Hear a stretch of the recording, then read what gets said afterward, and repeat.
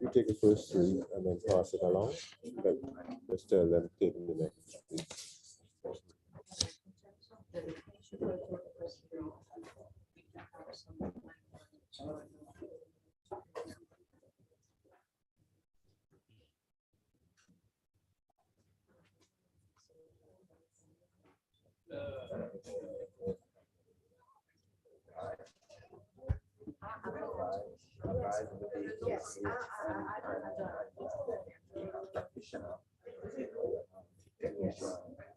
Yes, yesterday we had several stores and they don't.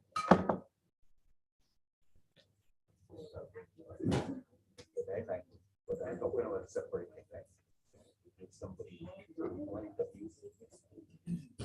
Oh, it's the opposite of the person that we want. Yeah. Where's the very administration for us who are. Yes. Yes. Yes, so that we thought as we put it. Yeah. That was us, what it was showing up. And, but for the person, it's when.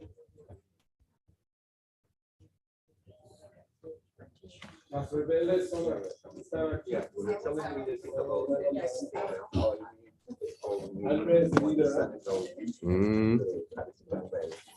Send you their suggestions.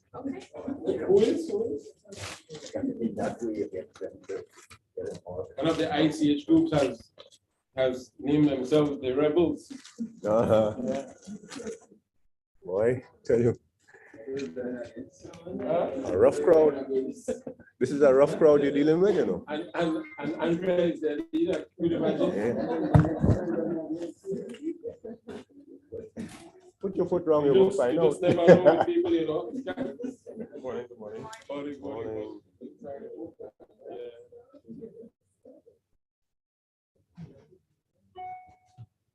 You just never know.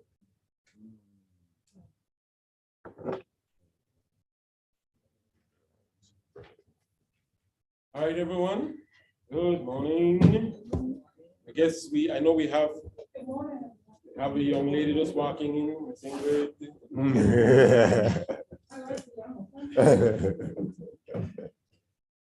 see whose name I didn't remember yesterday, so I can't forget anymore. The unforgettable Celine Dion.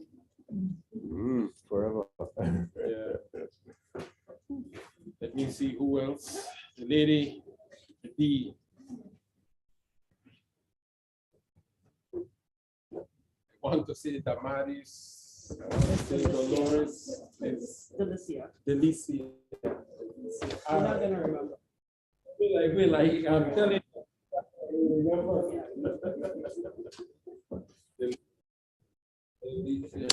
I think there's a Latin song I'm trying to associate it with something. Delicia. Why you leave me so? Oh, why you leave me so?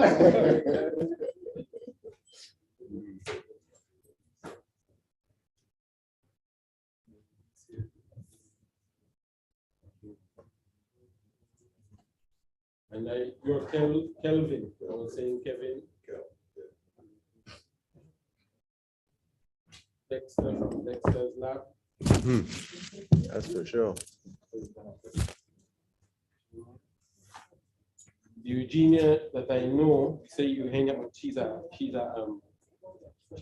baker. The baker Eugenia that I know. Yeah, she does excellent pastries. You don't? Okay.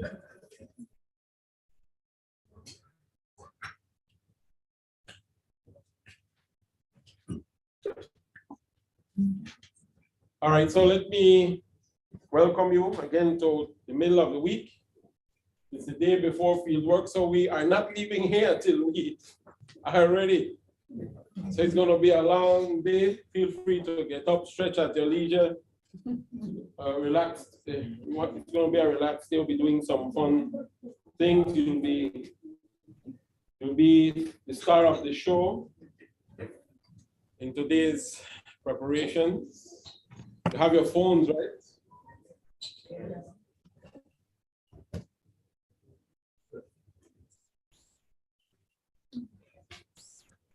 Celine, I know, could I ask you for your help again, please? I know we're breaking you up from Caribou, but trying to recruit you over here to Grenada.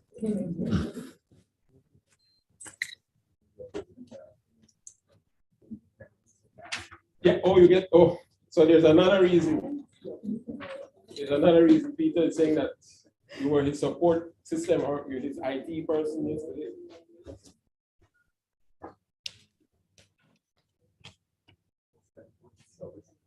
I want to mention something important. Yes, ma'am. For those who don't have the phone, today before you leave, you will be able to have your phone for the purpose of tomorrow.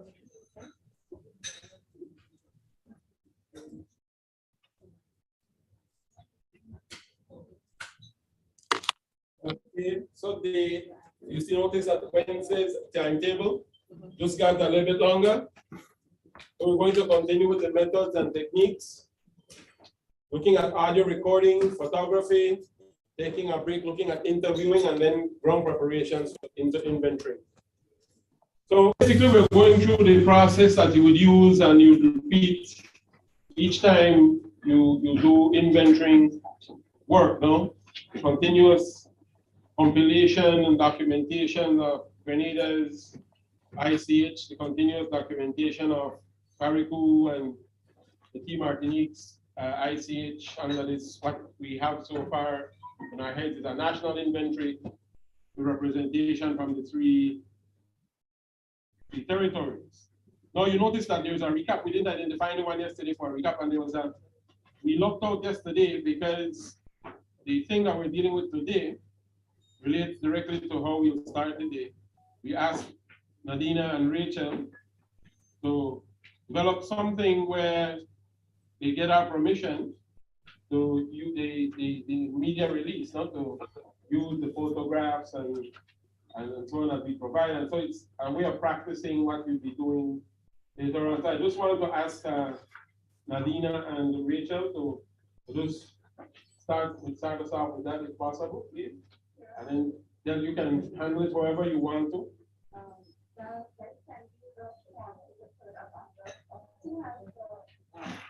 Right here. You can come close, if you want. Okay.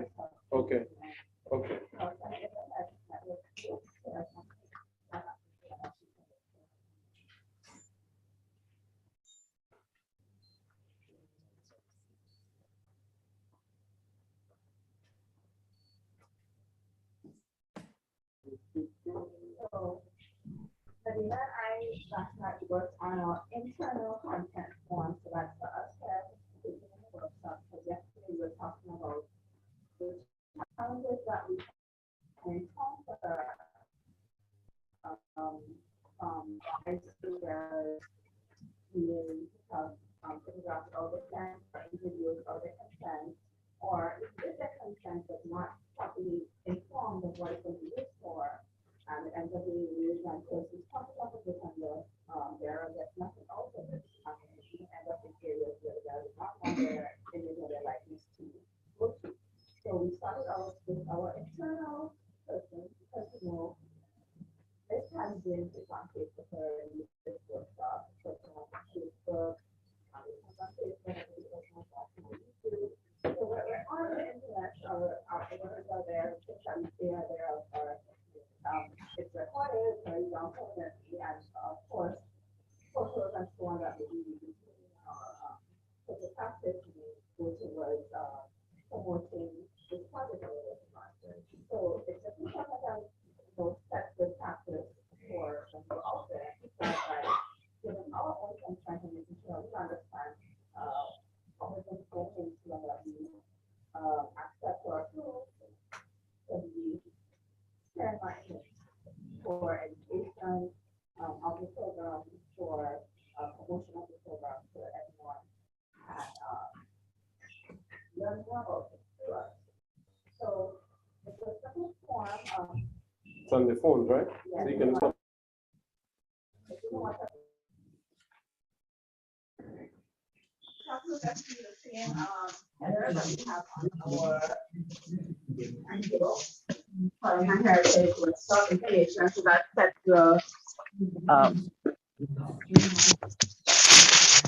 sets the background or the locale for the consent form. So it's a participant media release form that we are calling this one. When we do the one for outside, it will be ICH bearer media consent form as well as the prior informed consent form. So we're looking at having two forms because in some cases we may be taking photos of persons, but not necessarily interviewing them for the ICH. We might just want the permission to use their image. So just to read really quickly, it starts I and you insert your name, workshop participant, grant permission to, and here we have representing the Grenada National Trust. So whether we are saying Daryl or Adriana or whoever on behalf of the National Trust, here and after known as GNT, to use my image, photographs and or video taken at this ICH inventorying workshop or deriving from its events and programs for use in documentation, education, and promotion of the Grenada ICH inventorying project. Now, in terms of that I put in there, Grenada ICH inventorying project.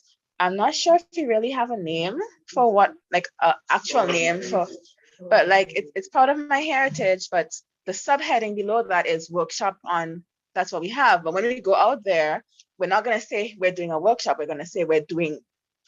Yeah. We have to. So we need a title to be able to tell people. Grenada pilot inventory project. So for Thursday, we're going to say pilot, but when we're doing the real thing, what are we going to call it? So inventory. Okay. So what I have there is okay. Grenada ICH inventorying project is okay. Mm-hmm. Okay, right. So, and then below that we have, I consent to my image and likeness being used in all of the following, and you check all that apply. So the ones that you're not okay with, you leave them blank. The ones that you're okay with, you tick them off.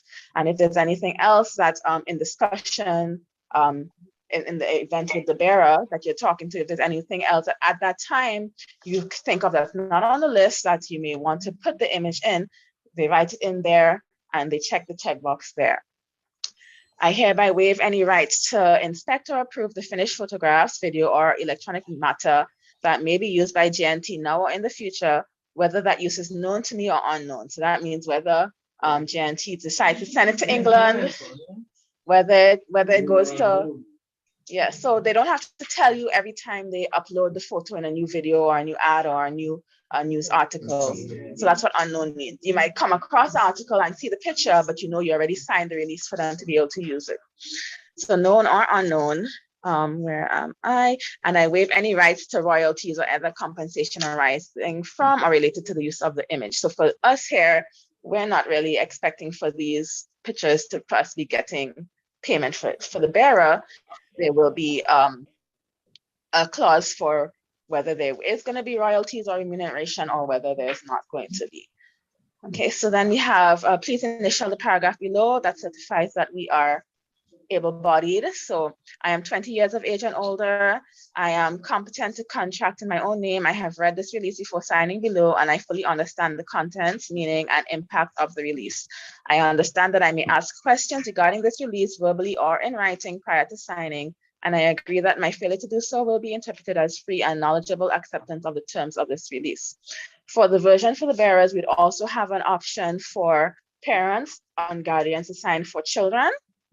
So they would initial whichever option applies to them, whether they are the person who is 20 years or older, or whether they are the guardian of said person. And then below, we just have a signature, a date, where they would put their full name, their address and contact, so that if need be, they can be gotten back in contact with, especially in the case of if it's a random person on the street that we see and we take pictures, but we're not really interviewing them. We may at a future date want to interview them, so we'll have their contact information to call them up and say, hey, we did this on this date. Are you willing to come in to do an interview? And then we would give them the ICH inventory consent form to fill out at that time. Yeah. Somebody's saying here that I agree that my failure to do so will be considered as free and knowledgeable acceptance. Some person here, do you want to share? So I just want to get some clarity on that statement. Okay, so because if I didn't sign, I don't see why she interpreted that as giving consent. Oh no. So it's you. So the sentence reads, I may ask questions prior to signing. And if I don't ask the questions before I sign, then that means that I have given my consent because I have signed and I have not asked any questions. I have not expressed that there was anything that I didn't understand. So once you sign, you are saying I accept all the terms and conditions. That's basically what signing means. So before you sign is when you have to ask all of your questions. You can't sign and then say, oh, well, explain this, I didn't understand. Oops. So that's why we have that there to make sure that all questions are asked, everyone is clear before any signing is done. So failure to ask those questions and then still signing after will be interpreted as I have given free knowledgeable acceptance of all of the terms. How did you decide on the age 20? Well, actually there was a template and we're thinking of dropping it to 18. Yeah, because I'm thinking that that's the usual age of the adults. Yeah. But I think all of us here are over 20, so I left it as 20 for our. Yeah. This is for the internal. Yeah. So for the ICH one and for the free prior and informed consent form, we said that we would drop it to 18. Thank you. Question, is there another form for the person that we have to do? Yes. So there's going to be one that's from ICH bearer media release form, and then also the ICH inventory free prior informed consent form. So those two forms. Well, this one is just for us inside here. This is so that when you appear on international news. So what do you guys think? So we have, I think, what a very nice example. Good, great thoughts.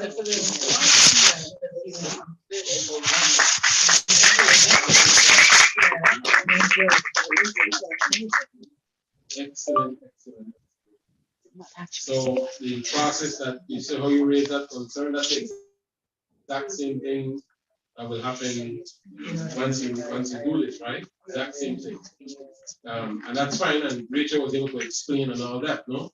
So the other part of it is giving the person signing enough time, reasonable time, no pressure kind of thing, to don't tell Monte show up now when that's how thing, right? So you have to be careful not to do it because you notice how it feels, right? You're wearing two hats in a sense.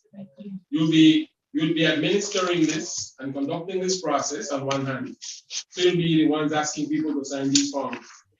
And then two, you also picture yourself signing the form.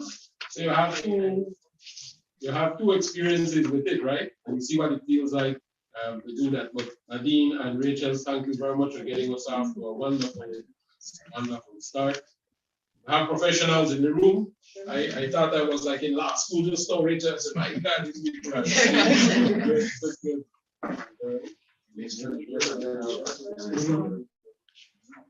The project have legal counsel in terms of vetting some of these things. We have to make sure that you make a law. And you have it vetted and not subject. Yeah, what you do when you are in good terms, when you do on good terms, it's not what you do back.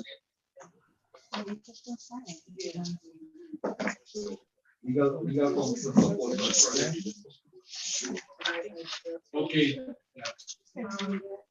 Yes. It's good. But they didn't share the other forms and processes. Not yet. Similar. Because I'm wondering if the persons that would go out there to be concerned about giving up any royalties and something. I mean, we as participants may not see that as an issue because we participate in a educational project that we're doing. Good observation. If this is their livelihood, if you want to get into some tangible way. Okay, so that's good. When I heard it, thought of two things. This is not a project where this is not for profit. And then on the other hand, I thought to myself, well, it's just a way of protecting yourself, no? But you were thinking of it as the person signing it, not the person administering it. So it was just a way of protecting. If you're the administering, I said, okay, you could leave it there too, because well, you're not benefiting from it, no? You're just protecting yourself, right? Andrea? Because I'm just thinking, okay, what if you put up a book, like let's say some image on your website, and then what is it to protect the person from other persons who may decide to do that streaming from your website? Okay. To make money. So in that event, now you can take your lawyer and right.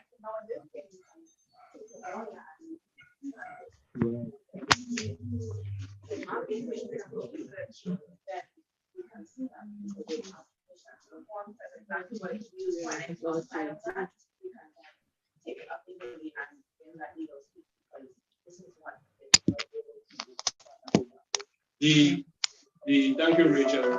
The key thing to remember here, one second. A key thing to remember here in this regard, when you if you put these on like on a website or so on, there are a couple ways to deal with this.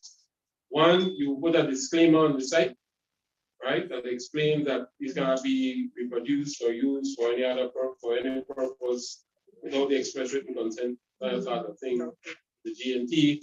And then another way is to put in a bookmark or a watermark onto the photograph, so that even if they take it, it's protected. It's the watermark will indicate, and it will prevent them from using it in a way that they might imagine, no? All right. So I realized something, that you were not here yesterday. Yeah, I'm not high pointing that out, but I just realized that. Yeah. So you had a question? No, I think you just said what I was going to say in terms of the way that you can say so that other people will not be able to pay for the product. Okay. After, you could give permission to use your work for non-profit benefit, which should not be used. Okay. Thank you. Thank you for that clarification. Andrea?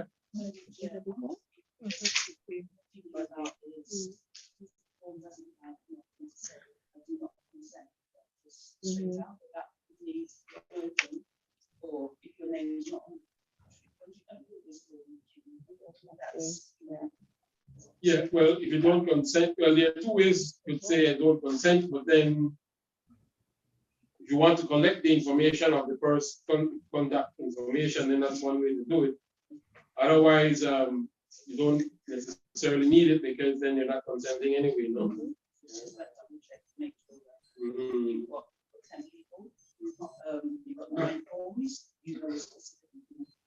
That's it. All right. All right. The item there, so I option for items that I do not consent, so that we can work on it. So then somebody else can go back to them again. That's a good idea. And then, not for this one, but for the options. Mutual consent, for the generation.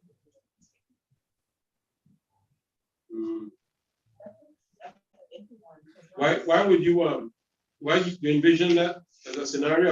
Have any experience with that? No, I'm just thinking in terms of somebody when you approach them, they want all the projects and so on. But then maybe a week later, they talk to somebody, it's not the thing, or this week my picture on them up on Facebook or whatever. And then they have the right to come back to you and say, very good. You know why I like that? Because you're protecting the community. You're giving them that protection. Why, Peter? Sometimes you pay that upfront. Sure, people have the right to change their mind. Yeah, you pay the right to change your mind at the beginning, meaning that it's, again, it's informed consent. Informed consent also means full disclosure. So we as the practitioners have an obligation to give them full disclosure. We may not get the form. And again, no reason why we want to have all legal counsel advice. Because they will even help us with talking points. Because there's something you can tell somebody that is not written. All right? And can come back to got you over time. So again, the question of the legal counsel as well as how you say something. And sometimes the best defense is not to mention such things. It would not be legal. So we have to make sure we have all of these things well thought out. Because what you're raising is as a risk, and which is very important. You must list all the possible risks for the success. And one of those things is to say, leave well alone, or put it in writing, or do full disclosure at the beginning, and those things. Generally, so you're raising a very good point. Generally, for income control, scientifically, we're doing research that we can do it with the rights. Not only that, too, we do this to this, and we do this to benefits. And full disclosure. Nothing about telling them and not having it documented, no verbal kind of, everything has to be on that paper. The thing is with the consent forms, and then taking it back after. At that point, you put all over the media already, you can't want to see that. You can't want legal action. That's why you have to give ample time for them to sign. So they can go and for all possible negatives before signing. Because once you sign that,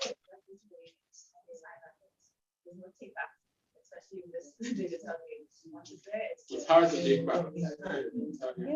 So you're saying you're recommending not to do it? Yeah. So legally, there's as far as I know, there's no legal. That's like selling your house, and that's the so like, you know, I change my mind getting back in the house. At that point,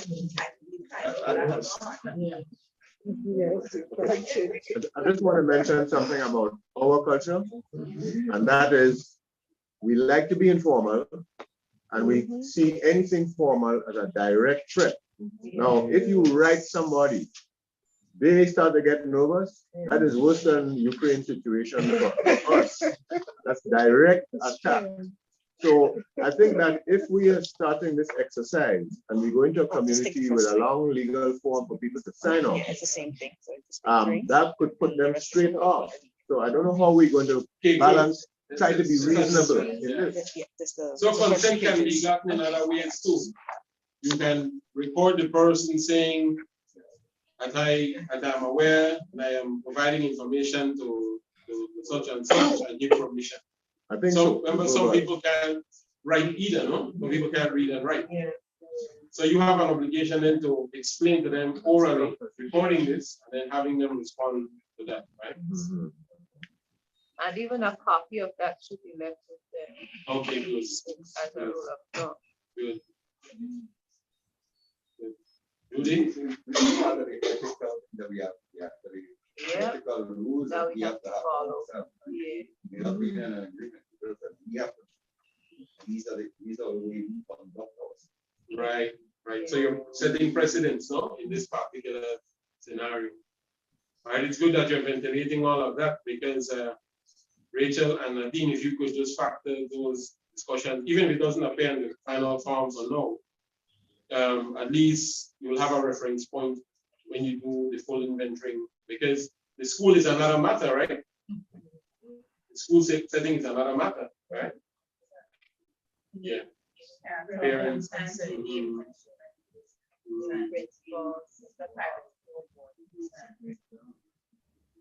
I just want to suggest, while you're doing the form, it might be useful to have as part of the submission, the notes, these additional.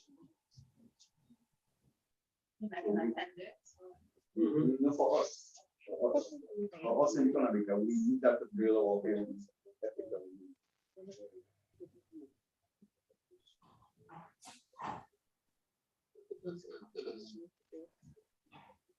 All right. Let's give them a round of applause then. Thank you very much. So, with my show of hands, so that we don't have to sign anything, and maybe you take a photograph of them having their hand up. Sort of thing. So please, by show of hands, please give your consent to have your photograph, because you'll be photographing each other today. Someday. Oh, I forgot my lipstick. And I forgot to tell you that all conversations are being recorded.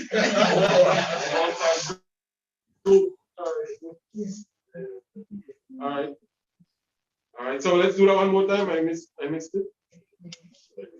Yeah. Okay. So we do have a couple people who. I just wanted to add something with regards to what Mr. Dara would have shared about formality and how we are sticklers. Even after giving that form, that may is still there of us, that is when you know verbalize in a simplest of the forms, if anything, remind them that hey, you are safeguarded. That's the bottom line. So once you give them that form or piece of paper, and you, after doing that, put them at ease and say, look, you are safeguarded, then that should eradicate any other, resistance to the situation at ease, no? Yeah. I'll tell you a real world, what will happen in the real world. And I think Peter and Andrea and Marlene have been having this experience already, Dexter. They've been running around making phone calls, calling multiple persons. So what they've been doing is that they've been building an existing relationship and developing transparency, establishing transparency and this sort of thing. What I remember sometime before, what we do, like I've had experience with this, what I do is actually like go into the communities prior to, sit with the persons that we'll be engaging with, talk with them first. You don't take any form. Don't take any format, because we are an informal society really, but we have to be formal for the protection purposes. You go and you have a talk and you sit and then you come back with the people who will be in the real world. Now you come back with the people who will be coming and you have them familiar. Jane here, this is Nadine, this is Delicia, this is Monty. We'll be coming on Saturday morning. We're just passing by to say hello, right? Now the advantage of doing that too, and we'll see that shortly, is that all three persons in that team will get a visual of the person and the space in which they'll be interacting, right? They'll be getting a visual of that space. And so that gives them a sort of advanced knowledge of because when you start operating cameras and all, right away you have a visual in your mind what you're dealing with, right? So that's the other real world scenario we'll be dealing with, right? One of the things I thought of is putting together like an interview to make the discussions, even though I have this, but in most simple terms to the person and I can send it to them. So at least even if they have to gather all the different artifacts or whatever it is, so we can, when we get there, the interview process and the video recording even runs smoother. Yeah, so I thought of that. Delicia brought up a point. She said, what if when we publish whatever information is gathered about the ICA, someone in the community comes forward and said, no, that doesn't represent us well, that's not what happened. What do we do then in terms of do we track it, or is there a proof of that we need to do before? Yes. So that's one of the things you have to do. Whenever you're producing any output, it's smart to have the persons involved look at it, especially in this kind of work.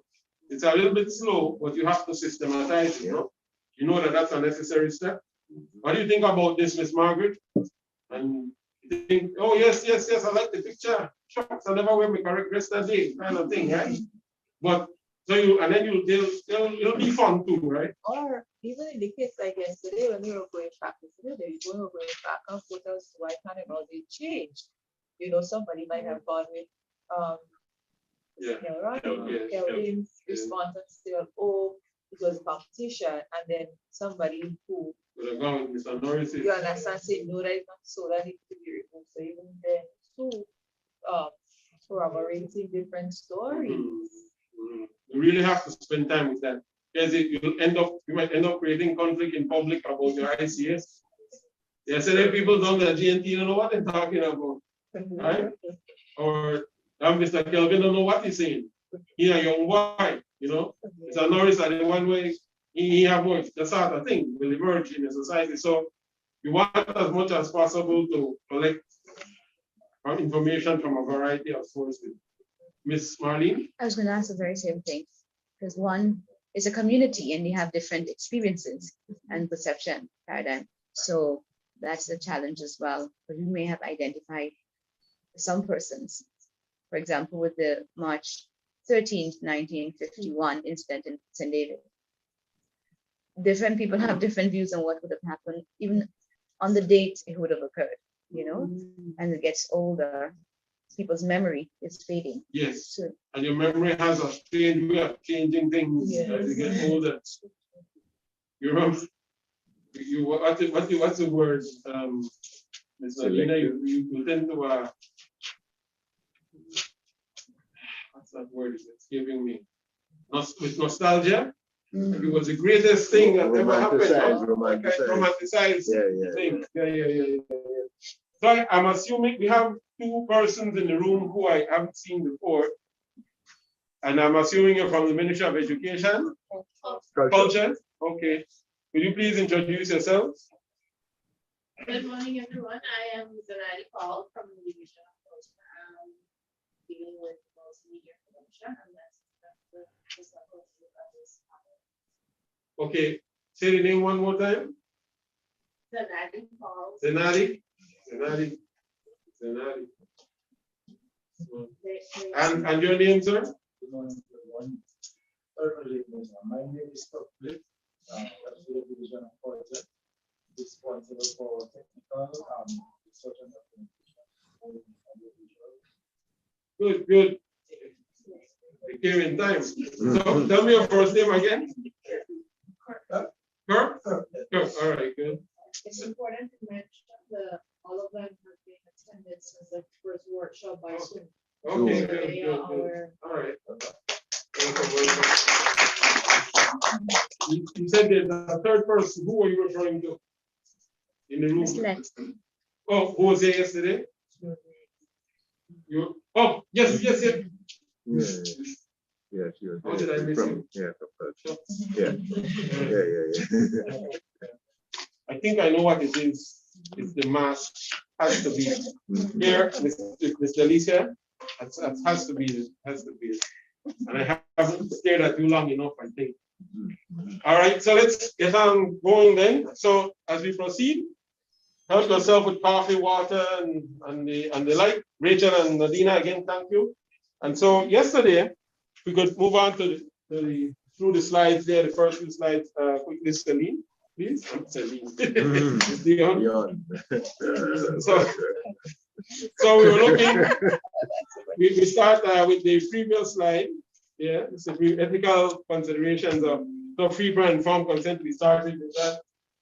Release form, signed, consent generally not needed when participating in public events. So now we have a response to that question that Maria, concern that Maria had raised as a journalist and photographer.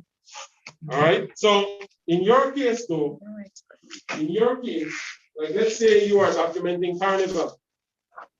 You're part of this inventory exercise. It's important for you to go to your national, whoever is the national authority on that. So that would be Spice Mass, it might be the Ministry of Culture. So when you're doing this, the public at large know what it is you're doing, no? Right? So even like let's say in an enclosed area, you make the announcement. You'll see photographers, A, B, and C, documenting and so on. So please be mindful it's a project to safeguard the heritage of Grenada, no? All right. Next slide, please. So methods here, archive and literature review. What's written? You want to do some background work with that. You have a book in your hand there. What is it about? I'm interfering.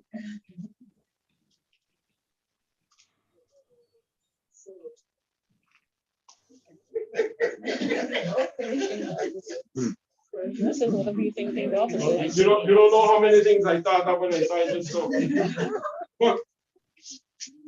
so literature, I was just hoping that you had I see it book. So I got this book this morning as a nice gift from Angus. So what I will do tonight, I will go through it. Oh, I've heard you referencing Judge, you know, but notice I'm looking at the pictures first, right? Just so you see why pictures are important. See maps here, important in terms of developing narratives. And I will read through it and get an idea. So, literature review.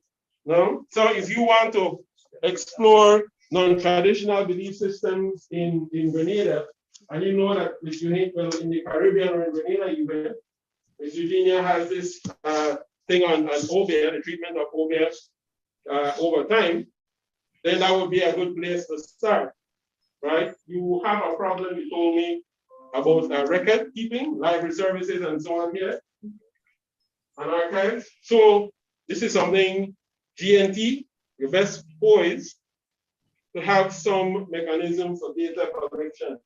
So whatever information you have that you can share, deposit it with the GNT so that you can begin to build that database. No?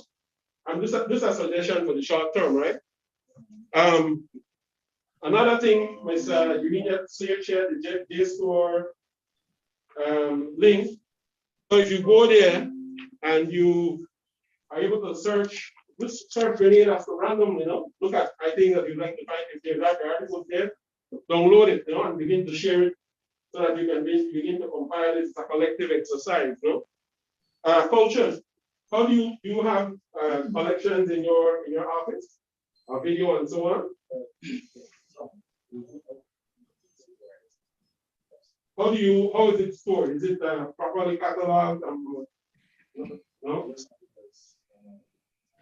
So you see that's an exercise you'll have to undertake. No. Go look at it, label it, date it, who are the people in there. That's what you call metadata, no? So when you start doing this documentation work, it's a reference point going forward, no? Right? Don't worry, it's a regional problem. It's a regional problem, right? One of the last projects I was working on actually had to do with that regarding the old VHS tapes and so on, that dealt with old ICH and that sort of thing. So it is a task by itself, and it's important to undertake. No? That's a source of your archive and literature review. Doesn't have to be in written format. It can be in audio and video. Okay. Observation and note taking. So each group has at least 2 of such persons. Interviewing, photography, participatory video, The best example today would be the TikToking and so on, no? Or if you're in a team and you want to inspire the crowd, Maria hands over the camera to the other rebel, Miss Judy, and then Maria does the dancing with the group, while Judy becomes the photographer, while Judy is the dancer herself, no? But it's a way of, you know, becoming an active participant in the whole process. Audio recording, participatory mapping, no? Right now, what is that quickly? It's simply where you show up in a particular place, right? You show up in a particular, let's say there's a Shakespeare Mass, maybe, or Chardonnay being performed. So what you do, huh? So what you do in that scenario, you look at it and you say, okay, who's doing what? You have dancers, you have observers, and then you have people who are actually, is there other sets of persons involved in Chardonnay?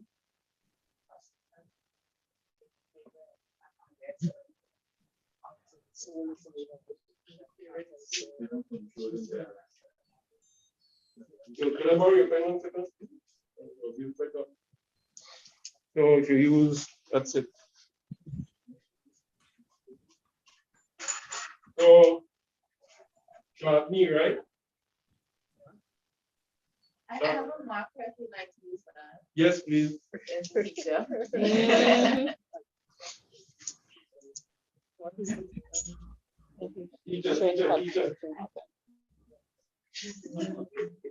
Oh, yeah, I can't see. Sorry about that. It's Chardonnay, S-H-O-R-T.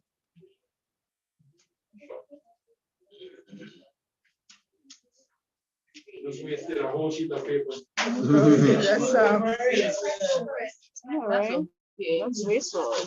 I can't see that way, right? That's graceful, right? Chardonnay? That's what I'm hearing, right? Okay, so want to map it? Dancers? Did you say costume makers? I'm spelling it correct as well, costume makers, US? Yeah. T-U-N-E. Makers? Who else? Guardian?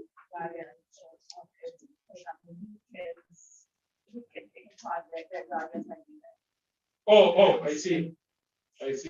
Guardian spirit? Yeah.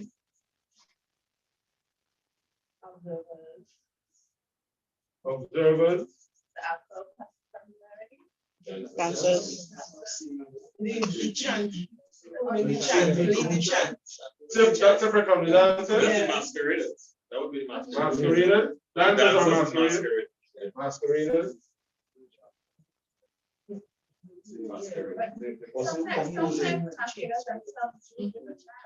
Say it again? The person who creates The person dancing is singing at the same time? Yes. Also the composition, the person who creates the intellectual. Separate from the dancers and singers? The person who creates the Okay, so these persons, let me ask, the dancers and singers are not necessarily the composers of the music. So, composers, right? Well, the composer take parts as well. Yeah. No, but composing of the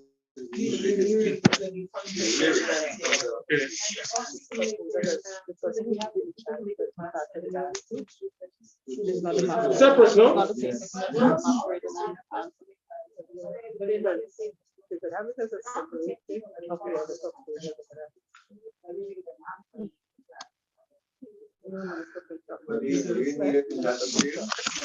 Yes. Right?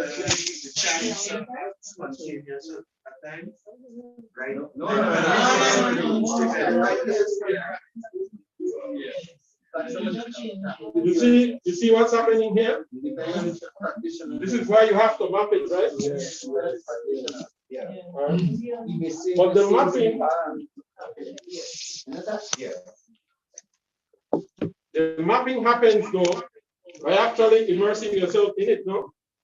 So sometimes documentation will require, this is why the archival and literature review is important.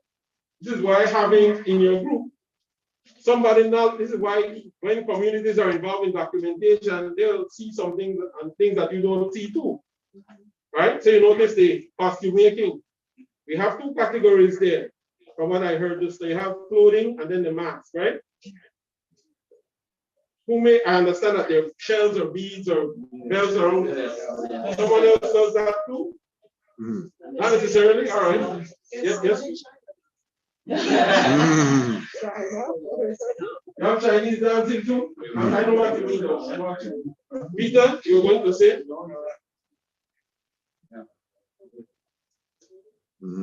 ICH made in China. Interesting. I know what you mean though.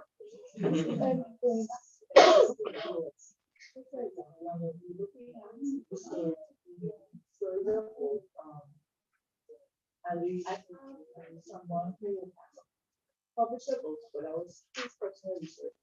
Again, mine is in the conference. He did not retain the name of the person because the user and I use that.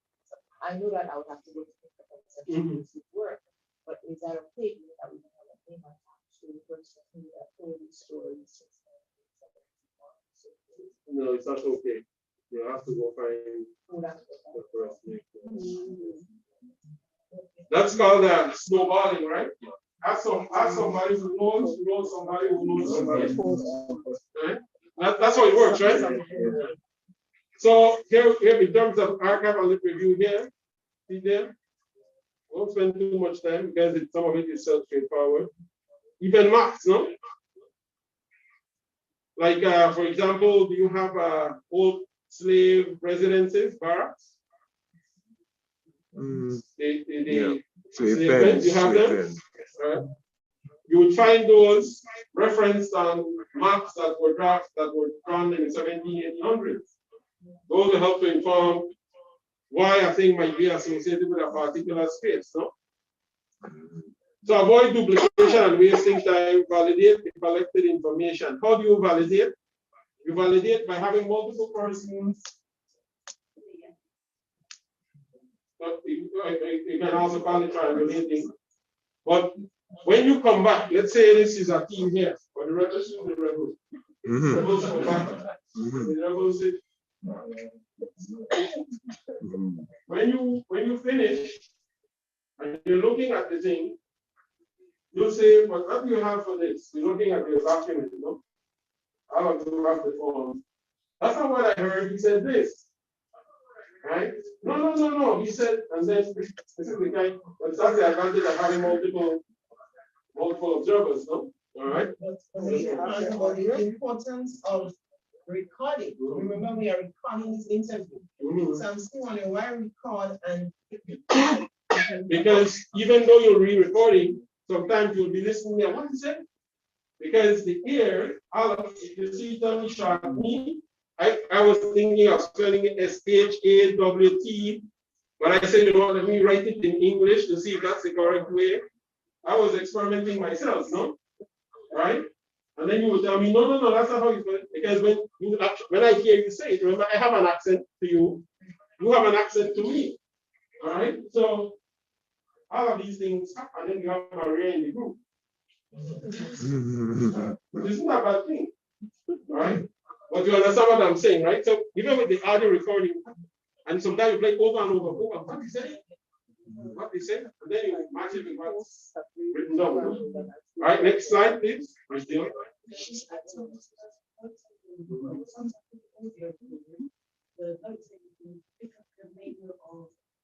that happen in the environment that the people have, showing senses. Once the person is talking, Nice.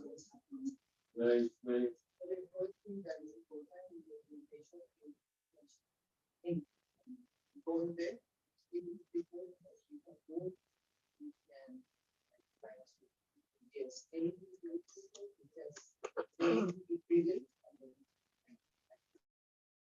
for example, I do interview, I think over these flowers,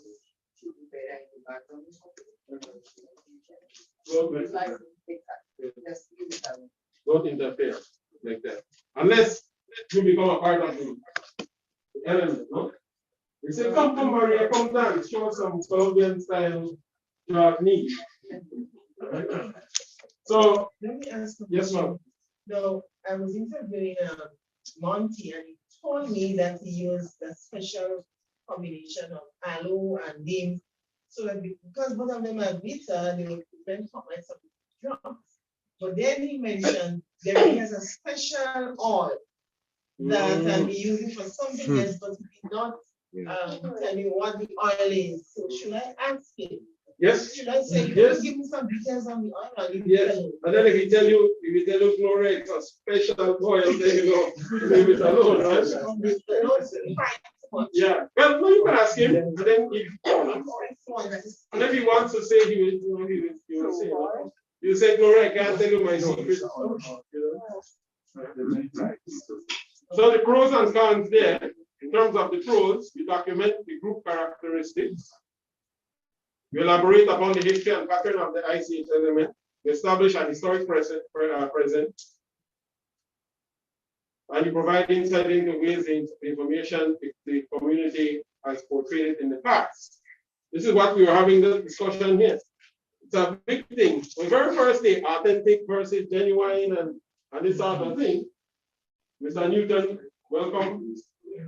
I'm going to pick on you almost immediately, sir. Because the wait was done, Mr. Newton's time. Doesn't matter what you do. That's right. Awful, awful. That's nice of that book. Good. Cons. Sources from outside the community may not reflect local perspectives. Hear that? Listen to that.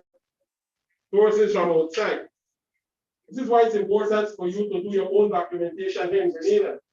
Because if I come do the documentation, my biases will show up in there somehow. Right? But I will say, no, but granted, I love to get my PhD out of Grenada as ICA.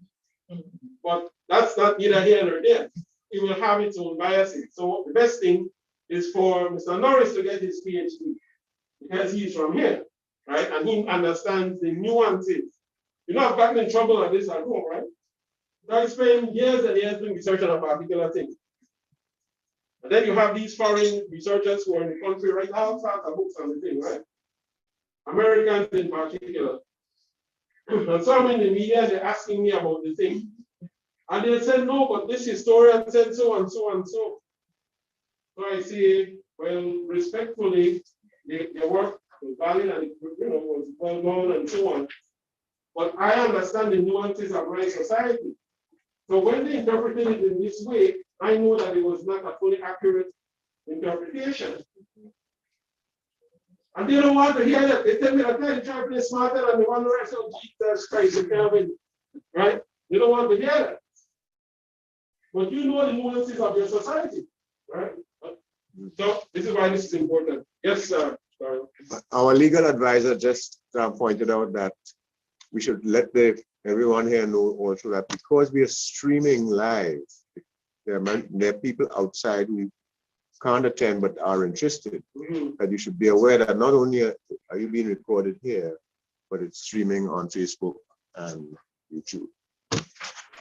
So, how to deal with that in the future? You will get their consent in advance of coming.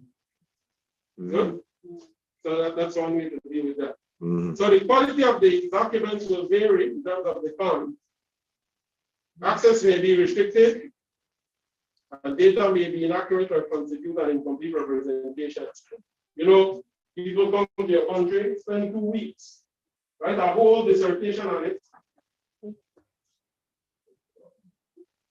and it's incomplete. Yes? And then on the end, you see this thing, they say, it was based on the research that I did while I was in Grenada. But how long did you study Grenada? 2 weeks. Really? You did a dissertation 2 weeks? You told me you've been here a year or so. That's or I come back every few months. That's sort of the thing. No? Next, they have to be aware of that. Observation and note taking, listening and watching, seeing what we expect to see. Yeah, danger. You got your mind matrix on you, and you see what you expect to see. Confirmation bias, very good. Very good.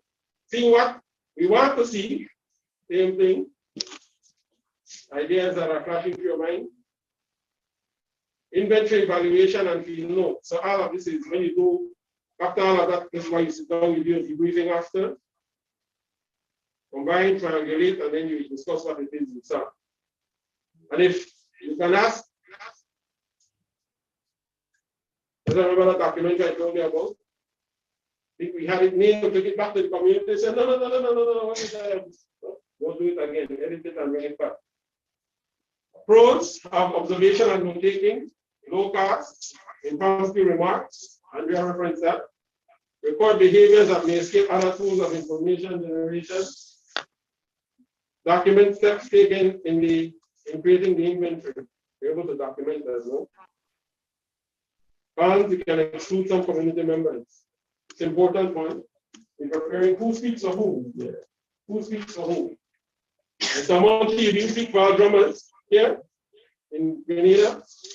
Yeah. Very well known one. As a matter of fact, they might send them to come see you. But you can't speak for all, right? Reflect the researcher's perspective as a con, may not include the context behind payments or currency. That's a good one. You could take a thing out of context and say the person said this, but it wasn't in reference to what you're talking about, it was in reference to something else. Look at the note and let's say Andrea has there, I love monkey. And then Julie picks it up and reads Andrea's notes, and Andrea has I love monkey. So you say, Andrea loves monkey.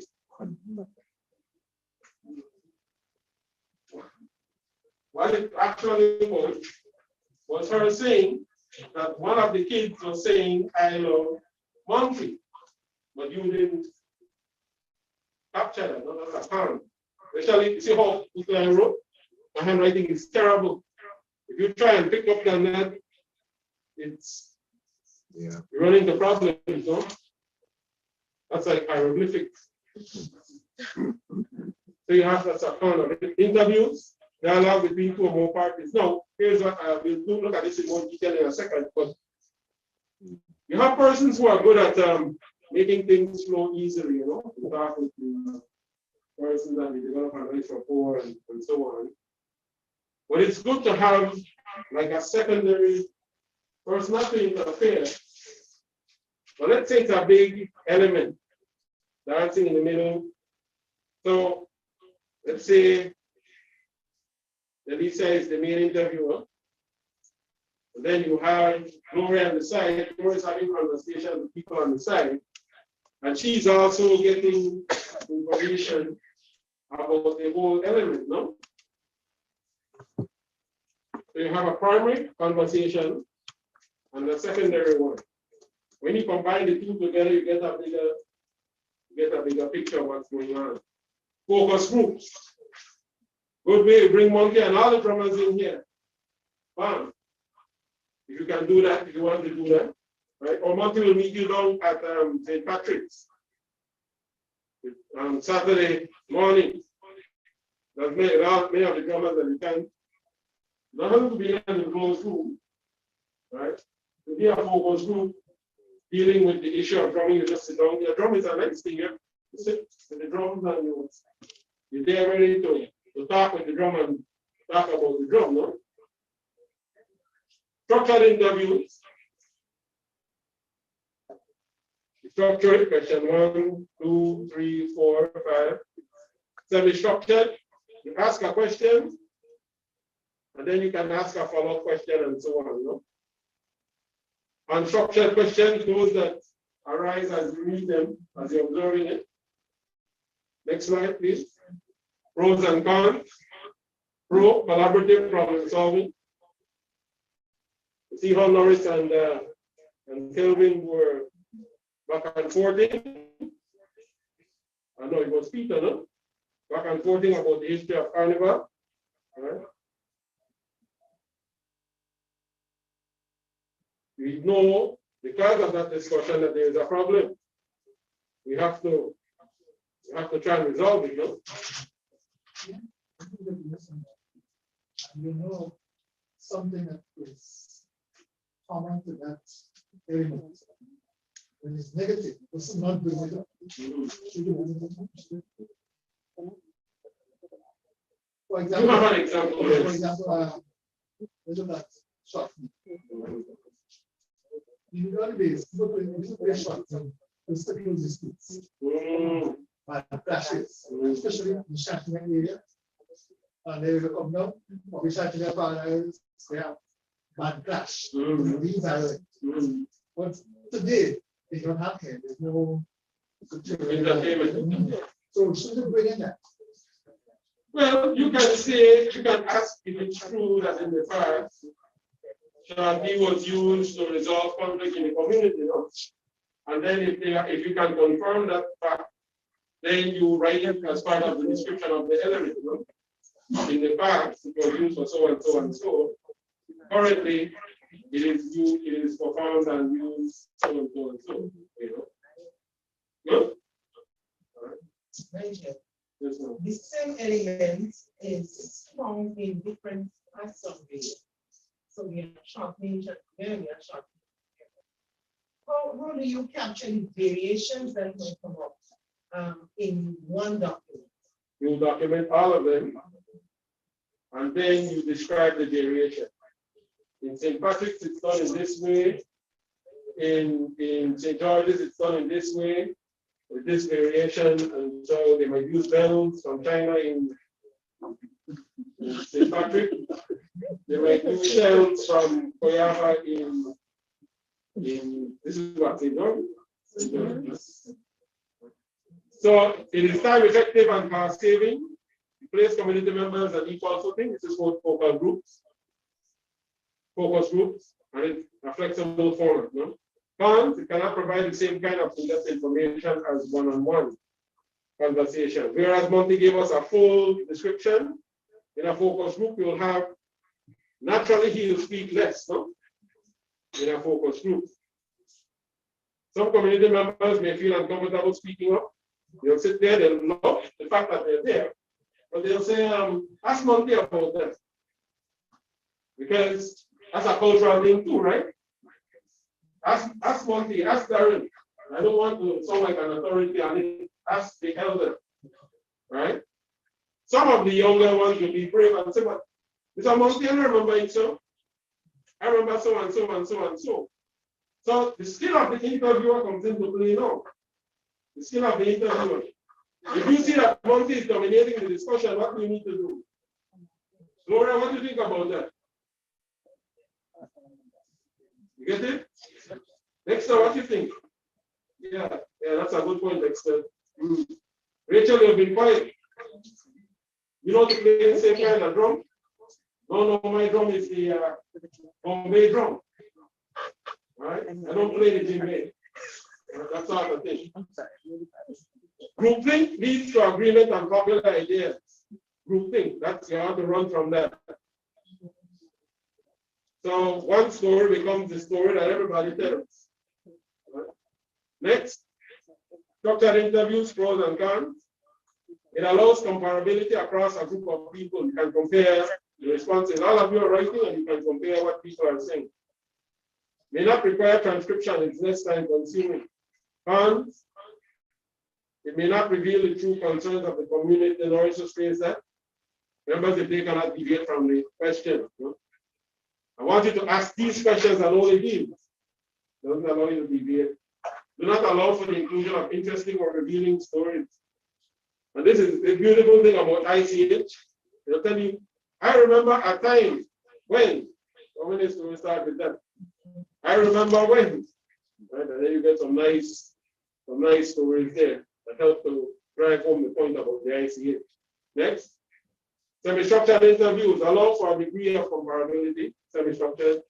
So you have some structure, but you can deviate. Still allow for the inclusion of some incidental comments and stories found. They still be seen as ultimately representing the agenda of the researchers and outside the community. Especially in anthropological study, one of the things you want to do is immerse yourself in the culture. No anthropologists tell you that they spend 2 weeks at Grenada. Don't trust that PhD. Don't do it. They have to immerse themselves in the culture, especially if they're anthropologists. No? Unstructured interviews, we recognize the unique body of knowledge possessed by each respondent. You're driven by community members. It allows for the full expression of each person's ideas. And you can track all of it, no? Cons, you easily get off track. You spend the whole night with Monty, and you get 10 minutes worth of information, you get 2 sentences. But you enjoy yourself, right? Like the time they asked me to smoke marijuana, I don't remember what we talked about. We may spend time discussing seemingly relevant points.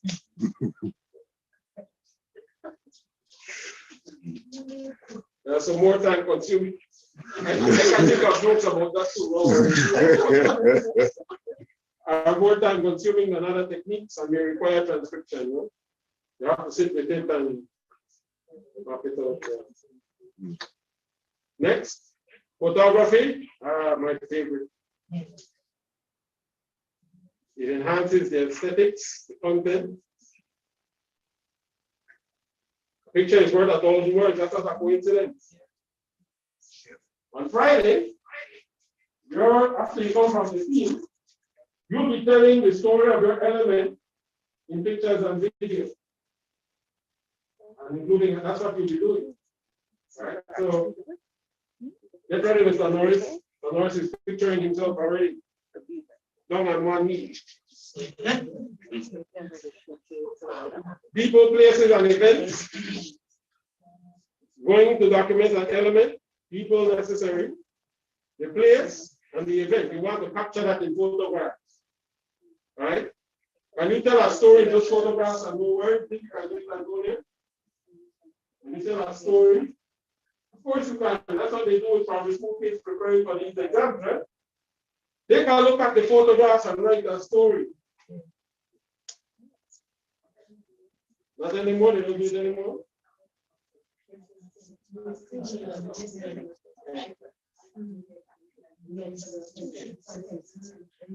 They don't want to stress the children out, no?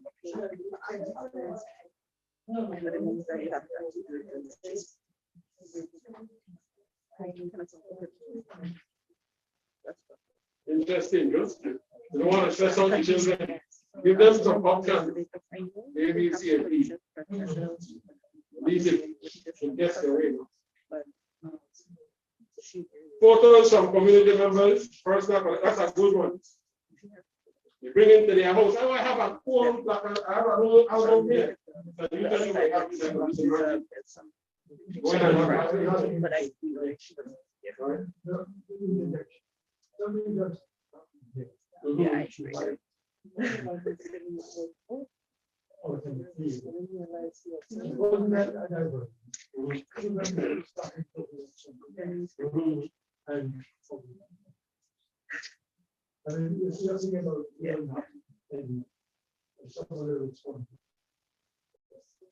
I'm sure all of you. Oh, yeah. Well, this is why you go with multiple people. So the primary interviewer will eventually bring it back and drop. You laugh and you talk and so on. You say, but remember, I mean, they ask about this. What about that point? Right? And then have the peripheral guys listening, capture what's going on. Don't try to capture everything. You're going crazy. Right? Next. Photography pros and cons. Value meaningful regardless of the language.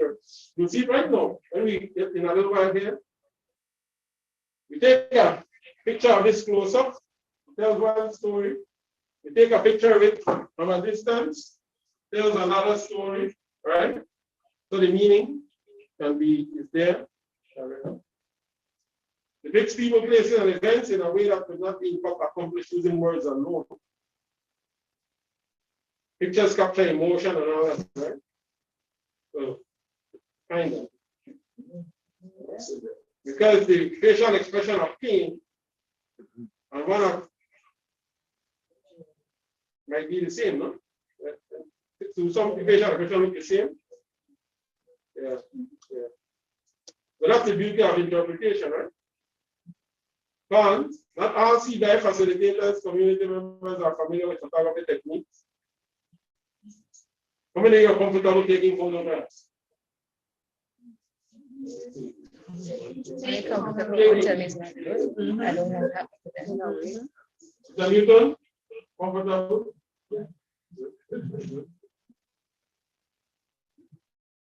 I'm wondering if you go. Some people, by the way, have a brain block with this thing for some reason. Sorry about that. Tell her turn the camera some. No. Everything that's up. What more, son? No. It's something, no? So it's the more you use it, the better you get. No? I'm just going to find one not if you find somebody is not dressed the way you want to be dressed like that. One day we'll suggest that. Just take the picture out of the afternoon. No. This is why you are trying to in advance. No?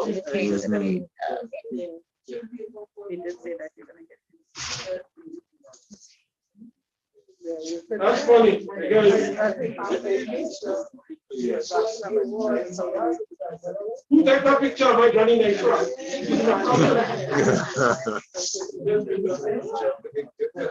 The actual inventory can be more than one event.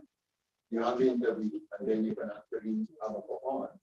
Yeah. The next time. Or Yes. and so on. Yeah, same I have to go back another time. Yeah. Evolutionary process.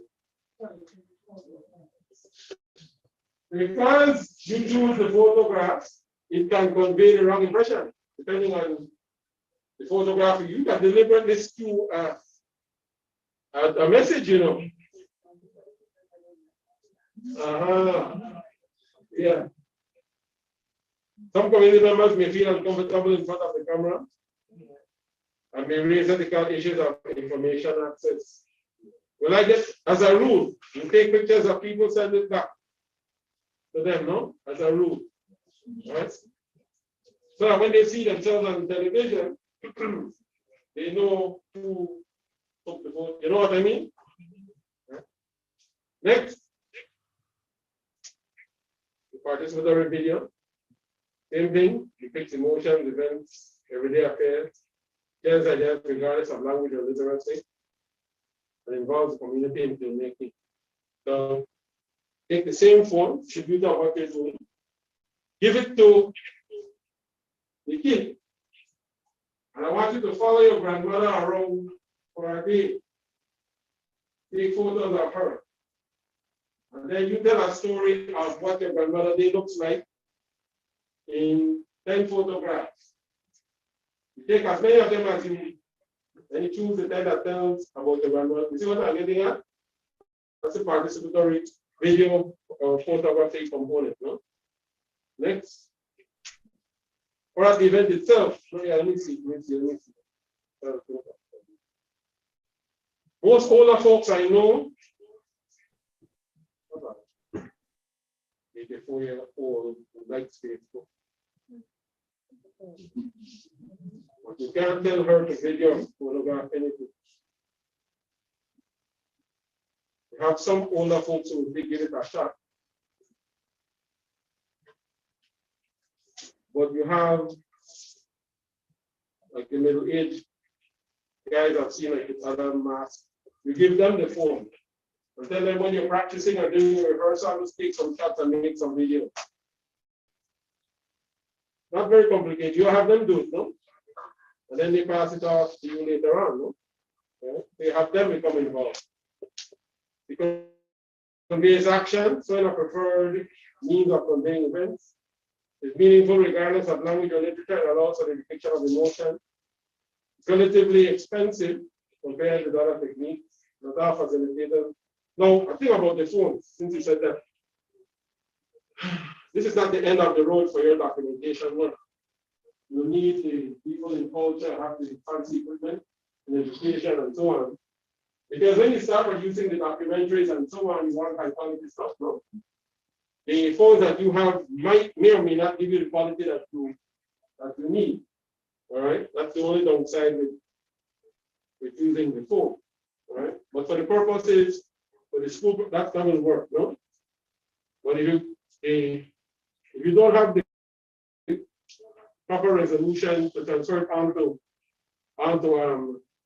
TV, HD formats and so on, it might not be work so well, no? Not all facilitators communities will be familiar with the tools required to create a film. And some community members may feel uncomfortable in front of the camera.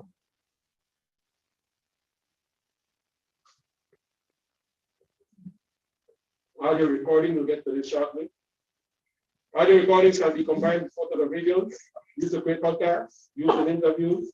So even though you might be videoing an interview, you also want a separate audio recording of it, no?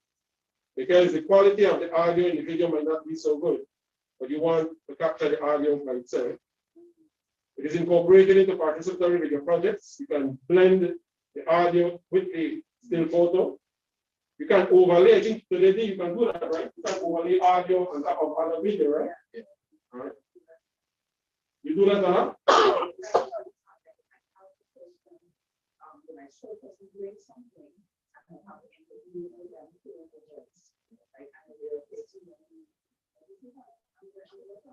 Got you.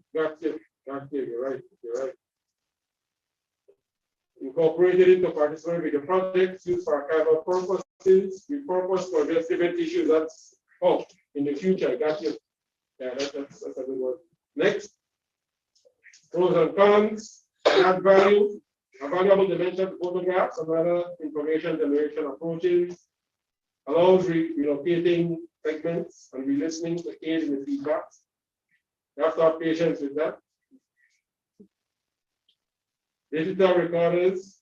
I know some researchers just pay people just to listen to audio, you know. Because it's like doing it all over again. Digital recorders and related equipment can be expensive, allow facilitators to be familiar with tools and be time consuming. But you'll be using audio recording in this venture. No? Go ahead. Sorry, participatory mapping, map the landscape, the norms, the values, the practices, the components of the elements itself. Next. And be collaborative and constructive allows communities to take leading role. We get the gist of it, no? Next. Using an information generating method. Yes, no.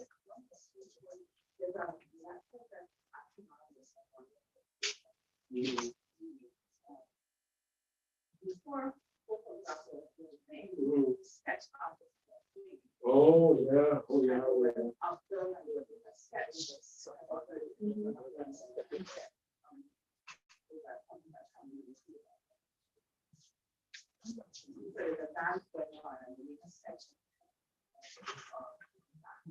Very good. That's the creative side of the work. If you have persons who can do that, better yet. That's good. Better yet, you know. So in this case, in terms of choosing a technique, multiple techniques may be used. Tomorrow you'll be interviewing, getting audio, you'll be doing video, you'll be doing photograph, and then you'll be merging them together. That's what we'll be doing. You know? Next slide. That's it for that.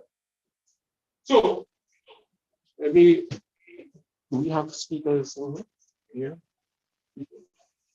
I just want to show you,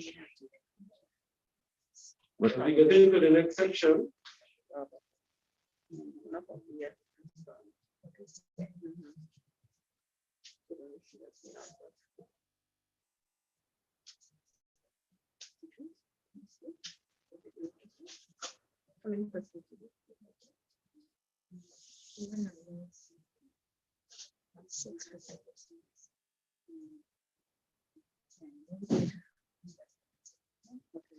We're now getting into the photography side.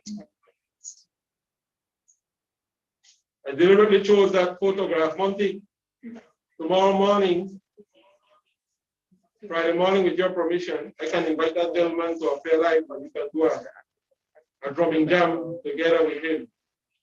Like that? Yeah, no problem.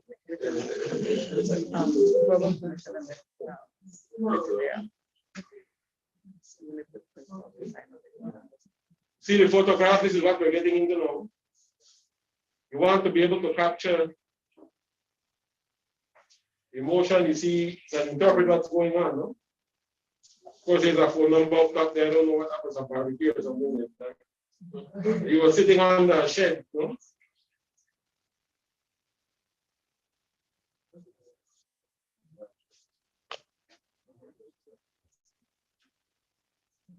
So now, in this presentation, we'll look at the theory, and then we'll do some activities regarding this. We'll be looking at the concept of photo voice, creating photographs, content, types of shots, and working with light. You could proceed, please. So what is photo voice? Help me there, Nadine, please. Can you read that slide? Photo voice uses a photography to represent the interests of members who normally may not have a voice. It enables community members to be the photographers. It benefits communities by providing an outlet for inventory ICH elements and teaching community members skills. Let's address it. Give them the cameras, so then they give the kids the phone. You can get the grandmothers, give them to, and grandfather. And then a story will emerge from that. How to make one, don't get it. Don't worry, I'll have the grandson's video while I'm making it for the voice.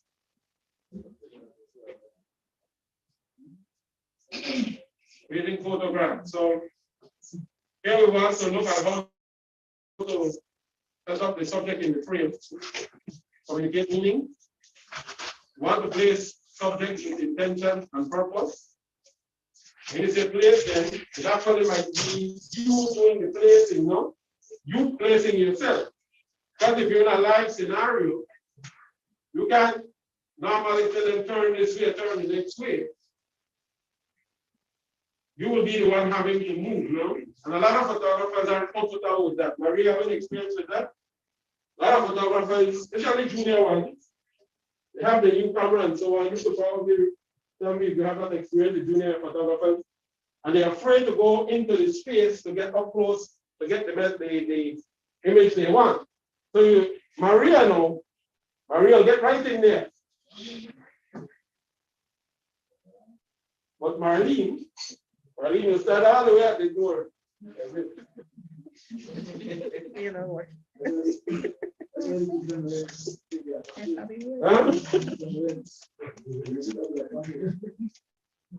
Yes, if you have the lens and so on, and you can adjust quickly, you can get the shot you want. But if you're in a crowd, if you stand in the back here, Monty is going to block you. Right? But the idea is the more you do it, this is not to happen to Marlene. Marlene is, and it's fourth, fifth time around, Marlene is right up close and personal. But the reason is she's becoming more and more comfortable with it, right? So we'll be looking at working with light, the camera angle, and the camera lens. Next one. So imagine dividing an image into thirds, horizontally and vertically. You see those, you got most of your phone, you can pull up your phone if you want and find those grids. You can, if it doesn't already have it there, you can, I think there's a thing we can include the grid line. So they're there for that purpose. And turn on your phone.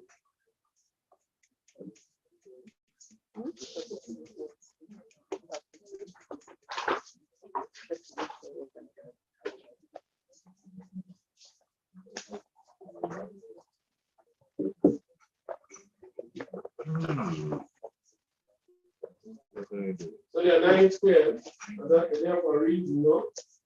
Why do you imagine Why do you imagine you have these quiz on the phone? Anybody? Maria, don't answer. Confuse people.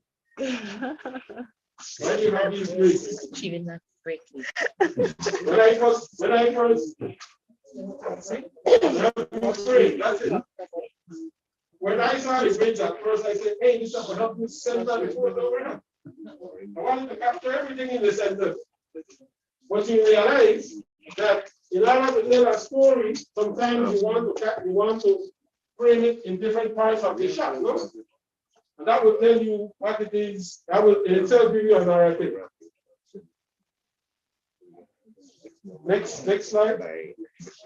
See if you can turn on the grid line. It should be probably setting there.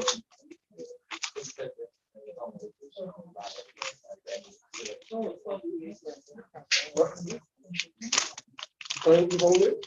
Settings. Nothing.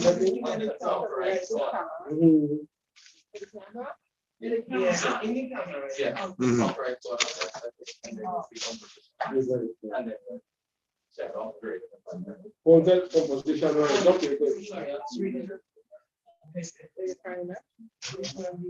No, all phones, they use different terminology, no? I have a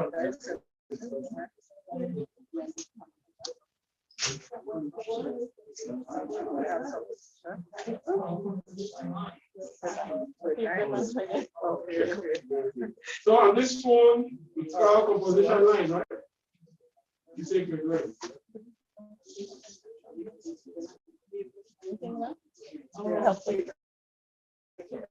So the rule is, Mr. Newton, you don't want to give it a shot, or you don't have your phone. You have one? You can use your own phone for it. See what your What is HDR?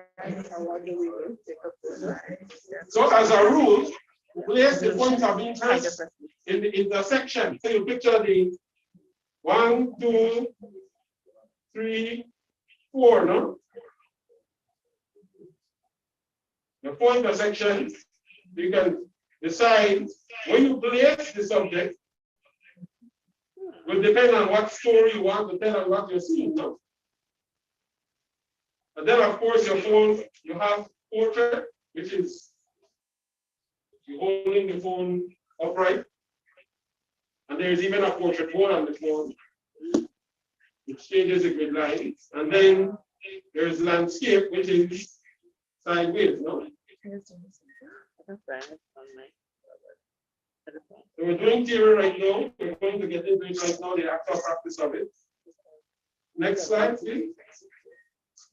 Will you click on OK there?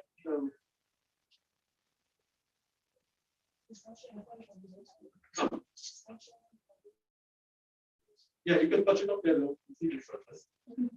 Will you?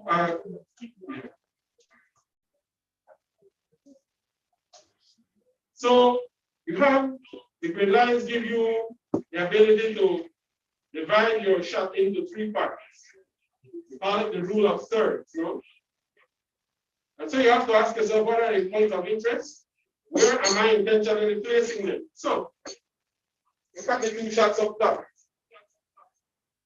If you were to move this child's head into this third, see? 1/3, 1/3, 1/3, 1/3, 1/3, 1/3. If you were to put this child's head here, the focus of the shot will be the child and what is in front of the child. By putting the child's head here, you get the impression that the child is lying down. Same thing here. 1/3, 1/3, 1/3. If you put this in the middle, it gives you a different perspective. Put it in the right 1/3, you realize that this is some sort of pear and it gives you the image of the seed. If you put it here, move the structure here, gives you just the impression of the player, no? And you have an idea of the scene. So you are able to determine what story you want to tell with the photograph, right? Next. Next slide. Yeah. So the conventions of composition, subject should be facing the camera, you know? As a rule. Subject should be filling the picture. Object should not be too far away. So Marlene, you have to move closer. No? Unless, and you'll see right now. So let's say you want to, in terms of your narrative, establish the space that you're in. One of your shots will be from here as a landscape, no? So I want to tell the story of this workshop. One of the shots I've already gotten is this room from here, from that corner there I took it. To establish the space. Then I have shots of you in the room, which begins to place you in the room, right? And then I have shots that come into you as individuals, no? Doing particular things. The accumulation of all those, when I send it back to you as a slideshow, will be the narrative of the workshop, where I establish a story based on the photograph. It's the same thing you're doing. Establishing the narrative through photograph. And the subject should be framed within the picture. So beautiful here. Generally centered, mother and child. You notice there's a dark space in the backdrop, so there's no story to tell there at the center of the photograph, there's the subject. Here, you have these two men, which first man is the center, and you see that there's the other 1/3 out here. You see that there's something else going on back here. If you were to change angle like this, and take it from here, the story changes a bit, no? But the clear thing is here, you have two actors, and by taking it from here, you get an idea that there is some action involving both.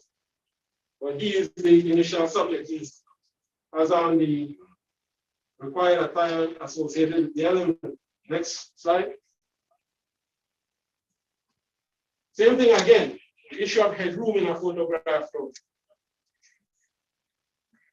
Some people have, and then this is like if you're going to go take, you know what they say, go to apply for your visa, so called the visa.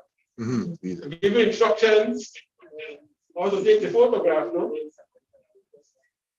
No, not very much headroom, they just want this, right?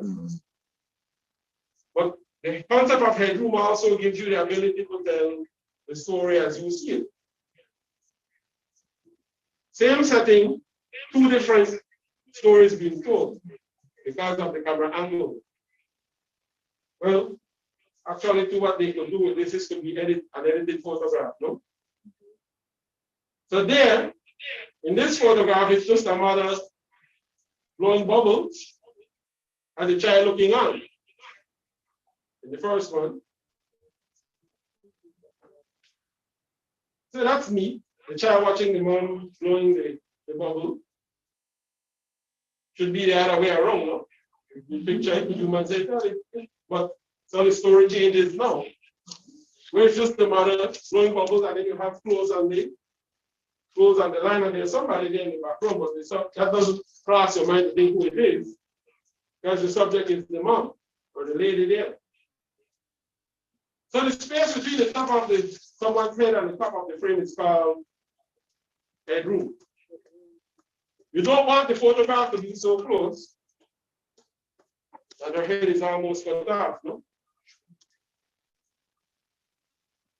You don't want that. Next. Nose room now. It's the distance between the nose of the subject and the edge of the frame.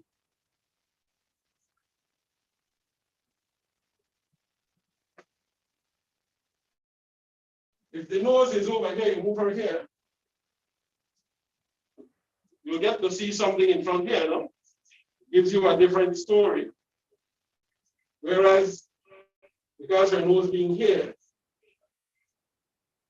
the story is less clear. You can imagine what is going on, no? You're trying to interpret what's going on. But if you put the nose here, chances are there's something here you want to tell a story of, no? It's something you want to convey here. All right, same thing with the child when we looked at earlier. So the nose room is important, no? It is used for close-up and profile shots, and the space in the direction of the nose is pointing should be greater than the space behind the head.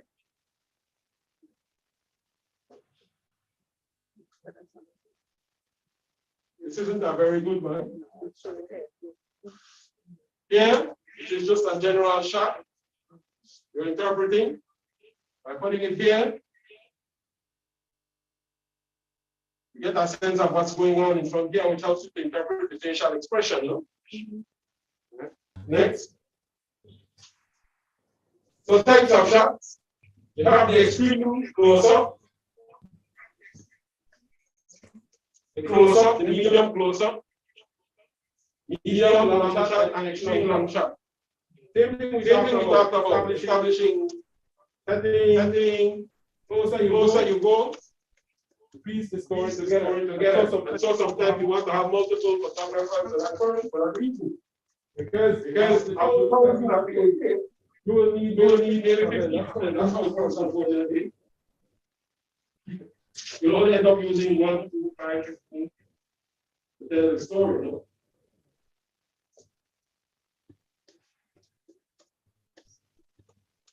Close-up. Shooting something very close over someone's eye to make object seem unnatural. Helps the audience become an intimate of something.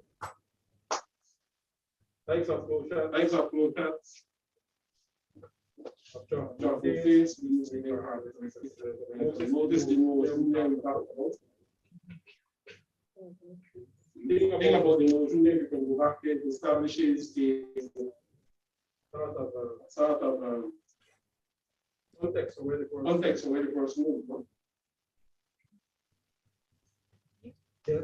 Yes. Medium close-up. Gives you more context. Very common. Often of the head and shoulders. No? Shooting, ladies are very good at it. Ladies are very good at it.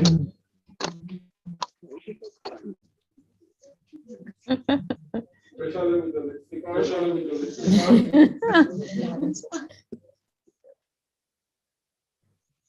Medium shot shows most of the body. It fills the I want to jot down some notes on this thing because it comes in natural. Most of the body. The medium is the shoulder, the head, the headroom. Notice the headroom is almost non-existent.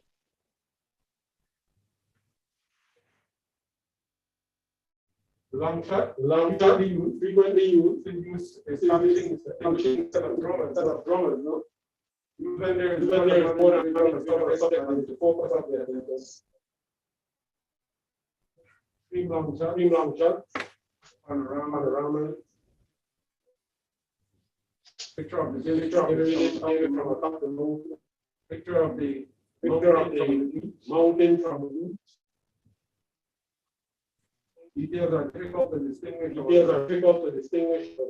That usually helps you to set the good for shooting in natural environment. Types of shots, angle.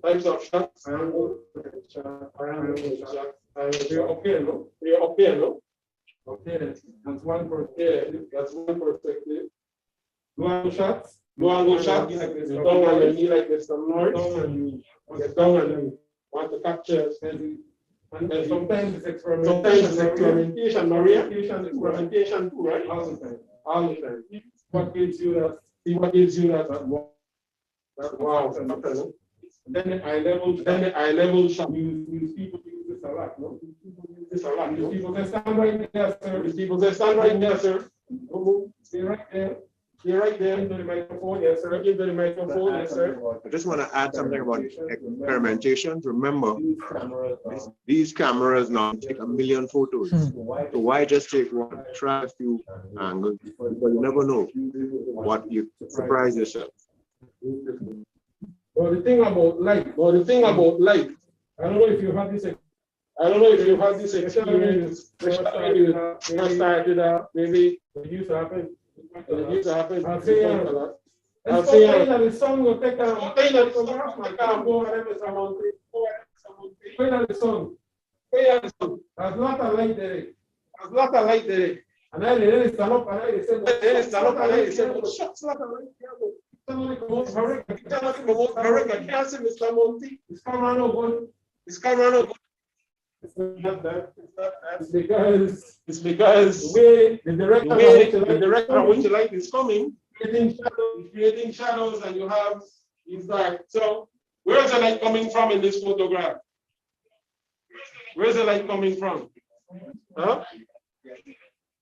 So the light will emphasize the outline of the person. Right? Now what you want to do now, the other thing to do, if possible, I will spin around and sit with the foot the other way, and you go outside and take the, because the light will give you the features of the person, no? Right? We'll take a group photograph sometimes today, but so we have to find, you don't want the light in the back, we want the light in the front, right? That will give light coming this way, right? However, using a flash can create glare, no? So to take change of light, put the camera on a tripod. Ingrid, you have your tripod there? What is you have to have a fancy tripod? And record. The famous line. Nixon. Richard Nixon. Watergate. Ingrid, the girl, man, 10 million one morning, 15 in the afternoon. You receive a check for 10 million in the morning or 15 at one side, can't be passed. Jesus Christ. We have no where I can't be passed. So, put the camera on a tripod, keep it very still. Increase the shutter speed and increase the ISO settings. But this is for somebody like Maria, who will be using these DSLR cameras and so on. In your case, tripod allows you to stabilize. I think you're interviewing Mr. Newton. And you don't know move and make the shot. But the beauty of this now is having this, you can stabilize it, no? So you can do this, bring it across your body, right so that you have a stable, platform, right? Or right? Some people, some people are not a little shaky. Right? So these things help you to stabilize it. You are working use. Can I touch my skin? Written consent. Get permission to don't move my skin.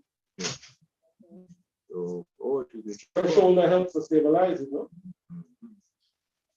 These are some of the fun parts of working the team, no? Permission to touch your partner. So you don't have to always rely on this. You don't have, you can take the same camera if you don't have a tripod. Can I borrow it? Do the same thing, no? Watch. Hold it up. That's it. I have a big belly, so mine is easier.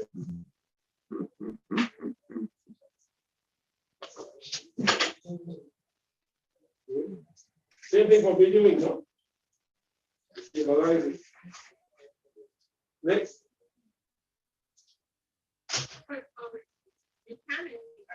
Yeah. True. Good point. Good point. I wanted to say that. Good point. Thank you. So Did you turn it on? Did you turn on your? I know my phone.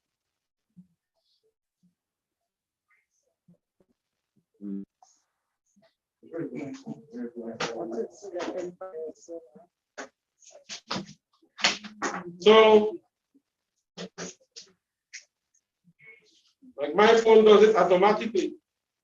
If I touch it, I can watch this. Watch what happens when I do this.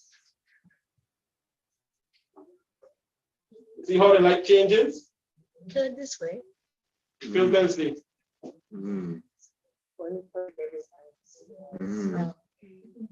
It changes the shutter speed, to filter, to make light come in, and to block light. No? So you can see camera does it. But in this case, what you will do, let's say I want a photograph of the floor here. There's some lighting issues like coming through there. So I will touch here, I won't take automatically, I can adjust the lighting, see? What is happening with mine? She becomes dark, I almost blocked out all the light, but she isn't clear. So good. That's better.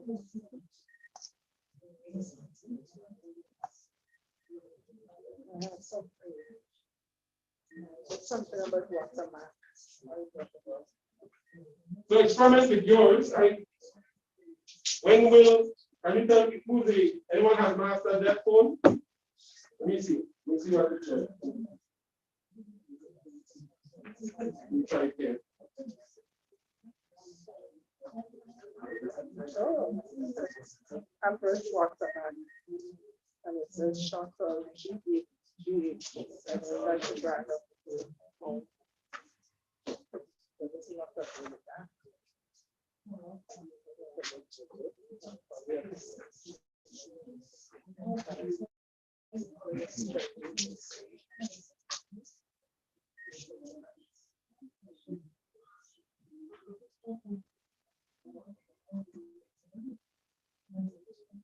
Okay, this has good. This has a pro mode. Put it in pro mode. Let's see what happens here. So you can make the ISO. You put the ISO and go to pro mode and go to ISO. Click on ISO. Go to pro mode and click on ISO.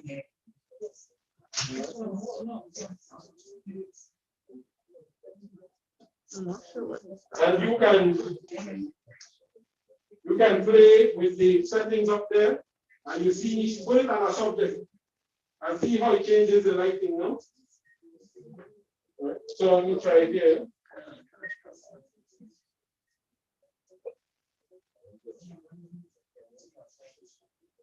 So the lower, the phone can do it, and promote it can do it for you automatically, which is a plus if you're inexperienced. But if you want to experiment, if you lower the ISO, it reduces the amount of light. If you lower the ISO, it reduces the amount of light. Okay. Everybody following so far? You go to what here? So you go to Pro mode. Put it in Pro mode.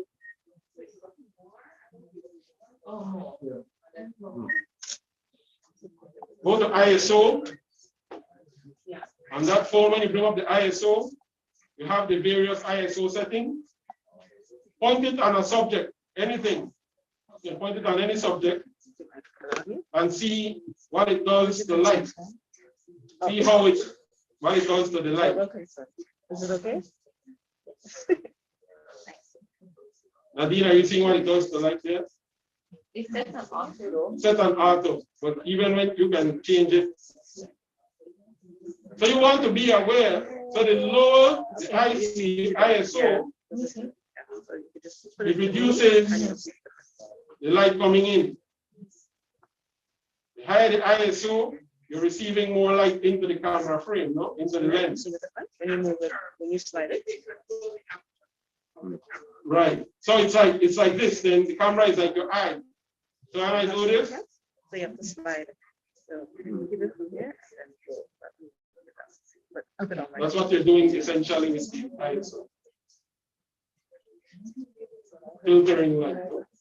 You know when you're outside in the sun and there is that glare, what happens? You do this, right? I never knew that. Same thing you're doing there. I know, right? No, I'm just trying to confuse. Oh, yeah, yeah, but I don't know. So what will happen is you will go outside right now and you'll experiment with it. Maria, Kirk, Antonia, Maria, Kirk, Antonia, do you have any little pointers you want to share with the group? Maria, Kirk, Antonia, any pointers you want to share?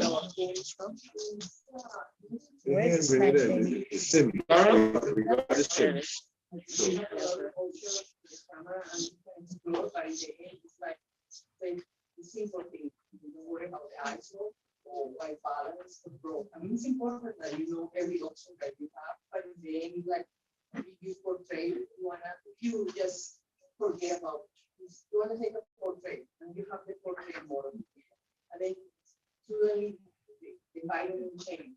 Don't worry about this. Try to fix this angle and you have this.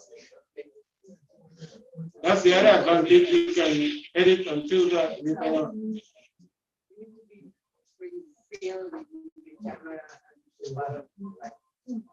And then I compliment that with what Carol also said.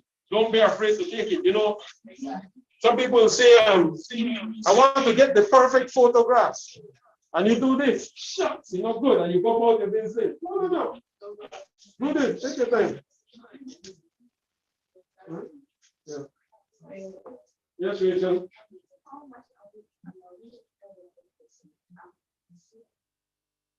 No need to edit. Just send them in. Unless you have something that should have. Publication, you can, so long as it doesn't change the meaning of what's going on. Right? You want that real feel, right? Yes. So very bright light, such as the sun can cause look washed out. Be aware of shadows, particularly outdoors. You don't, you move, no? You move, you don't have to. You do the moving. You don't have Mr. Monte here, Mr. Monte there, Mr. Monte there. You do the moving, no? Next. Good. So here's what you do now. So you have 15 minutes, and you have this whole property at your disposal. Go back to that slide with long, medium, and so on. That's it. Take a photograph of that. You're going to take the best shot you can take on one of our each of those. We'll take an extreme close-up, a close-up, a medium close-up, medium shot, long shot, and extreme long shot. Okay? And you will bring the best of what you have.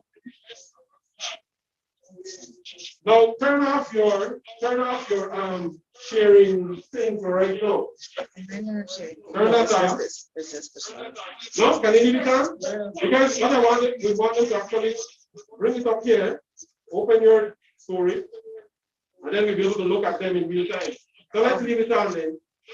When you're finished, you share. Share your best 6 shots. Yes.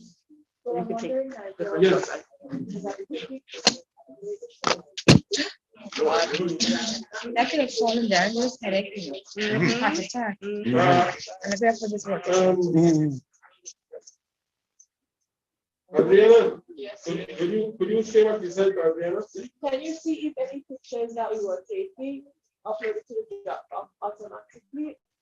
Because We have to check that. It might have a delay effect based on the quantity of information that we're receiving, but we will get it. So we have to do that part. So you can do it.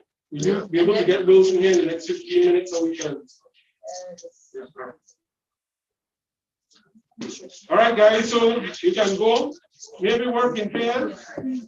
Work in pairs. You have from here to the sea. So next stream closer. Be back here at precisely 10 minutes to 11.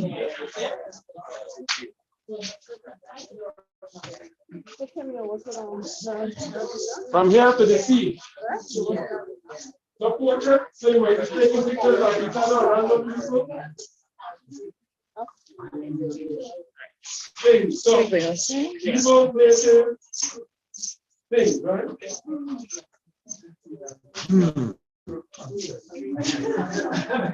Oh, we got consent.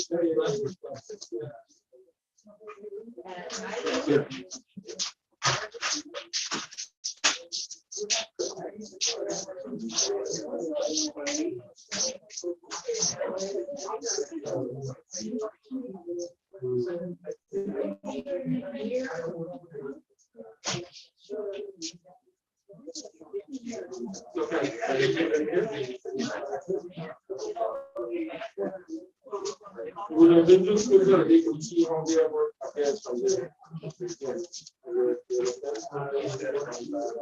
No, how long will it take? Have 20 minutes.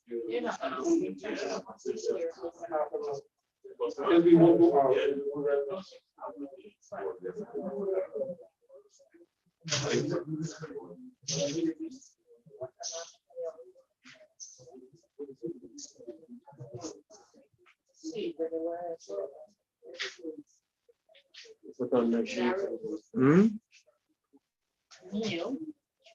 Neil from the store is coming. But at the same time, he's setting up the phone. Yeah. Okay, so we might get it around 1:30 or 2. Rachel, I have a, you want to borrow? Nigel needs him here, so we are taking priorities to bring him here. He will be an hour late. So for those who don't have the phone yet, we will try our best. But if not, we have to bring it to you or send it to some of your coordinators and give it to you. I'm not too concerned. If everything happens, you have it before we leave. And the people traveling up onto the give it to one and they get it. Right, question for you, sir. No, ask Adriana because I'm trying to sort something. It's not about the program. It doesn't matter. I'm trying to get something done that will help them. Yeah. Nice. Well, these days I have to come back to experience carnival here. You might be. Camera shopping center.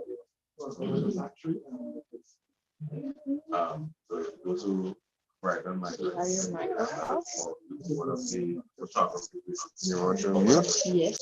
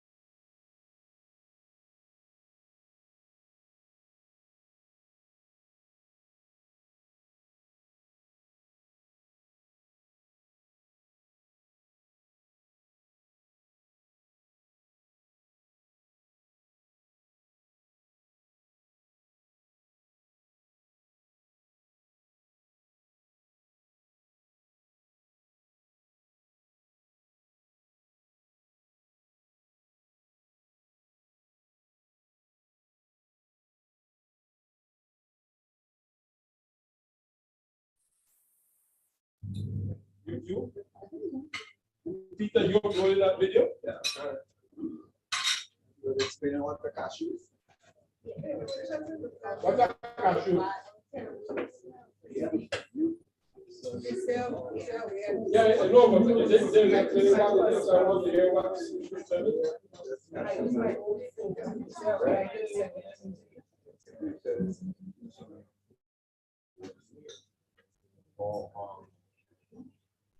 But we could do it before we could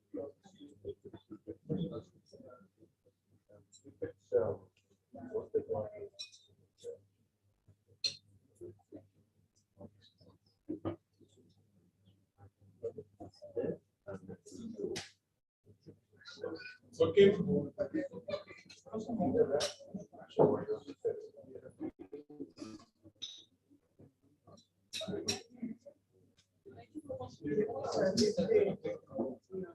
So Kim is going first.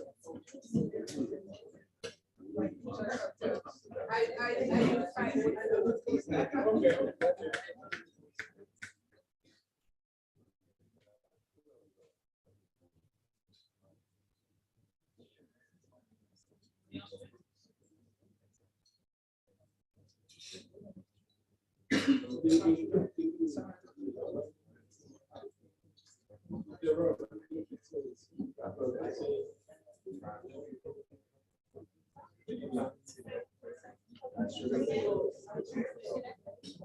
Vivian?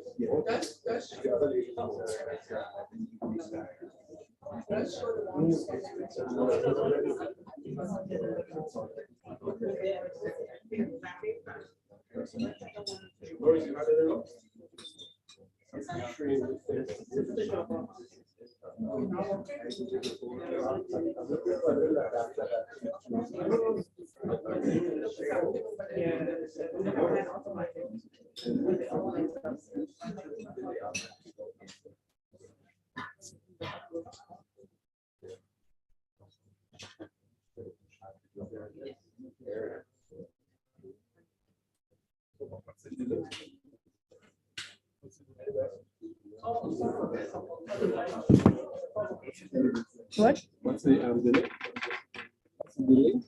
Delay of him? I couldn't capture that. I wasn't in a different thing.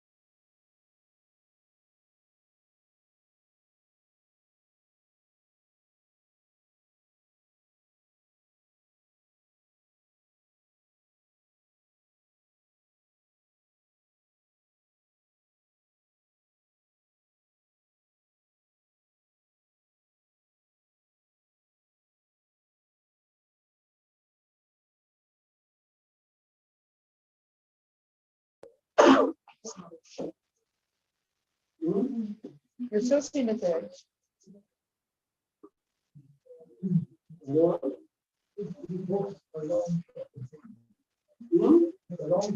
She tells a story. Yes, tell us.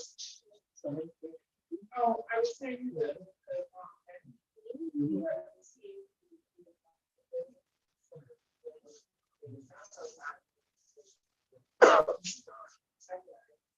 Okay. You done? You say? What do you do?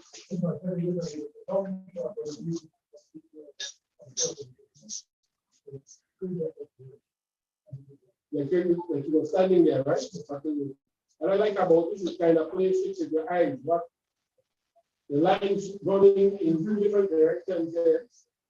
You see it? You have a line running diagonally from the right third. Then you have a line running down the middle. It meets like this one.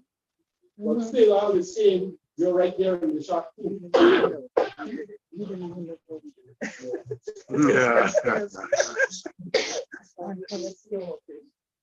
Go ahead, yeah. Mhm. All right. Interesting. But an So you use these kinds of facts, by the way, if they're elements or if they're implements, artifacts associated with the ICH, you want to get those up close, no? The drum, the semi, and the basket. Right, well, yeah. And then the person will be.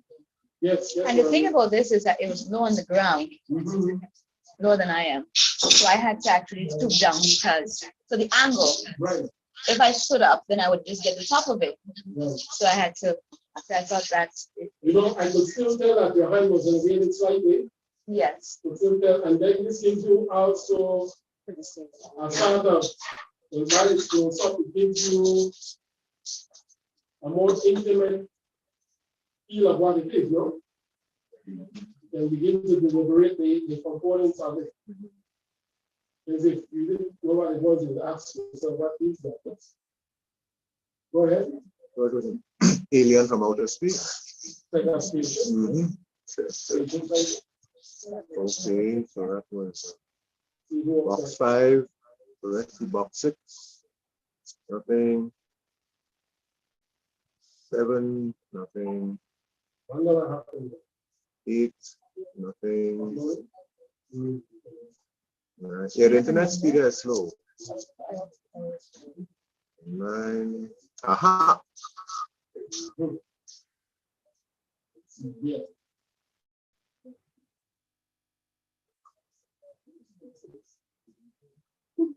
Okay. Yep. Sign consent. Who did it? Who did it? Who did it first?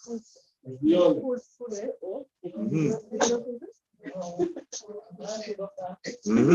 No consent.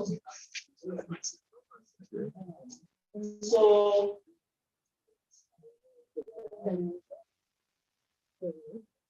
how could she have enhanced that photograph? What could she have done there? Center her. She could have maybe reduced the table. And then change the angle. She could have moved slightly to the right. So it will be the light issue, no? Yeah. But you get the context of what's going on there. There's some discussion maybe. One of the participants there showing some doubt about what you said. Yeah, correct. Skepticism.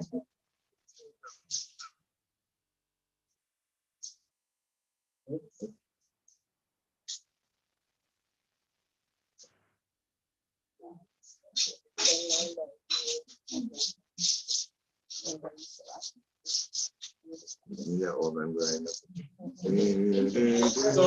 So beyond in that first one, you take the chair, pull the chair, and you sit at the other level. So I do bring us into the discussion. Ah, yes. Yes? Yeah. Mhm. Good one. Yeah. Was it? Good contrast of powers here. Yes. Could have been better, Newton. So Newton has actually been could have been better. Hold on. Please give Newton the. Yeah. It's sharp on my screen. It's just the projection. Yeah, it's the projection is very screen, right?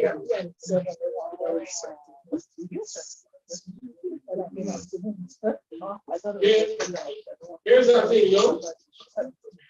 So this is where it depends on what you're trying to achieve. You know? You want a creative expression. Some people say that symmetry is more appealing to the eye. You know? So they say human beings that have the most symmetrical faces are being the most beautiful. You know? But here, you have symmetry as component of the photograph. But when you look at it like this, so that might be what's happening with Newton here. He doesn't see the precise symmetry as a whole, no? Of the photograph. But if you zoom in, like on the photo, zoom in on the top two little petals, parts sticking out on the top here, that will give you more of a symmetrical feel, no? But I like it, you know, all of us.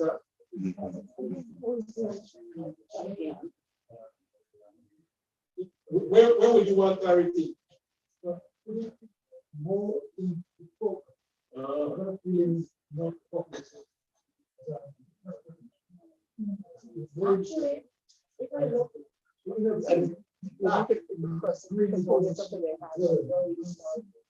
okay, good. Here's the thing about blurring.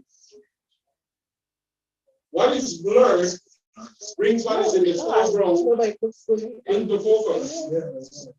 Right? It's not blurred on the device. It's only clear and to me, if you focus on that angle from me, takes that. So it's clear how you look on the angle. But it looks really bright and clear. And projectors, that's what it's so. Go ahead.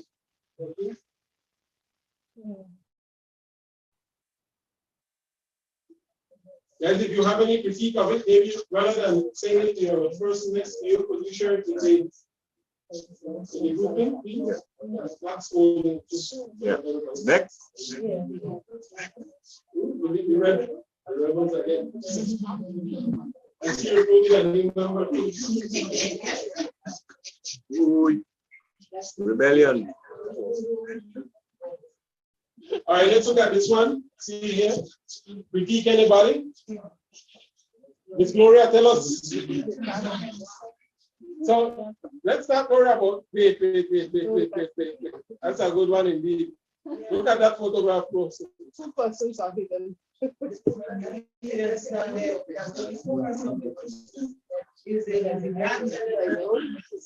Hold on, one at a time, guys, please.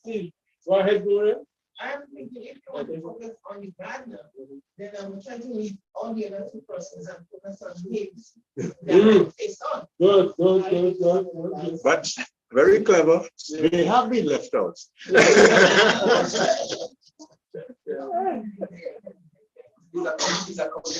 Yes.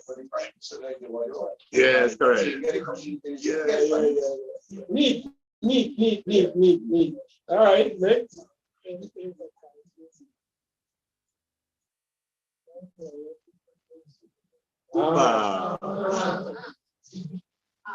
Somebody's feeling. Pretty last. He's the one who picked me. Really, Judy? Really? You see, Kim, you see how you have her really thinking that she stole the cashew that she was doing? That's wrong.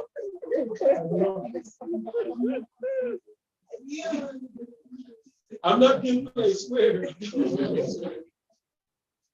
But those who find I just think if we make it smaller, would it actually be a little sharper because it's smaller?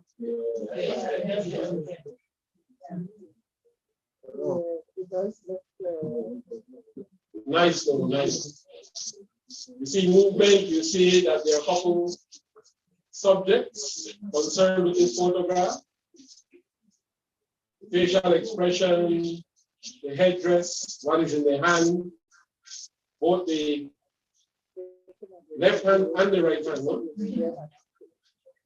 And again, someone is hiding behind it. A photographer. The spaceship makes another appearance. Yes.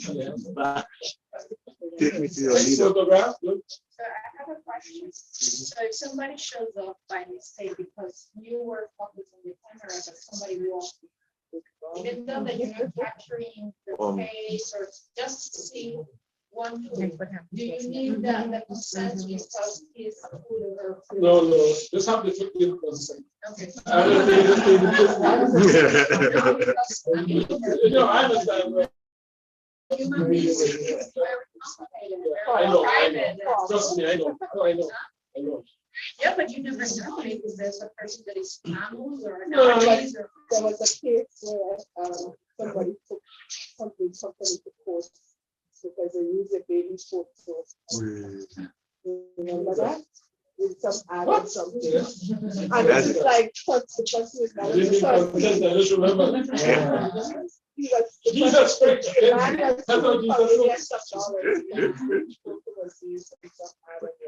All right, what's wrong with that photo there?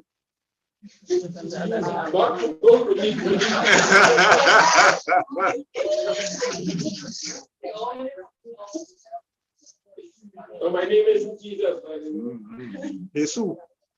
It looks as if you're keeping us. Yeah, no, I was trying to post there, but on GQ magazine. All right, so putting the subject in a particular context, All right, good spacing. I see sky above, ascending to heaven. All right, next. And the alien is still in the back.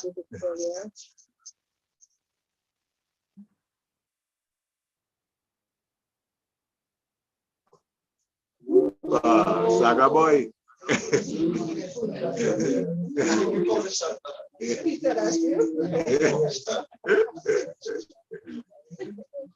What word did you use just now?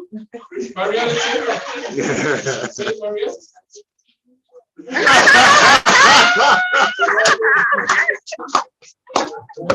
Nice there you one. go, there you go.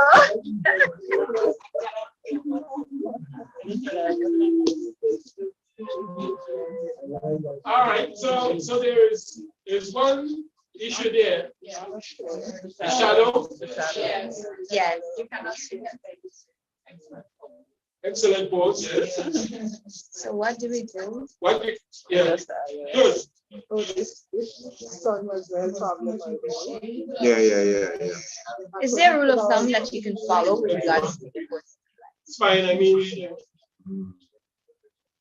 Maria? remember with these photographs afterwards today, you can edit them after, no? Yes. You can change the language. But is there a rule of thumb just for novices that we could follow when taking pictures and to try to avoid dark faces? What do you do with that?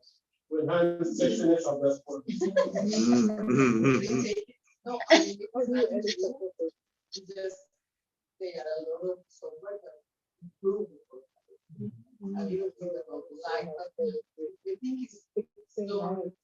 Don't try to get it one photograph to be the way there. We can improve in color, light, but this is the one that we take. I would recommend to make it. Basically, in a situation like that, if you are It depends. If the tree is a part of the ICH, then you don't move the person. What I was going to suggest just now, so now, as you become more involved in this process, you have lights on like this side. You have to acquire this kind of equipment. So someone will hold a light like up here to enhance the lighting on the person. Then you take it, right? Especially at night and it's warm. I just consider sometimes like to get expensive, what might be cheaper is one of those, Reflectors. Reflector. Oh. Aluminum foil. Yeah. In the daytime, right? At night time. Yeah. All right.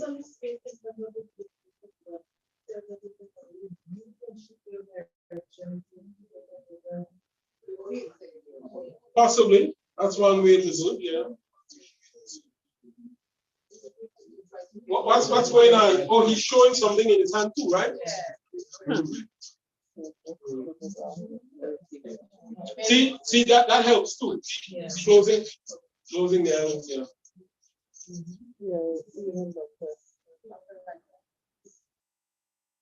All right, so we know who can snowball for Kashunje and Grenada.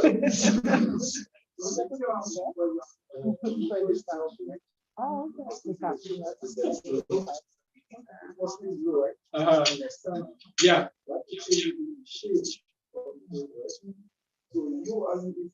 Very good.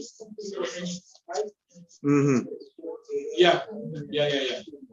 That's actually a better thing to do in this case, no? Get down to that eye level. I just want to add something.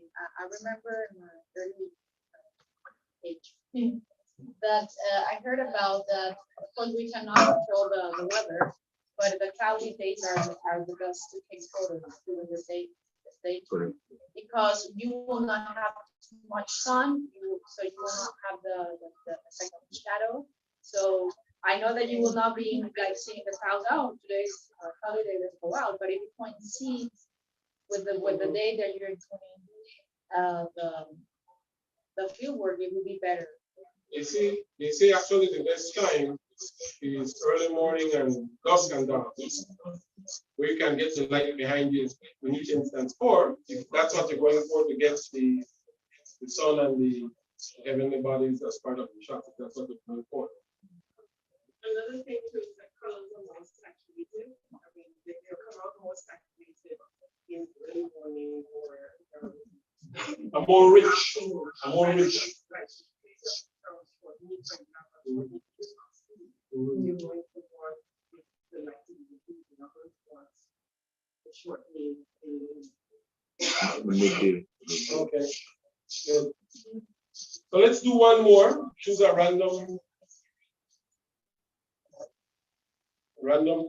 person there. So for the first time or the second time, I'm seeing who's on the screen there. We have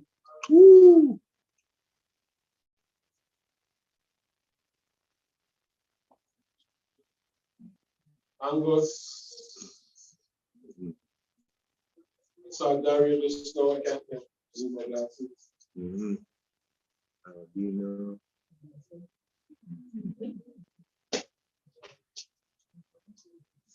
Ezra Matthias, you're in the house. Welcome.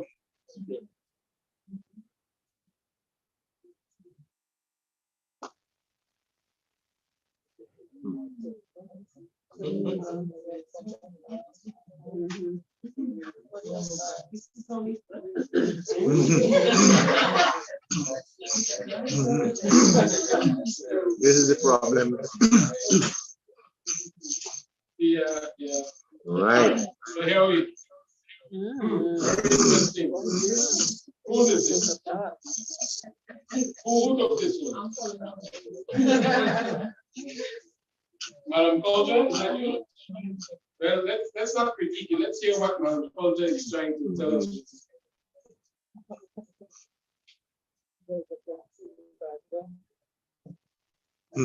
What were you going for there, man?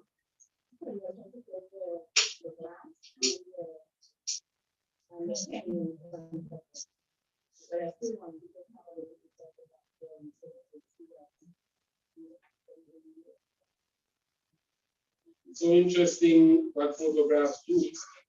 The size of that glass in relation to the rest of the room is quite different in with our naked eye. So with the camera, you have enhanced the size of the glass in relation to the size of the room.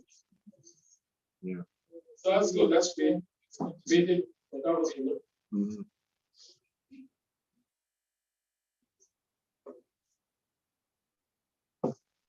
Not bad. What do you think there? Postcard kind of things? Lines again, so you get the perspective. You get a double in there, get 90-degree in there.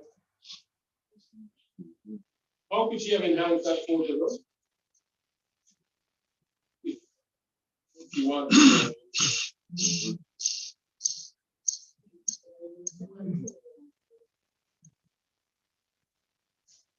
So you're here, right? Watch this. You're here.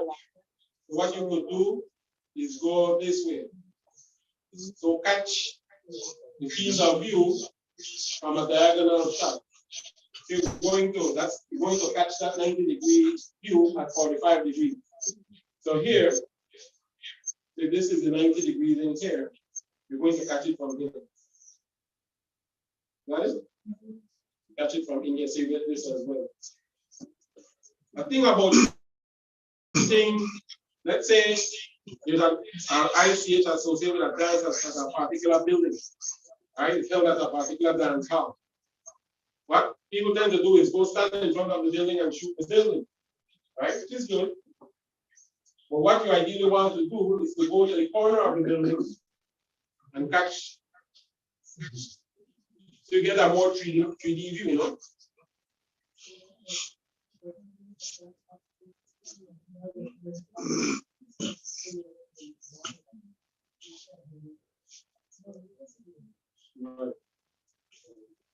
But she might have a reason for doing this. I'm just giving you another scenario for, because that's the beauty of it. So the shot is in the eye of the beholder. Right?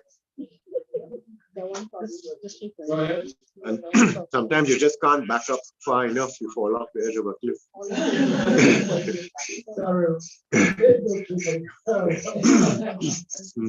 That photograph, you made it was I would have moved closer to the right.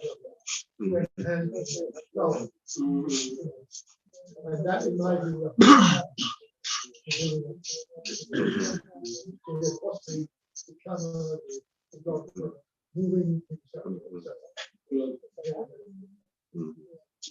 This one, a similar thing. What is in the background has a little value to the photograph, right? Doesn't add any obvious value, right? So what you do, you can go further up top in like this. Yeah, that's it. Right? And there the alien should make an appearance again. And you can walk around it, see what your eye tells you. You can use the camera to walk around it, see what the camera picks up a shot that you like. Next.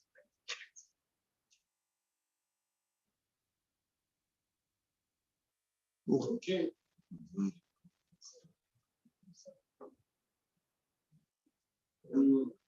Looking.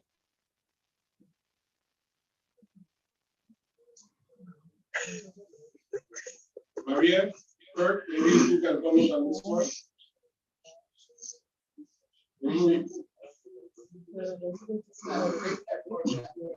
Regular. Okay. Okay, that's what crosses your mind. I would say we get better view of the flower, but it is special. The green is more in focus, right? Green is distant. Surrounding. Okay. I love one. Enhancing. All right, next. There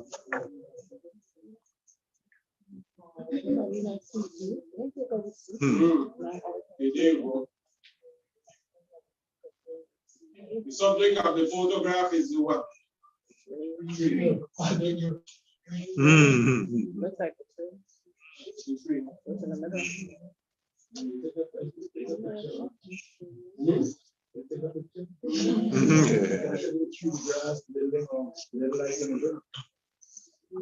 That might be the performing ground where the dance drumming happens.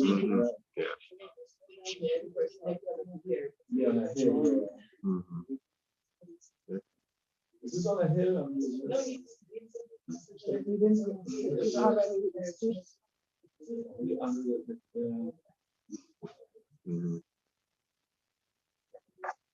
All right. No problem. I think you could experiment with that. In the future, if you do some photography sick, you go lie down on the ground and take the shot.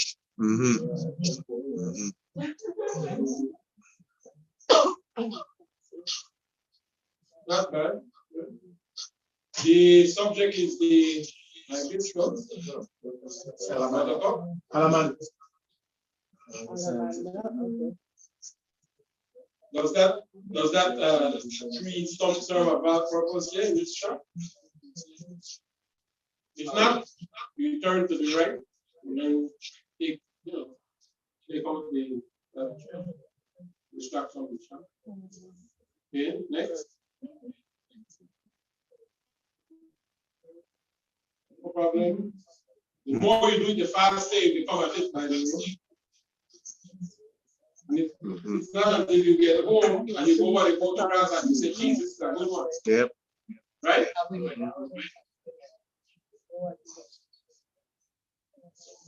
noticing that some of the photos have the water logo. Is that something that we should put on the phone? Yeah. Or GMT? Already there? No. The phone. Oh, the phone. Oh, I was watching that just now. Is your logo there? Oh, we'll have to look into that. Yeah, that's branded. Yeah, but I'm actually Probably. Please. Yeah.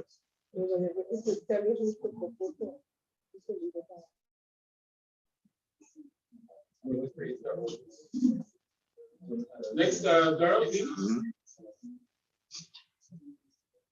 Okay. That is not That's color. underneath or the top? Top. Okay. Good. That might be one of the leaves used to cook with or something like that. Nice.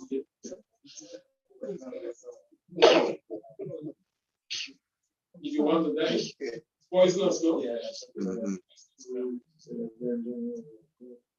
Want to die? Next, Darren, please.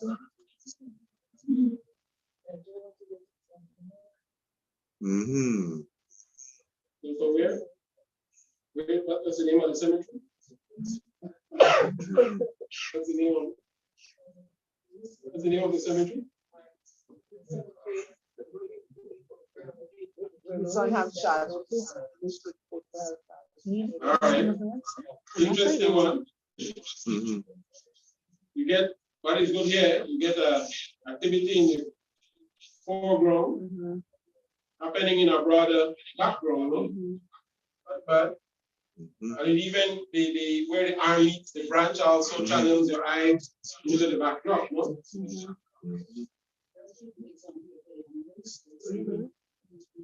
Right. Good. With the help of the arm, no? Yeah. Good. Next. This person really went to town.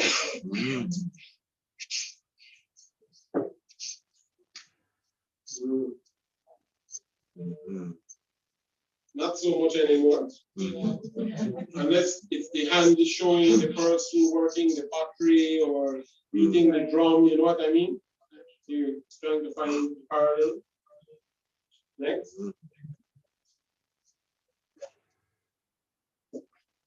So it's a matter of developing an eye for it, no? Here's the famous tree that the old folks sit around and tell stories. Next.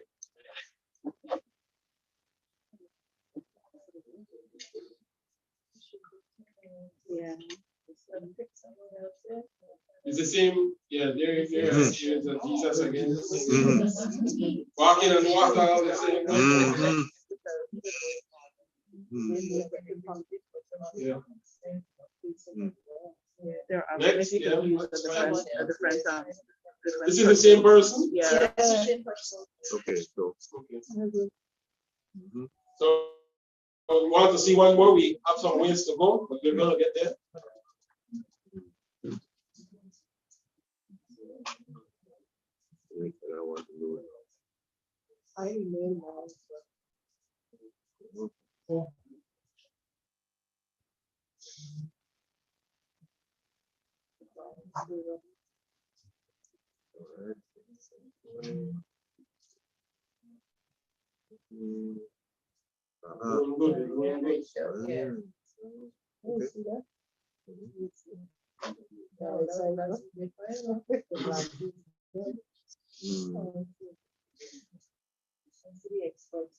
Who's this? This is Maria. Everybody pay attention.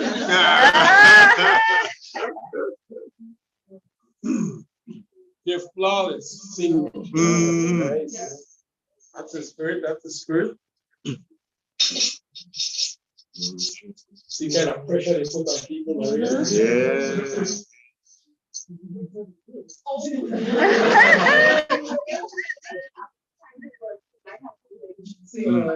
The subject has to be. What? Jesus Christ!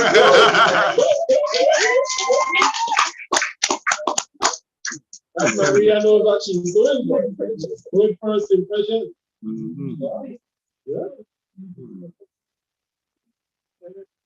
Nice. Yeah. Larry noticed Darla's want to change. No. Too much excitement.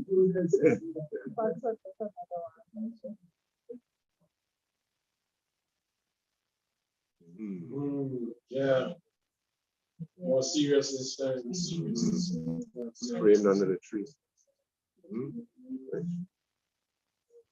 Yeah, the sun is there right overhead too. Good though. I see it really that's them in action. Yeah, lots of lines involved there.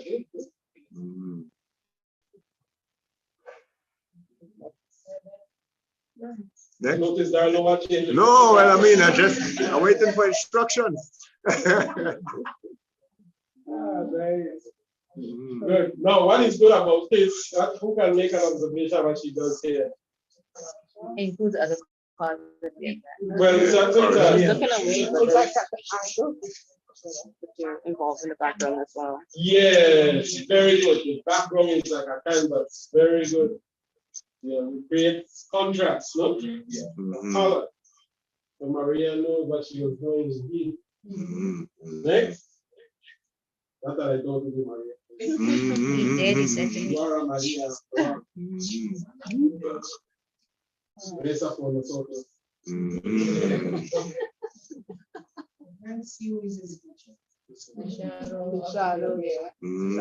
Shadow. I was telling Maria would pray for us.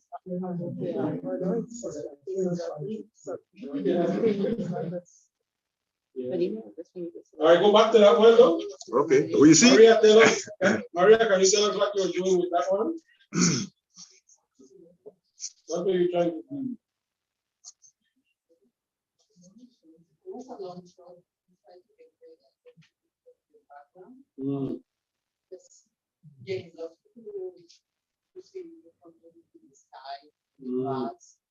And you can see she just stand. You know what? Yeah, you know what I would have liked about that? It's like you're in a corridor kind of. You know what I would have liked about that? If your subject was, yeah, walking. Yeah, but you can still capture movement, no? And if she was standing in the sunlight on the right of the picture instead.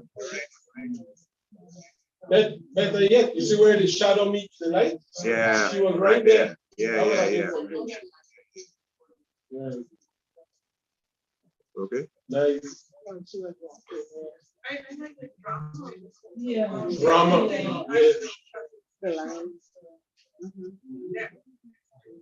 Cut out the right, yeah. I would just cut whatever that is, side there, and you could see from understand. You know? Like building, not quite like that. But you see look what Darren is doing something interesting. You can change the focus of the photograph simply by cropping and zooming in and out and so on, right? Changes the feel of it. You like that, right? You like that feel better. You know, like let's say you're last night and the Shasni people coming to perform and they're coming through this corridor. You can catch that voice. Yeah. Builds up the feel of it, you know? Yeah. Next.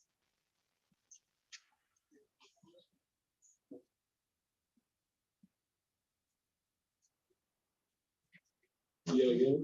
Different angle. No. More close. The medium. Go ahead. The medium.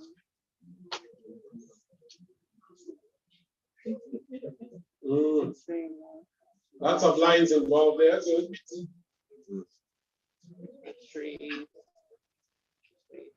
It's interesting.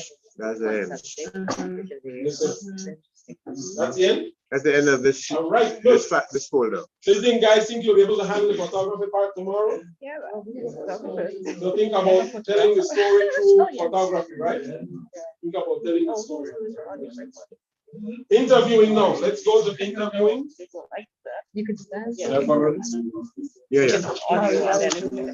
Let's thank our technical person, Daryl Brathwaite, for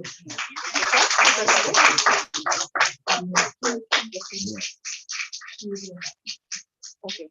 Daryl, so talented. Whatever. Just tell yourself anything. Okay, interviewing now. What? Yeah. You have control.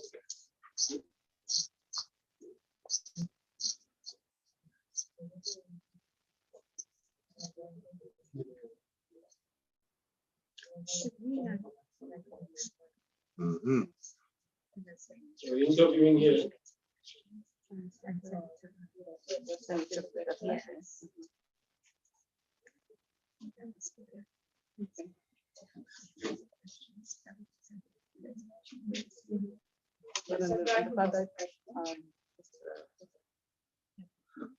Besides the fact that he is so familiar with this,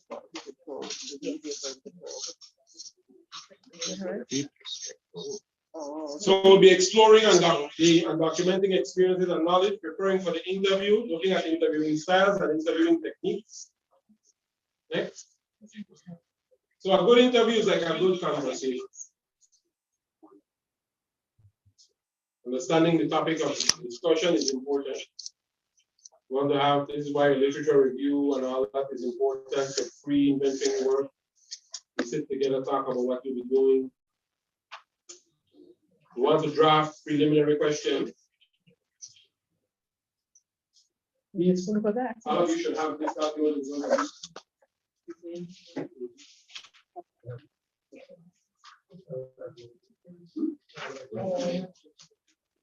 Could you please take the first 3 pages?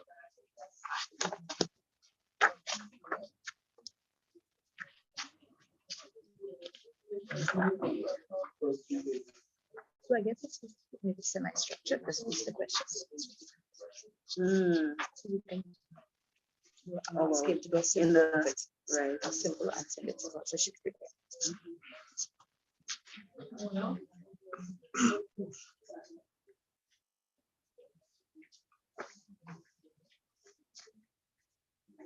So explain the purpose to potential interviewees. How many have done that so far? I've gone through that first bit. explaining the purpose to your potential interview. Andrea, Peter has, Marlene has. Dexter, have you? No, not yet.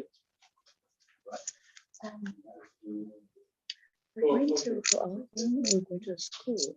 Inform the potential interviewees of the Is following. it anything Everybody will take note on this, please.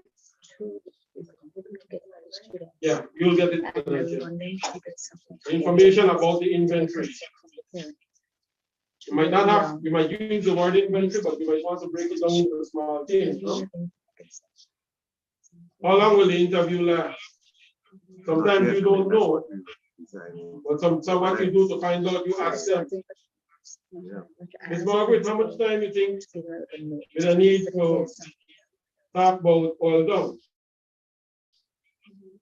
Ooh, if you come out 6 o'clock, tell him we're done by 11.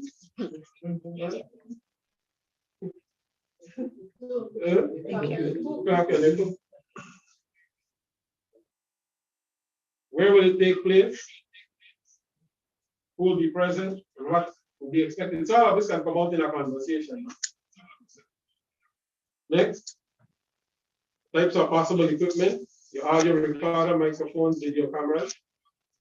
Now check to see if your phone has an audio recorder, please. Yesterday, I think someone showed you. The thing about that though, what to do is, with the audio recorder, whenever you finish recording, whatever, you name it immediately, no? You name it. So it's not just saved as audio MP3 one or whatever. Give it a name. Name the person, right? Yes. And Yes. another important point that is inside of the tools file. And then once you finish the audio recording, you have to upload it manually. Good. Got that? So the same thing for the photos you'll be doing with the audio file. So going into this work ahead, after you go through the work with your students and school, you'll be acquiring things like microphones and video cameras, no? To get higher quality stuff, right? Tablets, yeah. Teachers will have tablets, I understand. The galaxies. The interviewer should learn the basics of using the equipment. So you'll probably have another round of training for that. Ensure that batteries are fully charged. Always have extra batteries. Yep. Yeah. The phones come with battery packs these days. You know, these are portable ones. Have those handy, right? Or multiple phones. I like to wear shirts with lots of pockets. Here, notebook here, pen here, phone here, battery here, that kind of thing. No? You can, or if you're a lady, you carry a knapsack or a purse if you prefer. I want to recommend persons do not put the phone in the pocket of your pants, because then the screen will And warp yes, or break. Yeah, ladies like to do that, no? Looks kind of nice, no? Amen. Did you say amen? Amen. Yeah, we're going to church. Yeah. Next. Choose a location free of distraction. Easily accessible for the interview. In this case, you'll be going to them. Ask interviews where they will feel most comfortable. And then you want to minimize background noise, no? So when you go to this place, you hear vehicles running by the road. Zoom, is there some place you can go to the back of the yard, maybe? You know, cut down on the background noise, no? Next. Position the recording device. You know when you watch the news,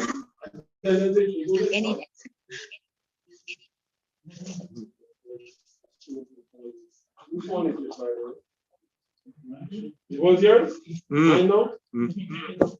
So you don't have to do that, no? You have to stick it in the person's face. You do a test before. You have a conversation Nadina, we're going to test the sound on this. You might have just play it and we'll talk for a bit. Put it there, you know. That sort of thing. But don't put it on things that will you create noise, no? You want to, and then you want to remove barriers from around it as well. Because if there's a fan blowing, for argument's sake, the fan will catch this. And then the audio will pick up here. No? Is there a door that may be open? So when you're seating the interviewee, they might not sit, by the way. Because if they're showing you how to cook or how to make pottery or whatever, they might be moving, you know? So you might have to do the moving, right? Are there open windows? Is there an audible television or radio? Because some you'll be in a house sometimes, the children or so on will be in the laptop watching TV and cartoons and all of these things. So you can ask with their permission, Ms. Margaret, you mind turning off the TV so that we can get it crystal clear? Right. Are there any other devices nearby that might detract from the quality of the recording?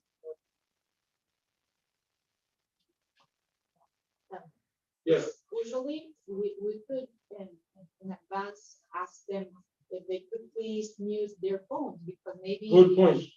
Yes, so you interview the person in room, arrange the sounds, and then they interrupt the interviewing. So if you already went there and previously tell the people that person that you're gonna visit her or him again, then supposedly that person has to grant that time frame for you. So please, could you be sure that you are muting your phone? So we have a good quality of. Well, that's good to advise in advance. I'll tell you something though. With ICH work, you have all sorts of variables sometimes, including the Fall. The falls, you're right. Dog. But no, you deal with that part of it right now. That might help to enhance the story too, you know. Right? Yeah. Every time. You don't know that evening or morning or the fall never sleep last night. The dog barking. Margaret, please shut up your dog. Sometimes you can't help that, no? And also, depending on where you are in the country, wind, wind is a poor thing. Oh, okay. It's prevalent. Yeah. So what happens if I travel all the way up the western side to get to Brentwood to go to someone? And when I get there, the person making excuses and come up in money and forget to come in and she just say, okay, go back another day. Oh, no, I'm here again. Try to do what you can. Do what you can. Then you come back again if you have to. You know, one thing I must say dawned on me more as this project started was the amount of time you have to invest in it. When you see National Geographic photographer give a photo of a bird in flight catching a fish out of the river, you spend 2 years waiting on that one shot. One shot. So we have to go back and see them old people and maybe spend hours and hours to get 15 minutes. That's how you gain weight, yeah. So you have, let's say you're you have this contraption here. I'll put this right here, the extreme, right? If you don't have it, just put it up on.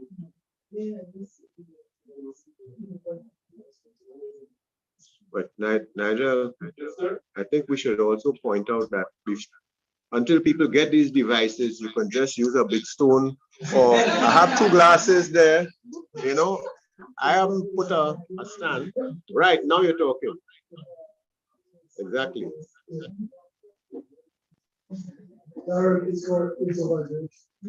Yeah. So depending on how you allocate the food tomorrow, you have an audio device right there. And then you also have someone roving, no? Yeah.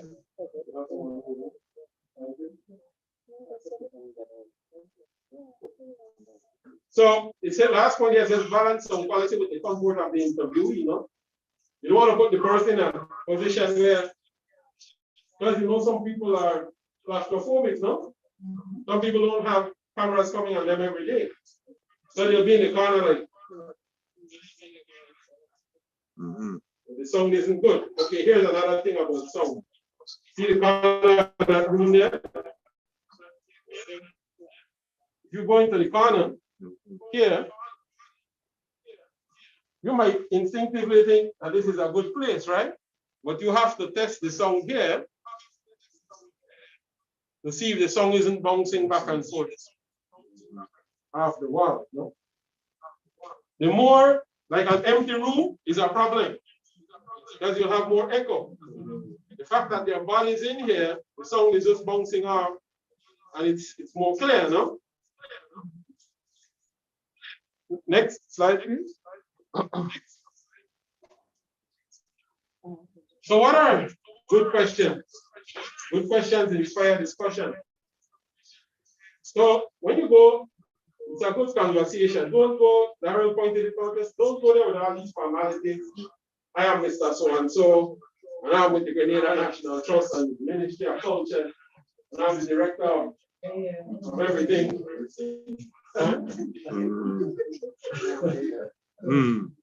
So it's good, no. That's good. If you pay. That's good. You pay. Yeah, make people normal. Yeah, you know, and then right.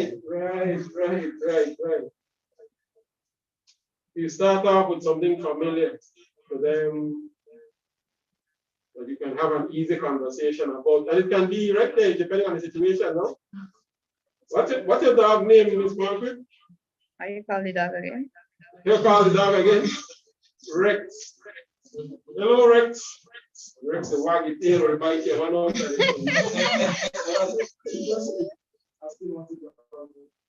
Technically, you ask this question before you start the video. Yeah. So you have that thing smartly. Yeah, the man said, have the briefing smartly. Right? You have that conversation, you're building up to the interview. Right? But you want to inspire discussion, right? And you talk about, you go in there, it's almost, Gloria has been a good example of that during the week.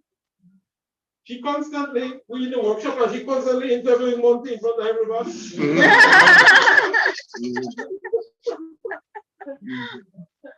What did they call it? Special oil.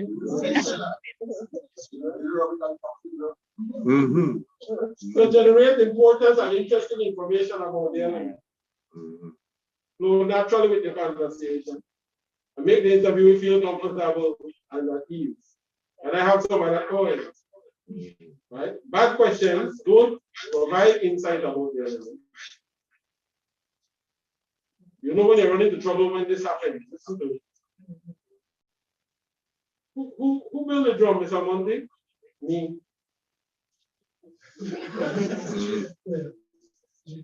When you build it? I don't recall. You can imagine the note taking going on. Yeah. You're in trouble. You better change up your strategy fast. It can upset the interviewer, make them feel awkward, no? That's some cool questions there. But this is why it's important that you do your documenting at home here. You understand your cultural context, no? So you will probably get a good feel of what is awkward and what isn't.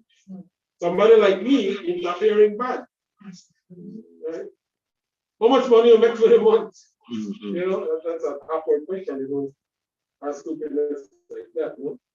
Unless, of course, you're trying to find out, is it something I pay Mr. Monty? Well, one time I got $300 from ATR project.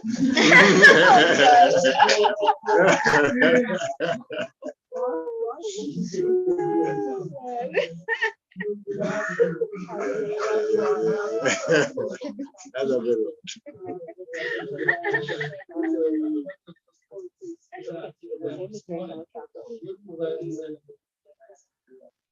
one. something. Let's say no reference in class. Really provide insight about. Can you boom it out, sir? Yes. Boom it out.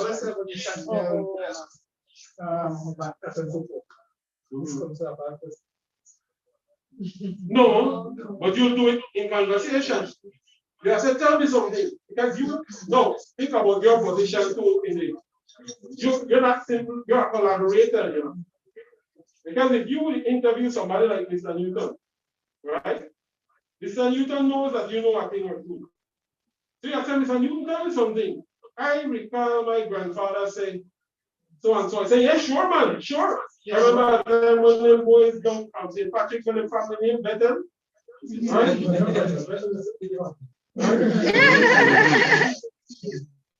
In fact, the family way out there, the boys used to like fight. They get a nice little story there, which matches up with the ICA team and stuff. Right? That's good. That will draw out. Right? Go back one more. Yeah. Thank you. Yeah. Next. So we call this 5HH, no?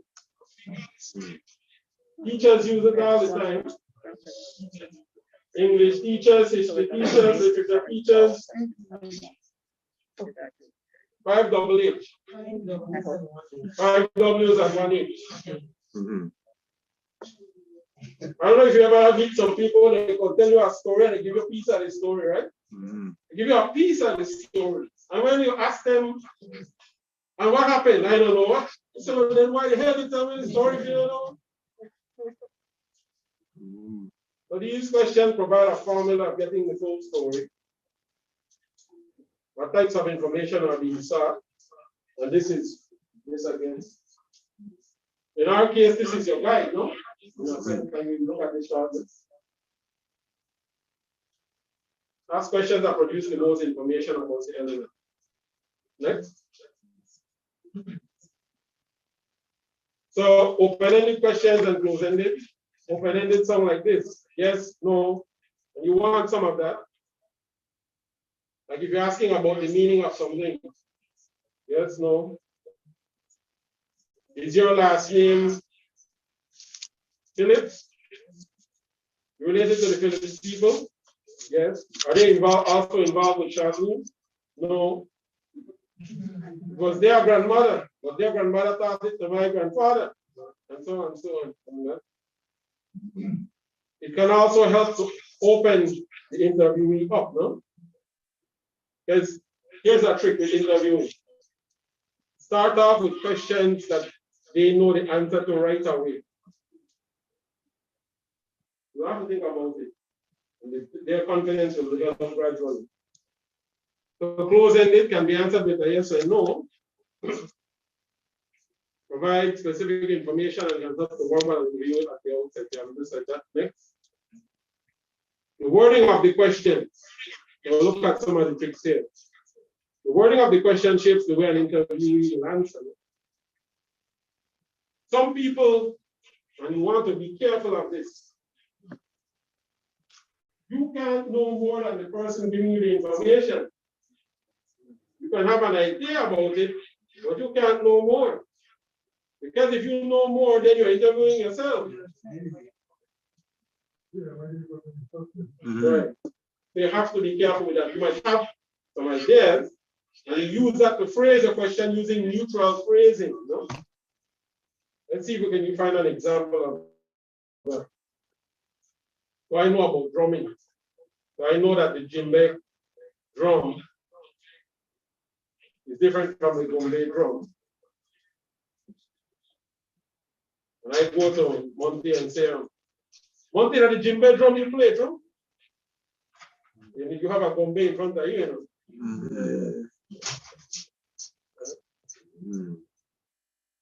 Monty, right away, several problems arise. Monty, I said, this bloody man don't know what he's talking about. And two, he tried to tell me what this is. And you might create a problem for Monty. Because if you're an authority figure coming from the Ministry of Culture, or a teacher coming from Westmoreland, one day I said, I wonder if I get a drum name correct. You see the problem? You're right.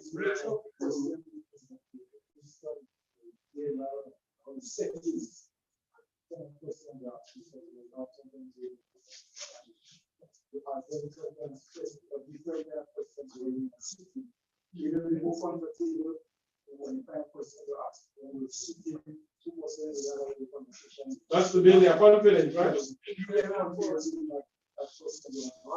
Good. Yeah, like someone like this person in college, they will be getting more 10 times more things because they don't really. Yeah, you got them off guard. Right.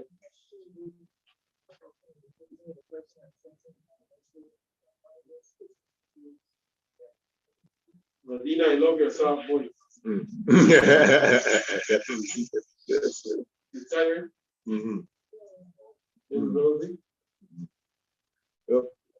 You made a very good point for Grenada there, because in Grenada people are very polite, and the older they are, the more polite they are. So if you making a mistake, if you come and tell that man he got the Gombe in front of him instead of something else, he don't want to upset you now. So he might even just nod quietly and not correct you because he don't want to upset you. You see? You see? You see? The young people might tell you what, you bounce your head or what. But so you are doing the documentation. Now, what will show up there? Wrong. You'll be in problem. So avoid leading questions. So this is the same thing about neutral, no? So a question that's leading is one thing, what you call these drums? Right? And then he will tell you what they call them. Why do you call them that? Well, I don't know, but it's named after the area, an area in Petit Martinique when we get the wood, no? Yeah, I don't know, right? But you will say. Ask questions one at a time in a manner, no? One at a time. Give the person enough time to respond to the first one, that you can follow up with the next. Because sometimes you get so excited about the thing, you don't even let them finish. You're already asking this. The next one, no?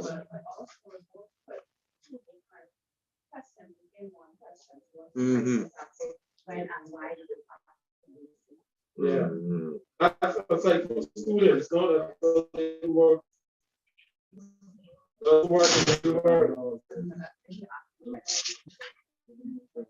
Right at 500. One day answer this to me, 500 words. I want to say that in this interviewers, they are very good listeners. So if I ask Monty, the oil. Tell me how do you make this drum, the impact of the drum? I'll leave him speak, I'll run the speak, I'm taking him, he's speaking, and I'm not interrupting him at all. So as he spoke, I listened to why, the how, the all the use, the whole figures. You have that in your head. Yeah. So I don't have to ask him another question. What's about it? He spoke about everything concerning. When he was finished, he said, is there anything else you want to say? Anyways, cover the drums. And then he got off to the skin and the cow skin and stretching and he wasn't. So I was able to capture all of my information just by asking him about 2 or 3 questions. But I listen to make sure that he's telling me what I want to hear. And then this one is a 3 times fun. And because we have that time, we let him speak to that nature. You don't have to do what you want, but you're looking for education. When you get being on that thing, or if you're going to interview where 27. you just want brief information from you. So you can't even speak that long. Because you know your time. It's a curve. Remember, in England, when you want a holistic picture. So you're not just here to grab and run. This is not that. Right? You're there to grab our patience and see it. It's a different type of purpose. There's this one guy I used to work with, right? He's He's a the videographer. journalist. Yes, because He used to- it's a different he's a professional living like us, I mean, of the inventory. you have to go somewhere. So why you come here then? Go man, go. Right? Not you want to back up.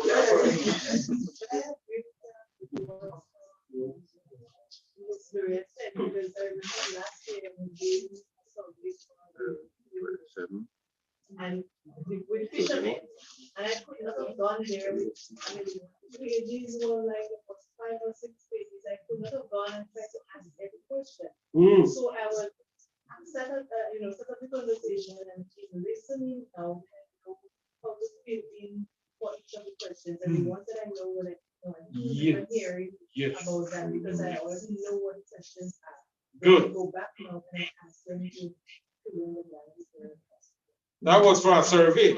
Yeah, for a survey, but I mean, it's kind of. You could use the same strategy. So it brings me to a point for tomorrow.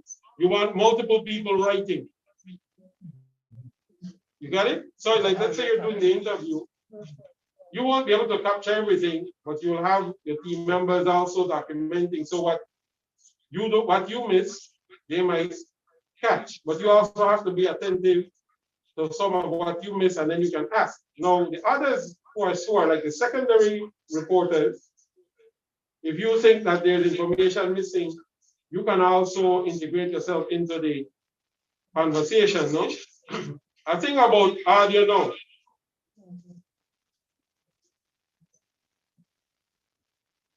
And I'm guilty of this. But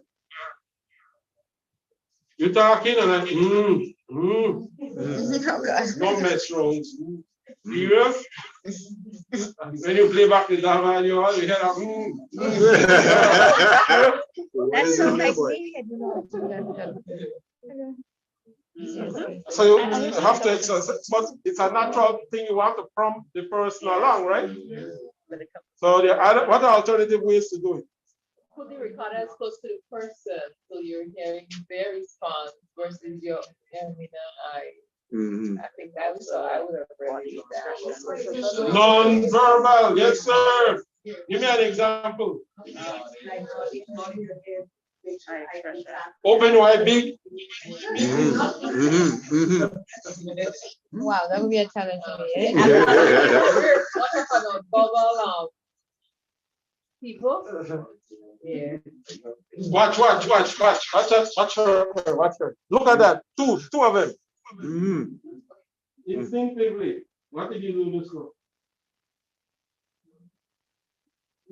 I had a boss who used to like every time you walk past my class, we do this. Then you have this. See there again?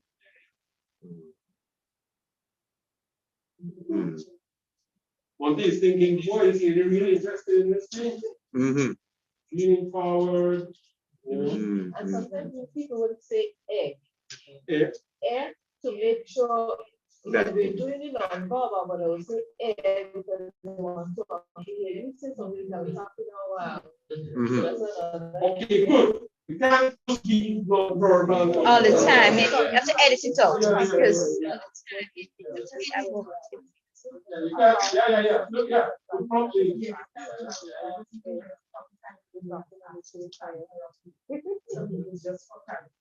Right. So, like me, I was here. Monte, hold on, let's get that first. Did you say that the boys used to actually fight? Yes, man. You mean like fist fight? No, they have all my chest. Right? You understand? Now, the reason for that is this. Depending on the output you produce, you're not only documenting it in written form and describing the elements, you're going to be producing documentaries that will show on TV, Facebook, you're popularizing, building awareness, safeguarding the elements. So some of the audio will be overlaid with the video and the photographs. That same audio you're using. So it has to be as much as possible optimal quality. Right? Now, as much as possible. Now, 1 second. And then I'll get to you. I want to get this off my chest.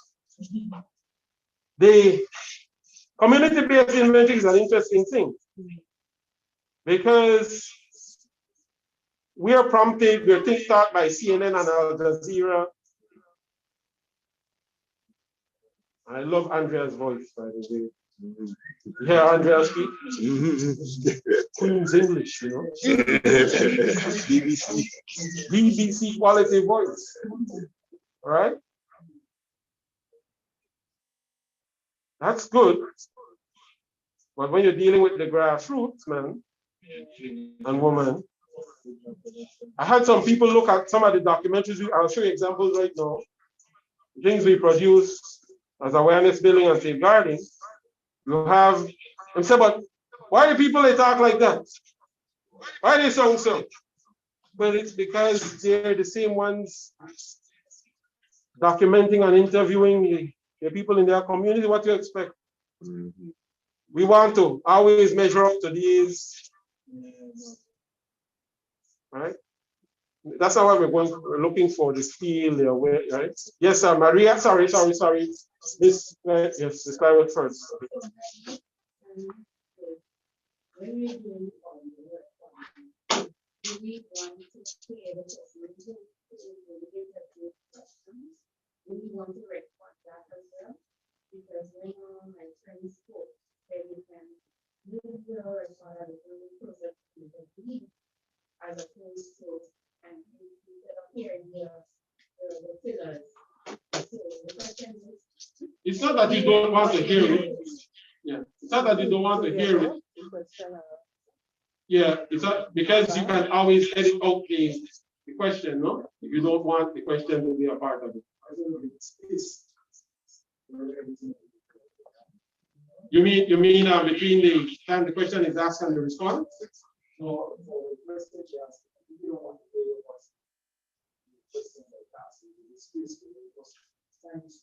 Good. Good. Very good.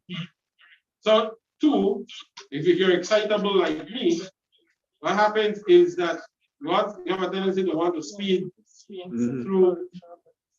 So this is why you go, you sit there first, you relax, you talk, you understand, so that there's a gradual flow through the conversation, no? Right? Next. Active listening, this is it, right there. Just Ross. What's the name of our colleague? It's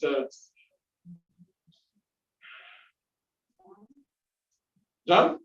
John, no? John was absent yesterday, that's why he had a block again. We talked about that. Avoid personal opinion. Woo, me not like that at all. You don't like it, you better shut up. Next. Head nodding, smiling, eye contact. Paraphrasing. So if you don't understand something, say what you understand back to the person to see if that is what they're saying, no? Maria?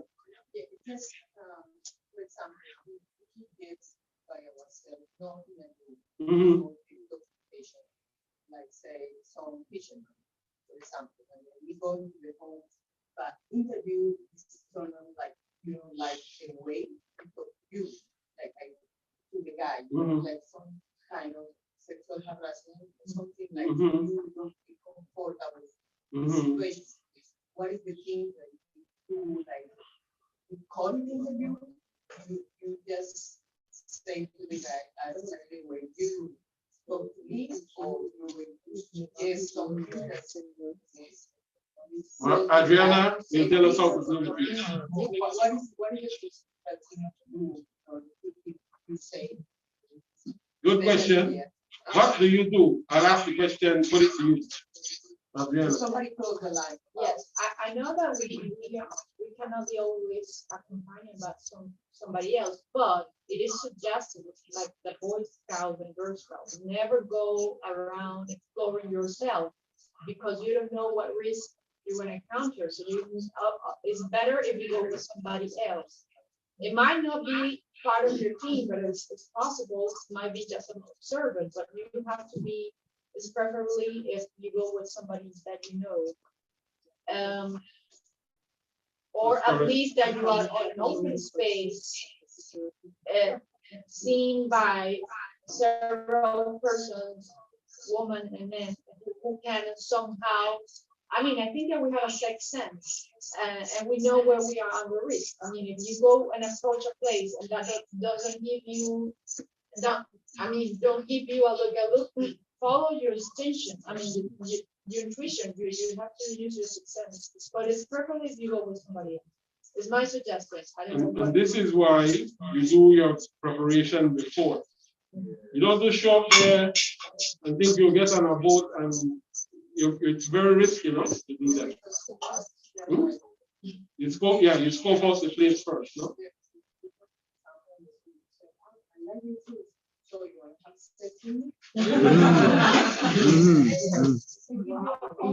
That literally happened. I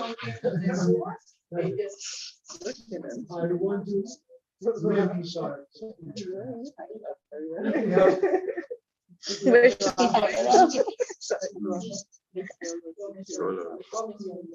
If we have sufficient numbers, then you already have. That's good. Like that, and that is right. Sometimes you, like you say, you have to look for me because there may be cases where you may have to use it as sometimes. I, as a female, in my team of work, I go there, we mention and say that I meet farmers on a daily basis. Most of them are men. You're an extension officer, no? Yeah. They would say things to you, but you can always, you have to analyze the level of threat to know whether this is a situation where you could, probably, because it's like you block it off and you continue, or if you say, okay, no, this is too far. Good. That has happened to you, Miss. That has happened to you. It's so deep in it that sometimes you're not even aware that you're handling it. It's just the way of doing. Yeah, it's something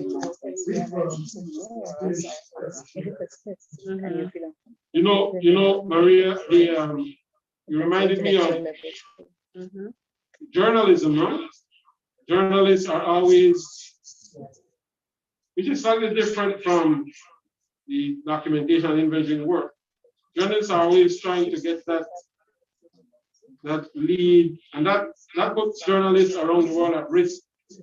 Take Ukraine, the numbers that have been, this as an example, no? Every year, how many journalists have been killed and raped and all these sorts of things, no?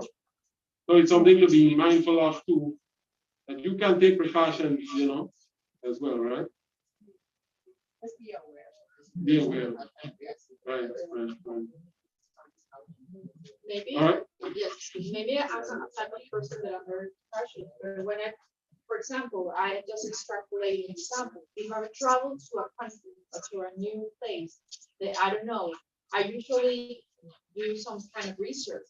If there's available and online, you might find the crime rate or the police station numbers. I suggest you to have that number.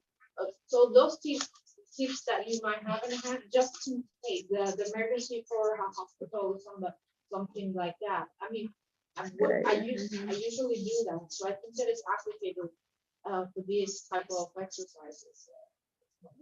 Even a mode of rest sometimes. Yes, of course. That's important. If you go into the Arab Emirates, you have to dress in a proper way because it's not even there.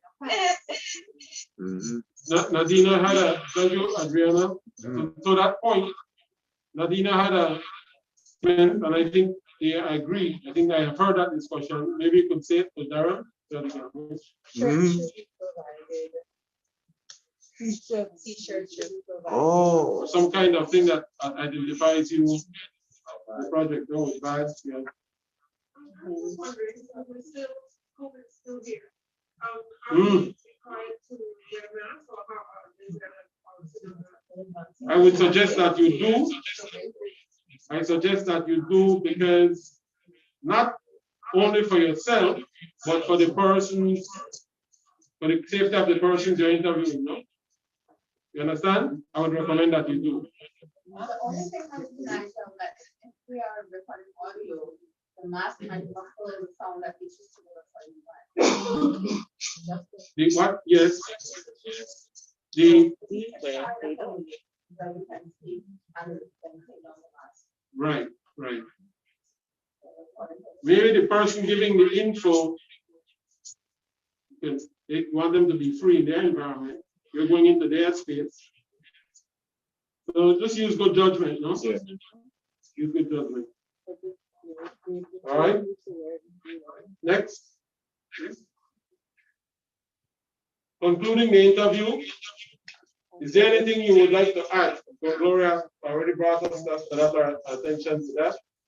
Review your notes for unasked questions. This is why you have multiple persons involved in the process. Wrap up the interview and thank the respondents. Right? Don't forget to say it out. All right. So let's do something here quickly.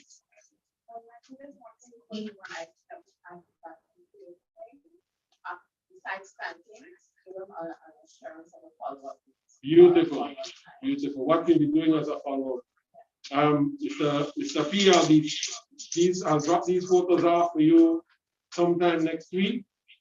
If you can send your grandson up with a flash drive, or I will email them if you have an email address, that sort of thing, no? Reassure them that, as a rule, whatever you get from them, and I see it, return it to them. Good? And that will cover you all the time, because they'll never be able to say that they don't know what you're talking about. Because when they see it, they already have it. What if you did an interview with someone in the college or something for them, and they decide to share it, probably some other companies? Because they have it and it's there. Yeah.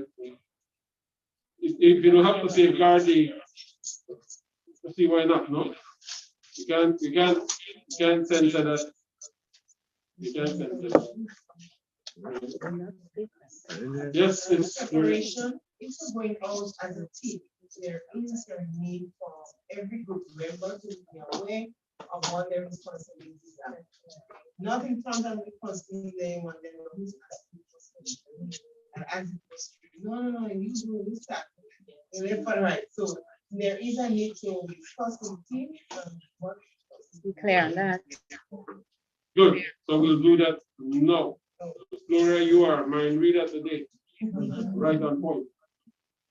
So get into your groups, please. It's a good opportunity to give the recipient or the bearer the token of appreciation for contribution. Because that's part of the That's thing nice. that we need to think about as we're team. Right? What are we saying? How are we saying that? What momentum are we living with this guy for contributing to him? To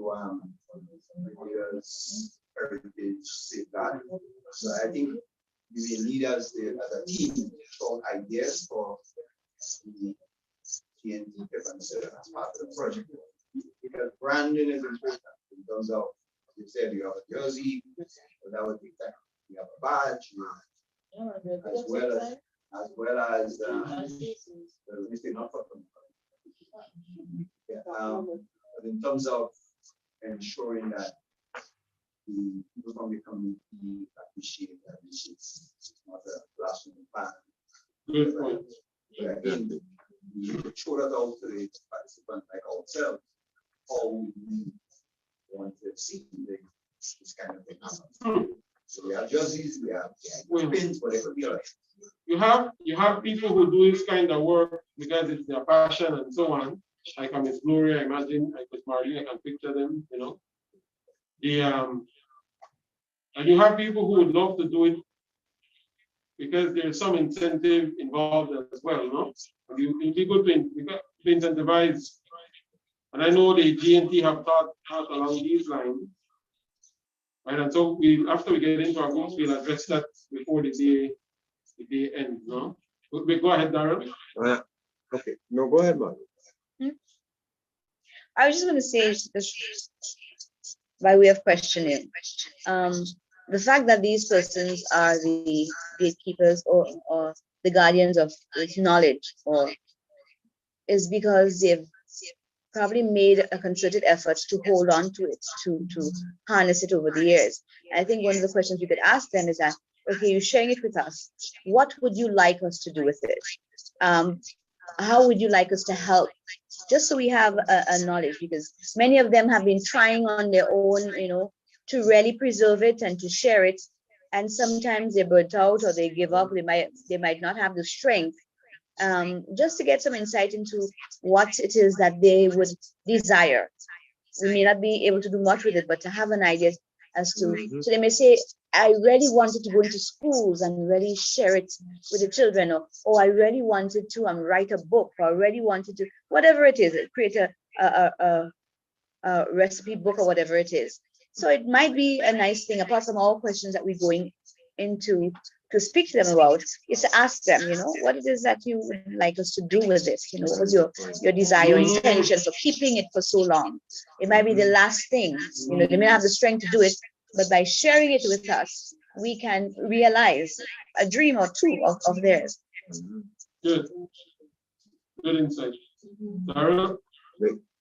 What stuck with me, because certain things just stick with you. It's almost like a horror story. When I heard Gloria Bonaparte talk about the lady in go away tears or whatever, almost in tears. In fact, she wasn't about, well, I gave this story before, nobody do anything with it. I mean, it's heartrending, right? So we have to make sure that we ask people that question. It's really good. The second thing, and this Nigel can answer this because he's not from Grenada. In Grenada, there is a social side to conversation. If a conversation takes more than 20, 30 minutes, you have to have a drink. I'm telling you straight, because talking is thirsty work. And I feel bad if I'm going to ask somebody for information and I dare squeezing them and draining them of information, and I can't even buy them a drink. What is wrong with me? I feel bad. I wouldn't be able to do it. So the thing is, now this is going to cost you all money. Apart from buying a stand for the camera and the thing. Thanks for telling us. The refreshments and entertainment budget, we cannot ignore that. And it's a practical thing, because if you go in somebody's home, they might offer you something. But if you're meeting somebody outside and you're taking their time, you ought to buy them a drink.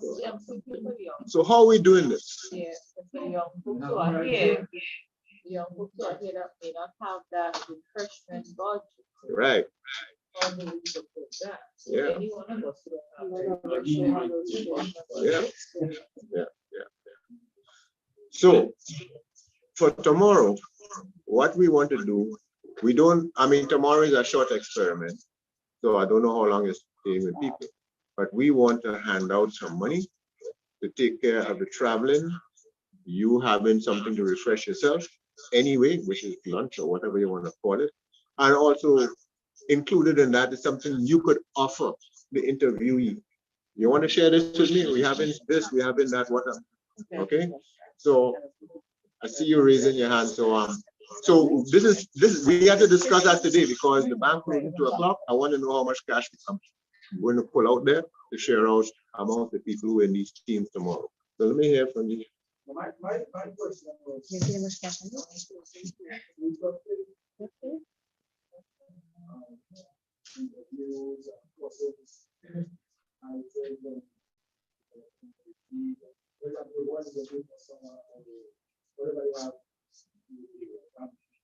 after we learn we compile and we see ask questions.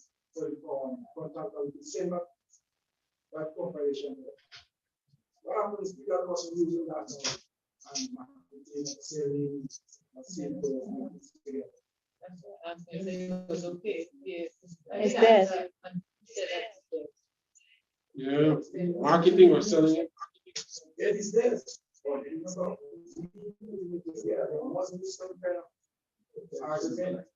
Yeah. We don't recommend that putting it together. They don't have it like that. Okay. Okay, listen to this then, Kurt. If you think that this is an issue, then you have to iron out how you deal with it collectively. You have to iron that out. If you think that would be an issue, no? Are we sharing the rough product or the final? But for with them, the raw. The raw, that's what I'm saying. I know that I'm getting the impression that this is volunteer, this is for us. So whether a person wants to use that to make money or like you say, theirs, we just have to put it out. But at the same time, we know that we are signing up for volunteer results, so to speak.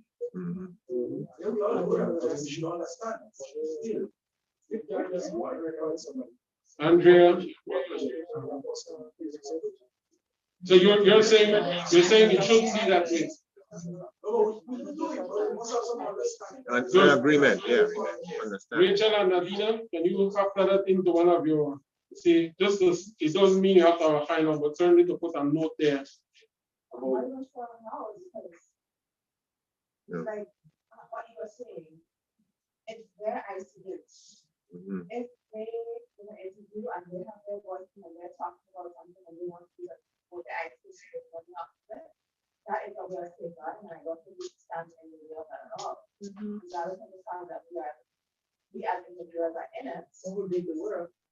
We are doing the work because they want it to be out there. your collaborators. So I don't think that we should be any charge, we should limit. And a million persons have done that before.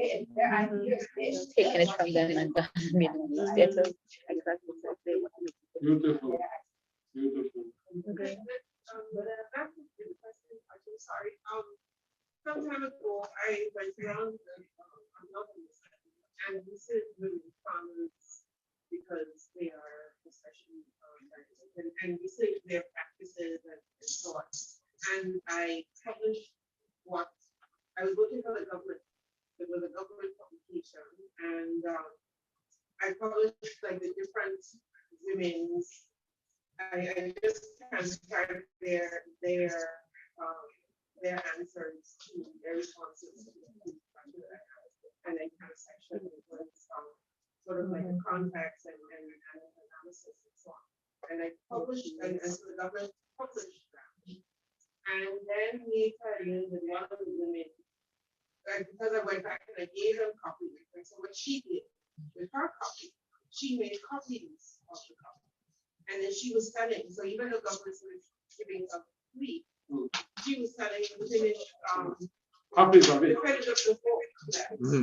And you know, so she was making a profit, whereas you're not, you know, nobody else, the government.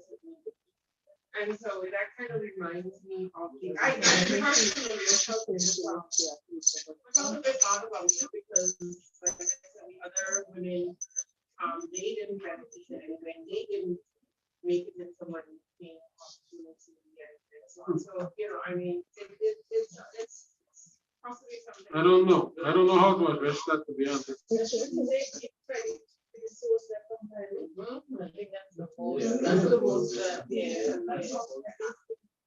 Right. Andrea, and then Antonio. So we are going to school where we probably doing your maple. No, So I make some sandwiches and give them a whatever, you know. I'm just letting you know. Yeah, but better be careful about going over more than 5. That's nice. I'm ready. No, on the screen.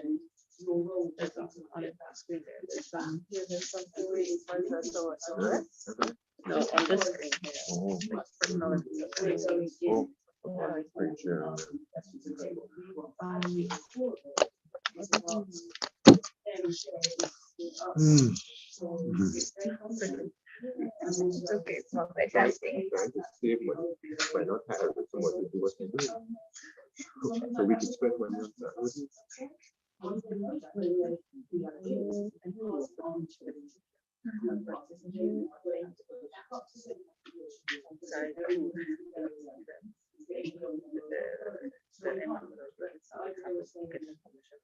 And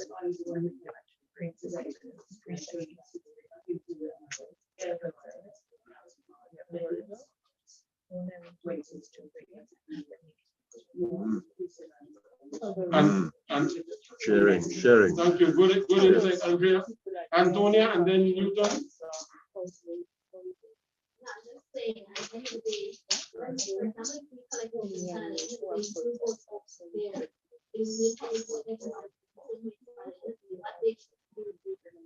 It shouldn't be a problem. It's actually their own. We would just have to accomplish it should be I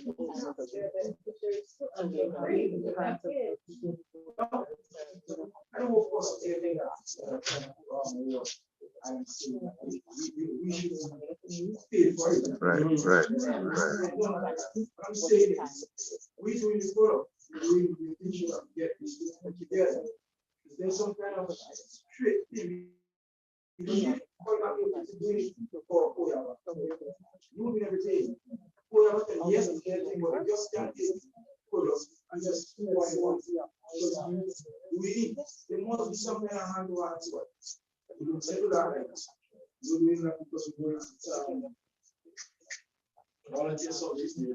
What we must have some accreditation. We need to do that those follow-ups. Not because we do it wrong, then you start creating it all you want, and then marketing all you want. What of course is that? Okay, if there are, okay, one other thing then, if you're going to produce things for commercial gain, I can see why you'd want to do that, no? If there's commercial rights involved. But outside of that, I don't see why you should, no? I don't see why you should. Because once we do something, for example, once something like it's something like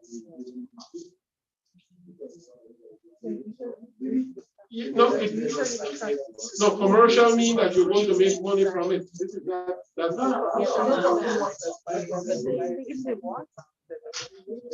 Newton?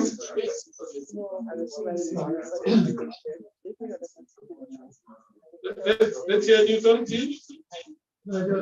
First, I didn't understand the question going on. Raising some particular issues. One of the times, National Trust is carrying the project. Whatever comes out of anyone trying to use that notion is breaking, whether it's written or not, it's a contract. Whether we pay people for it, whether we have to go to the necessary government, but it is the public and what we do, let me finish another. What we do when we go there, we speak to people, giving them our trust. And anyone has any come should come and should explain to these people. If you don't like to get back to that. I think that's it. Yeah, that's a good one. What I've had experience in the past was communicating, build relationships, because it really is a relationship building thing. And I can't emphasize it enough. No? For those of you who will continue to do this, it's not a thing where you just do one off and it's done, right? You will have to show up at funerals, right? You'll get invited on Sundays to dinner. You might end up being godparents, right? The point being that as a result of that, they'll call you and say, Daryl, Mr. Daryl, remember you had a video that this is how to get to that point, no? Mr. Daryl, remember those video? They have a man down from Grenada TV at 5, wanting to do, and I told him, I have this interview, can I go ahead and use it? That Daryl say, yes, man, sure. Just tell him that the footage came from the trust. And that I was just going to ask, is the purpose of this for commercial use? No. It's a public consumption. correct? Education and awareness. And so if a person decides to take it and profit out of the person, in my opinion, that has to go forth and fight and really get money off of it, is the IT fair, not us, but like they could give credit. So we would mention in the same concept of, as a courtesy, give credit to.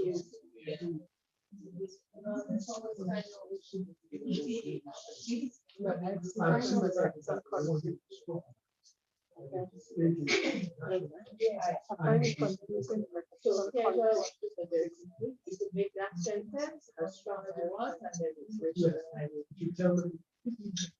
So make it as strong. You write up your strength.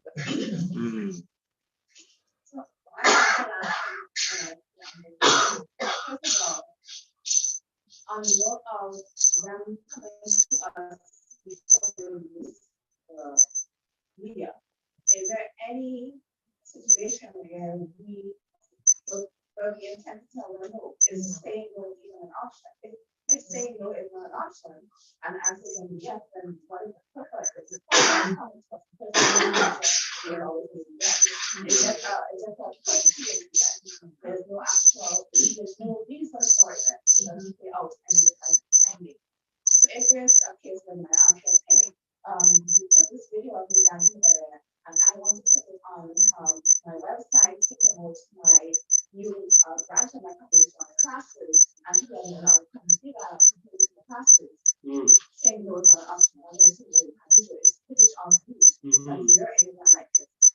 Who made it of them, and they want to enter from our competition, or they want to sell things that were proposed to us. It's them. You can't say, oh, you're that. You can't you have to credit you for your picture of your face. No, unless they sold the rights to it. Yeah. And there's no selling of rights.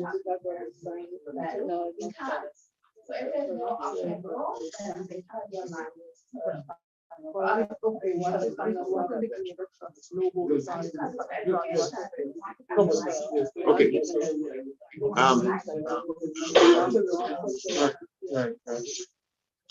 Okay.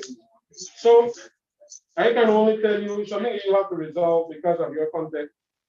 But in Belize, we don't place any restrictions on it, no? As a matter of fact, if they want to show it in the community center, they have by all means, we're happy to have them do it, right? Yeah, listen. Yeah. Right. Yeah, hold on. Sustainability is about the marriage of education, really, and development with commercialization. Because money has to be involved for something to last long term. We can't be asking donors all the time to sustain the thing that we're interested in. We have to find a way to create commercial spin-offs. So the irony of this conversation is that we should actually be encouraging people to make a commercial spin out of this information that they're getting. And we should be considering that a success. And we want to hear if anybody is able to commercialize this and enhance their income. We want to hear about that because that's a success story. Now, the challenge with the trust is that it costs us money to gather information, and we want it available for school kids to do research and all kinds of things. We don't want to charge them money to go to our website and download information, but we need money too. So it's a heck of a thing.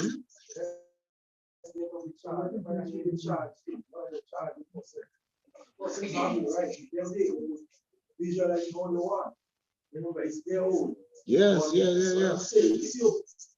I do the recording. I pass it on to the table, I see or whatever. They have some kind of right over it as well. It's not just because I record. But we have other charge. So take off the charge fee. Charge paid for stuff. You pay for stuff first to get it. I want to sell what they want. But the person that let me see, the heritage committee. What light, what shine they getting for For long term, storing all this thing. Because you know, Some document. This is what Siri to sign here. You just sign it. Yeah, right. I would just say something.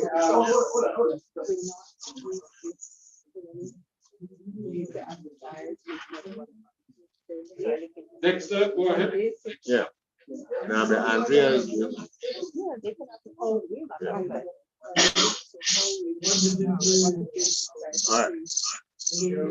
I think the objective of the project is to safeguard and, record OIC. That's the objective of the project. And we, as individuals, volunteer to do it. So if the person who we interview want to use that to make profit, it's up to them. Yeah. Yeah, but as one of the other participants was saying, in profiting in it, you can highlight who did the work initially. That's right. But sometimes when you commercialize ICH, the over commercialization could destroy ICH, and that's what we don't want. Yeah. I'm just hearing you mention the rights, and I think I could be wrong, but the person that has the rights here is there, or the person who's going to go directly and the person where we go here.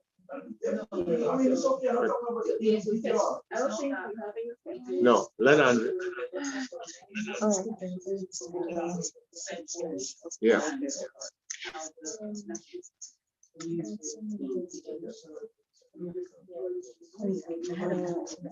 Yeah, because I'm getting a bit of conflicting, because in the beginning, we asked them to fill out this form. Yes. Where the trust is agreeing not to do certain things. And then the individual themselves turn around and do certain things with it, commercialized and so much. So then what if we decide to, in some strange way, decide to blame the trust because it ended up in the wrong hands? Or maybe it didn't come from the trust, but it came from there because of maybe where they channeled it through or whatever. How would you differentiate? It's hard for me to answer. I don't know. I have to give us a scenario. Because sometimes it may, let's say it may end up on, I don't know, YouTube or some kind of stuff somewhere. But it's not the trust that put it out for it to end up there. Maybe the individual themselves probably did something and they didn't put protective measures in place. Yeah. And then they want to blame the, No, but what would be the blame? The individual put it there. Who's going to blame who for what?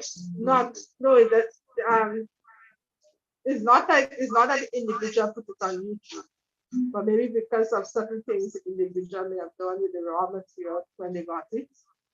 Some other third party, got hold of it and decides to maximize profit and so on. So what if the individual don't want to lay liability on the trust when in fact it was something they did? Yeah. Well, only thing you can advise them, that's a good point. So maybe in the I'm just saying in the documentation we have to have something to cover any scenarios like that, the consent form or whatever. Guys, did you hear I'm not so sure I go over videos and photos and whatever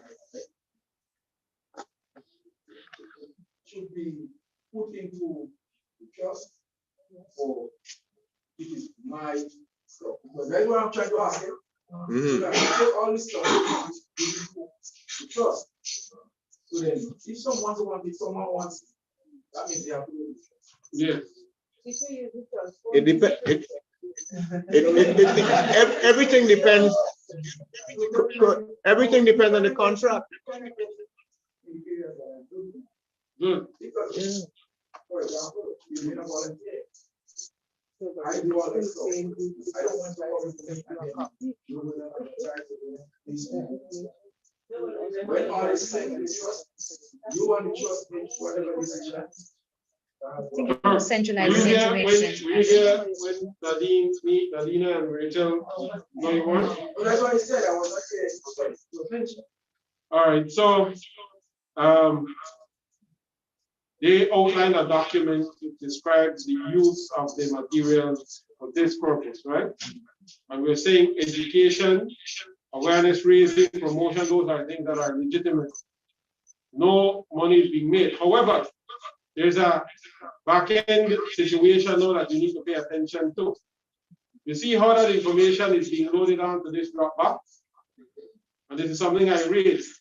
You will need to have someone doing additional data entry, what you call the metadata, which will indicate the person, and this is accrediting or acknowledging the person doing the photography and the video is always critical.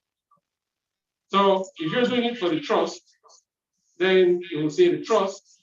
If the photographs are appearing in a documentary, the photographs and videos appear will say Grenada National Trust, and they will have her, what's her last name? Photographs for Philip, Newton, Alexander, Norris.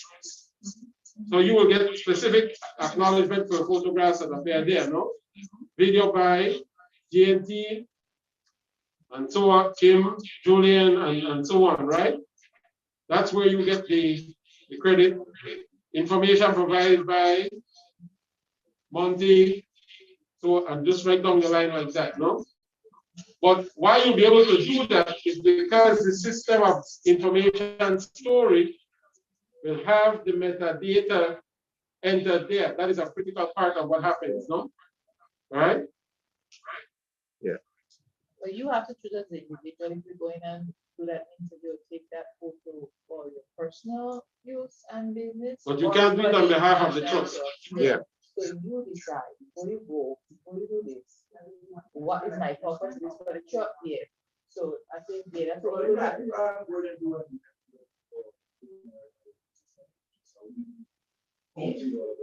Okay, I want to add something important. There's too many aspects involved in this project. So one is we know that we're thinking future, but we were talking about the exercise tomorrow, which has a letter, a tentative or template letter consent that might be improved when the real time of the field work comes, which will be between July and September of this. The persons who are here is because you agreed to be here. You agreed to be part of the first workshop and the second workshop because you have shown your motivation and your interest in safeguarding ICH elements. So when you go out there, using, yes, you will have this expectation, using the Proud of My Heritage, that's a brand, and behind that brand, we have been funded by UNESCO, so that's why you always see the both logos used. Right. You cannot use or any third party that you are interviewing. You cannot use those logos. Grenada National Trust, neither Proud of My Heritage, neither UNESCO.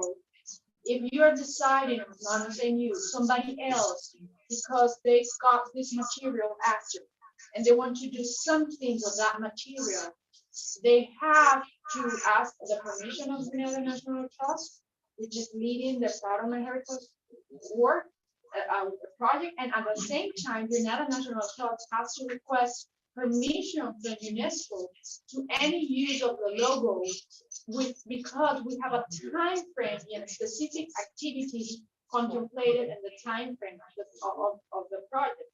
If we realize that there are another findings, activities, or on a future activities that might develop in the time because of the interaction of this project, there's a separate initiative that we need to brainstorm and agree what we're doing, because that might be a new project or continuity of these projects. But anything contained within this project is protected in this way, and we trust in the team that we have in here. And it's a matter of trust. And at the same time, we ask him, again, if you want to document or meanwhile you're going outside and you go into the field work, you know who is who. So try to avoid situations. I'm not saying that the people don't have the right to do things. Again, we know that we are surviving about COVID, and there are a lot of musicians, ICH practitioners, were suffering and still suffering the consequences of COVID. They have the right to still perform and doing what they want. If they want the photo, because they want the photo, so listen, once you publish the photo, can I have it? Then yes, the Grenada National Trust will provide it with all the credits and all the protection needed. So that's what I want to make clear. I don't know if you have something to Just to, you mentioned that something crossed my mind. What if the person tells us to come and take photos of them while performing a paid gig at a particular business place? We go, and they want us to come take photos there, and let's say the business. So I would suggest in my mind, you have more experience than us in this matter, try to avoid those business names. So you have try to avoid showing directly the business and indirect form of promoting them. Once we have the inventory list, we know the location. And not only that, we're going to publish the digitized version of the ICH inventory list. But as part of that, we're adding to an app that already exists, which is the heritage map that's open and free for persons. So we're adding that information, which is a very deep information. It includes a lot of things to do after or meantime this project is happening. It is one of we identify each ICH element and their location. They're going to appear in this app where the person, whatever it is, click on the map, have to access or download it by a smartphone, any smartphone or Google Drive or Google app, sorry. And then download it, and then they can have, okay, let me see this map, and click on this button. Oh, here in St. Patrick's, I find out the shortening. That person who wants to visit that specific person who is a practitioner of ICH might have that benefit.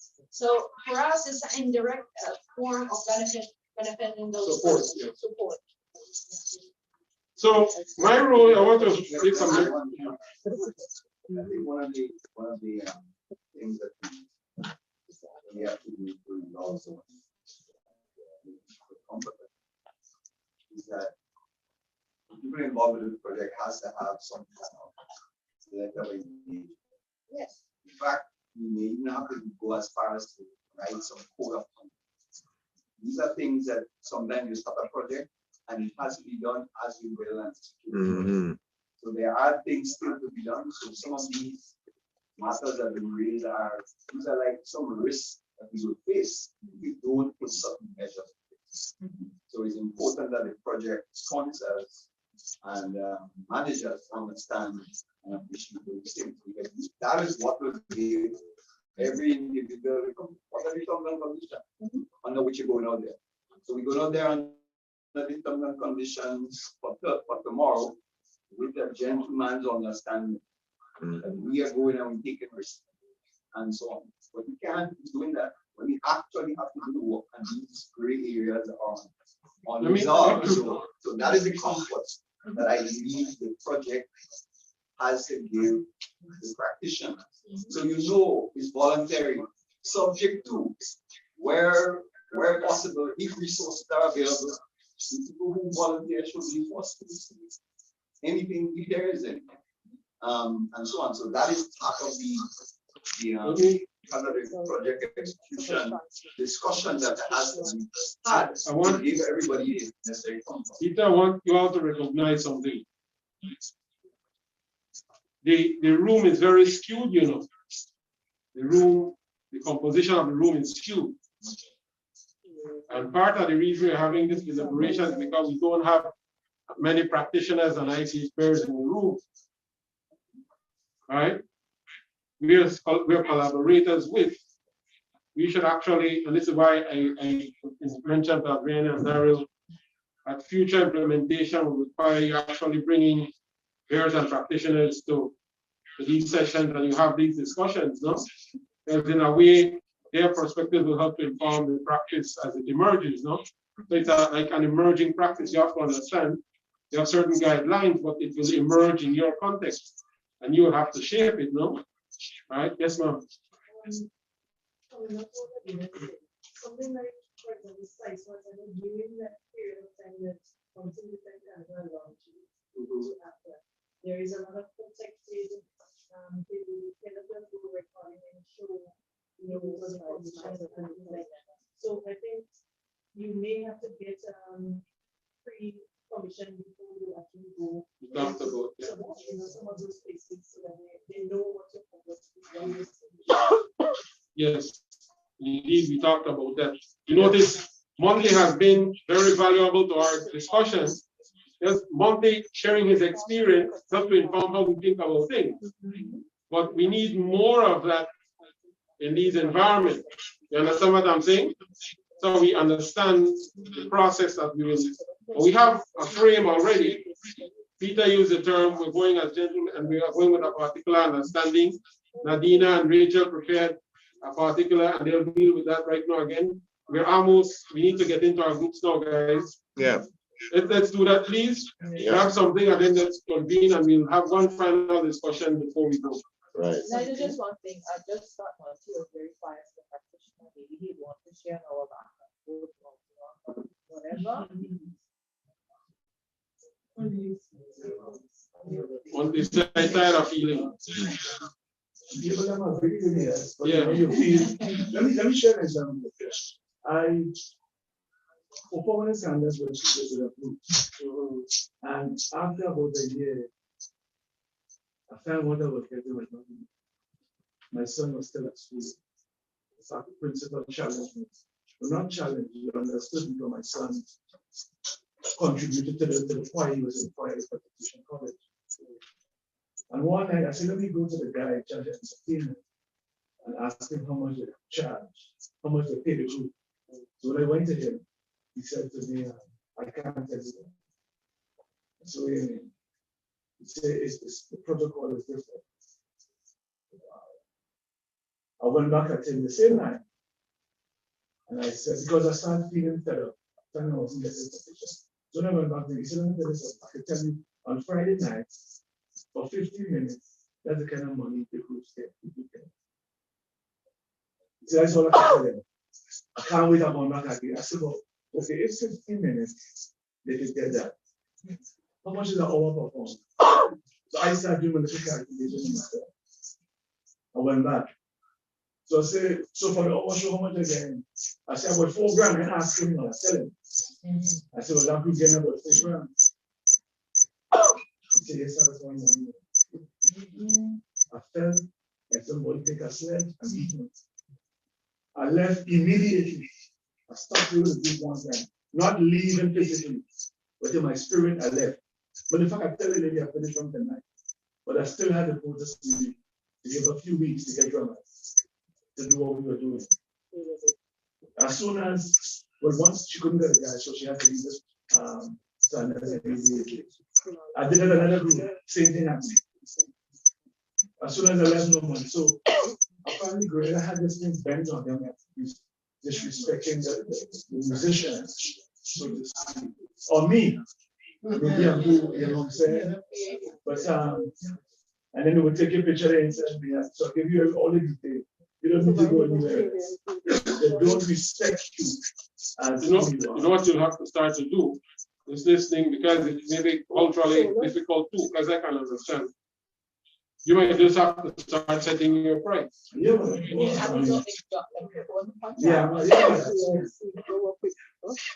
Now, I need to know now, does anybody think they would have difficulty? They need a letter of introduction to go where they're going tomorrow, to do the interviews tomorrow.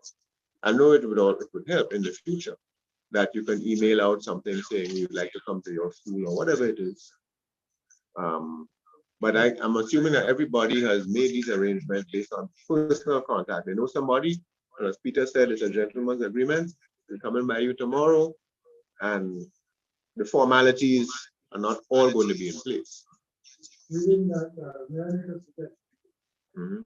The group leader, which one use that term, it might be prudent to have group leaders walk one of that. Not all of us will take time. Protect yourself. Have multiple. Let the group leaders have a copy of that, and then we can see it. Let's see how it gets. So somebody one from the person.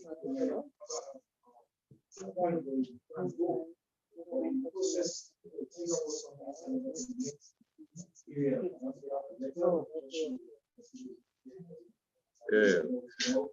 All right. Okay.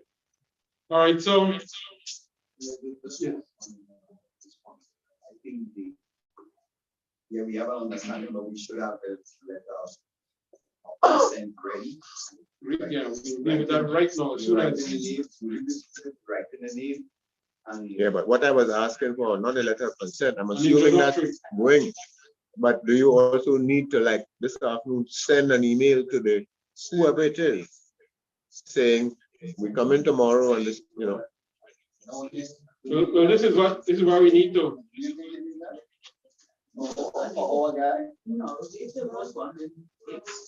This is a verbal understanding, but in future that will be part of the process. Okay. All right, so yes, Maria. I'm going to say about the branding. I mean, this is our logo, like the logo.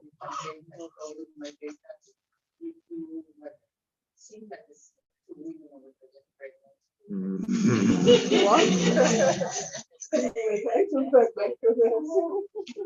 You have a thing against pregnant women?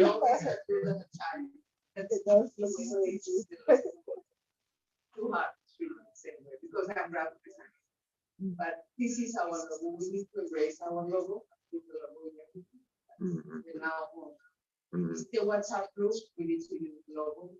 It's the teaching or everything, we need to embrace the logo and from here in our communication, like this logo, like Grenada, National France.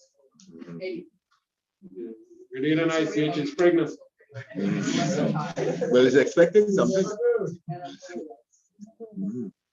Okay. All right. So your group. So you see the time, right? Let's see if we can. Nigel, if it's okay, can you share Rachel with someone else so we can be on the board for a couple of hours as well? So this will get us in consent. I know she could handle it herself.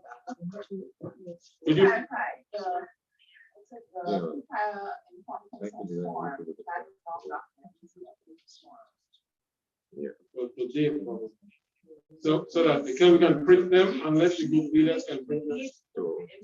All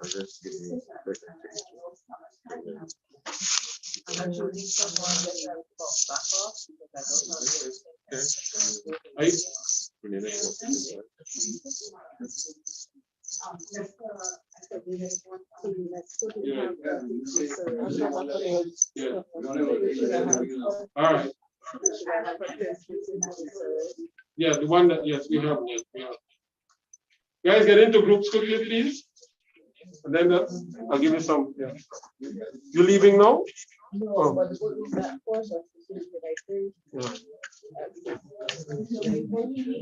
Sit a little ways apart from each other so that you don't interfere. And I'll say a few things. Within our group? Yes, within your group. Yeah. Ms. Bonaparte, let's see if you could just be in that corner here. You don't want to just call it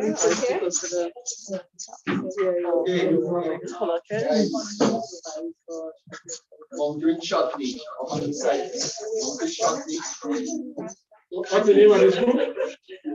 No, we have. We have one group. In a grab your chair? No, inside. Want me to go with your pen? Huh? Yeah, you have an option to stand on the side.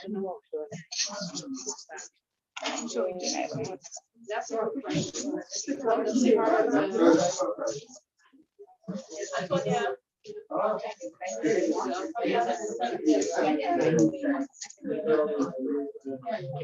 Thank you, Adriana. You're welcome.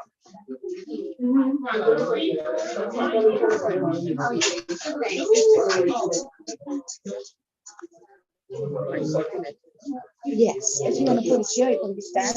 Just maybe that one. Oh, no worries. Thank you. Thank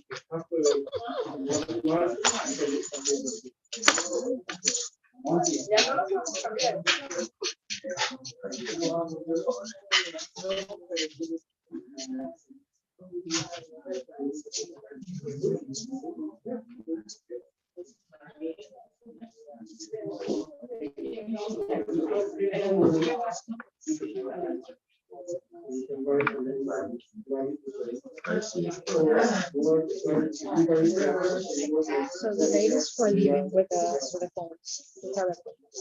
I'm going to tell her to give them back to the reader. So we can send it to us. Yeah. But you know something? Who are you speaking to? Telling me said that we need drop off primary education. Is Neil. No. Neil. There's one. So before you proceed, let me just say a few things for our early coordinators here. So one, on Friday morning, I'll tell you what the output should be, so that will help you with your discussion. When you come in on Friday, we will do a debriefing. Each group will get 15 minutes to say, this was our experience, and you'll talk about all the components, the interviewing, getting there, the challenges, some of your experiences, the good ones, things like a debriefing, no? Whatever it is you went through. After that, you will get about 2 hours to prepare a presentation using your video and photographs and the text that you would have written, video, photographs, audio. You'll prepare a presentation in which you will tell us what the ICH is based on your experience in the field. So by the time we look at it, we will get us, so that's short need. So we have a good visual, audio, component description of the elements, right? Once we do that, then we will collectively critique the presentation. I've seen some groups produce a whole video. The minimum I'm asking for is a PowerPoint. Right? The minimum is a PowerPoint. You can integrate video into the PowerPoint. You can integrate text. You can integrate photographs. Right? Straightforward enough? Right now, when you convene in the groups, 1 second. When you convene in the groups, begin to assign roles based on the skills. Who will be your primary interviewer? Assign a secondary interviewer, someone to do audio. It might be the same interviewer. Someone to do photography, someone to do video. Multiple people can play multiple roles depending on people who can write and can piece things together. Those are the kinds of people you might want to harness their skill. People who like doing the photography and want to harness the skills.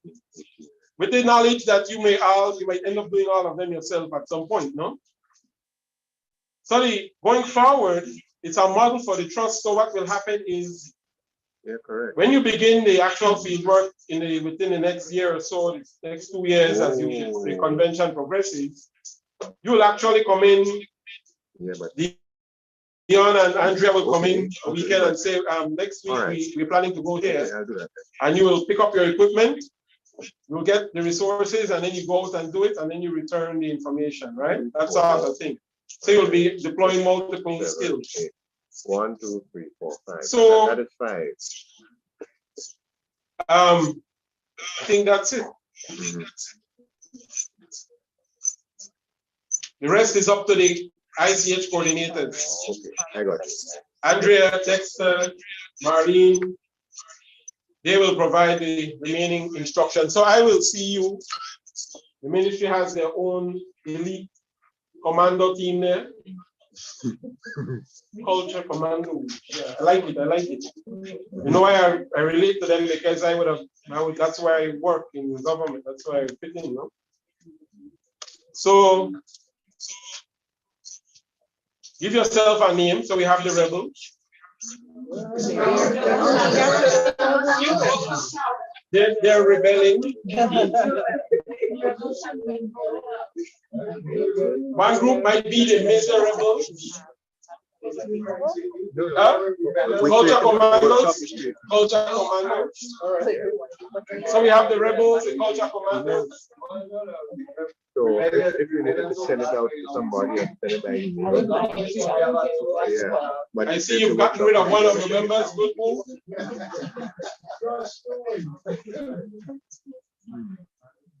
So recap quickly, debriefing your experience. Friday, you will debrief. You will prepare your presentation, present it, and then we critique. Right? In the meantime, I will talk with Rachel and Daryl, and we will get that consent form to you through the WhatsApp group. We'll even try and print some before we leave right now. Pre-brand informed consent. Yes. So go ahead, guys. I'll be right back. Mm-hmm.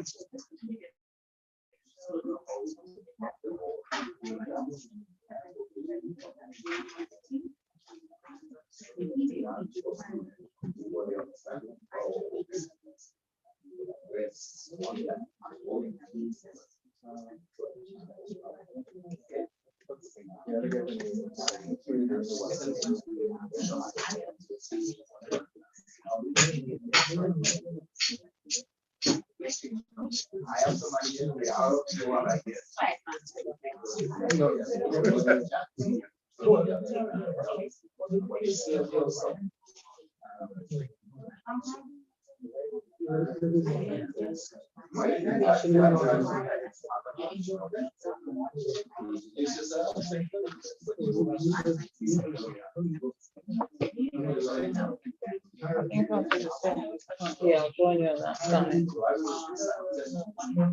Yeah.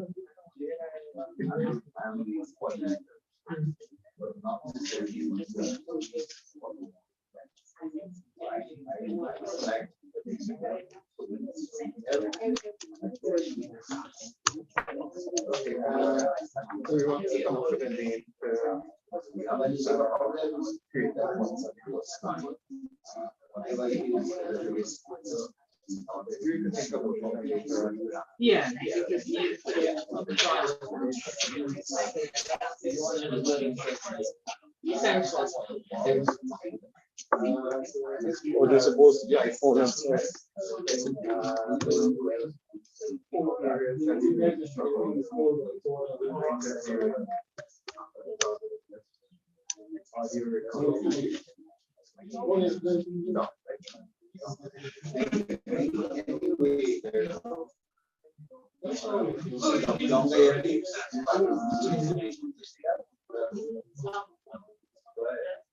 Well, the audio is the audio.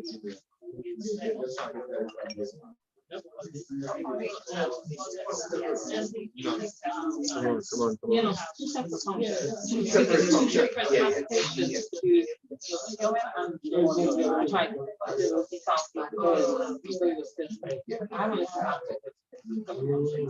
So just working by one person's sentence. We have a lot in our group.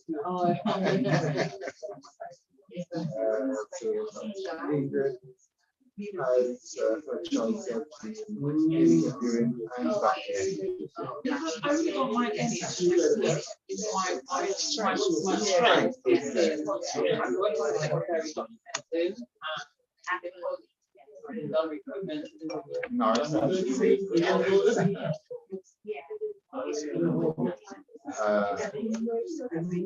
Judy,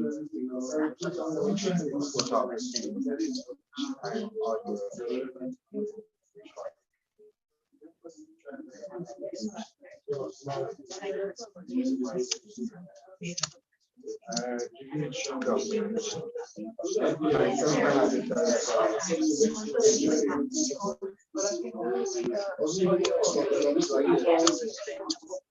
I think that's fine. Because I'm not like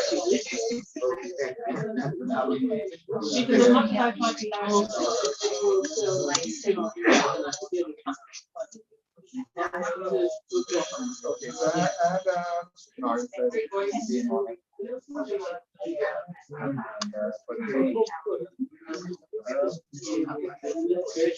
no, I tried to make it contact John.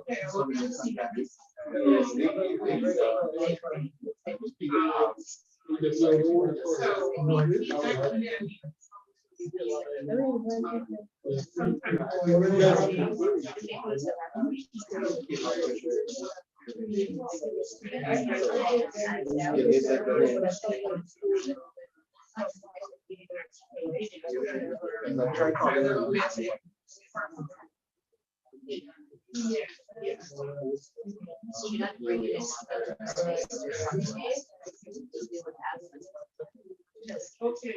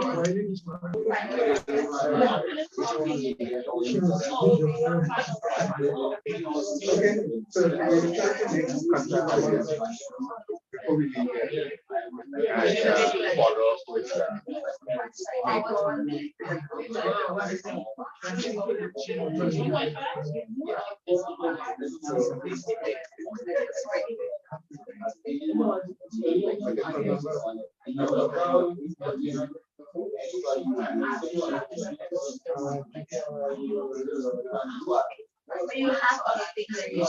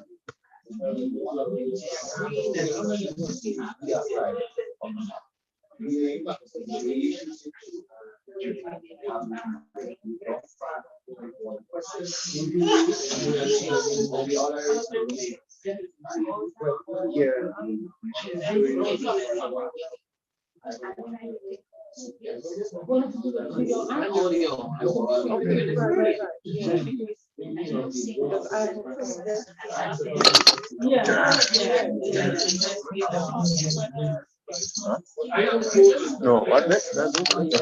Thank you.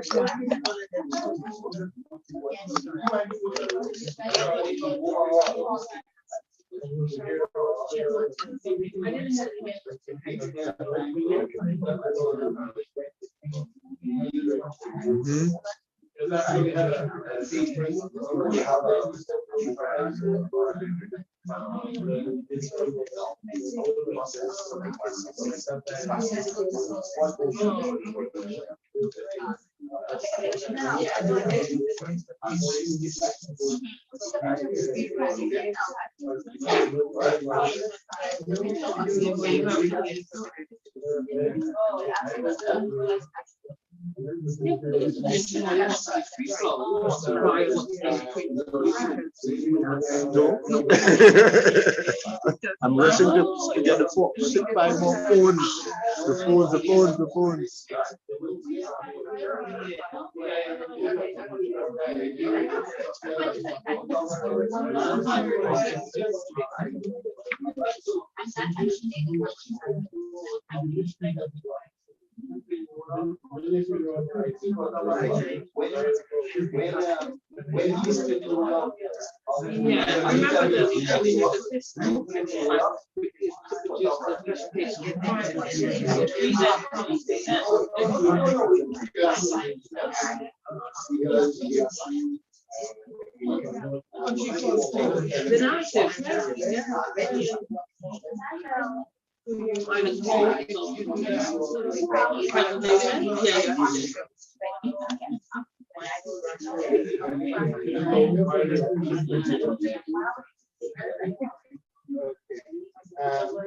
So one quick, may I have your attention, please?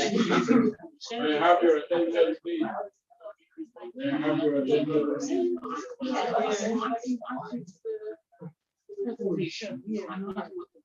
oh, hey! Shut up! Sorry. Mr. Newland gave me permission to say that. He said, say, oh, he shut up.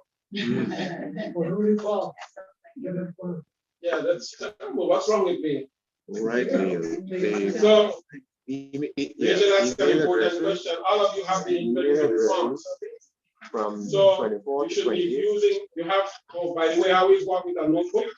So, you take notes. Yeah, so and at the same time, you can be simultaneously. Yeah, but what I'm saying, you have to give me the password so I can set up the drop-off. So, a couple of people, especially, so have multiple forms, yeah. So we can just be writing. Somebody did it. Somebody did it. Complemented with the notebook. Maybe it was, I don't know what, but I need the password. You want more?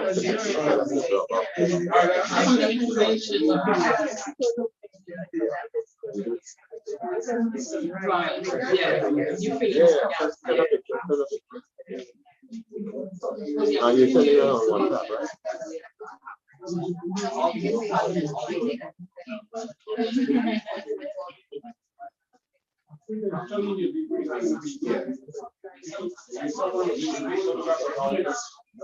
Yes, that's what you do right now.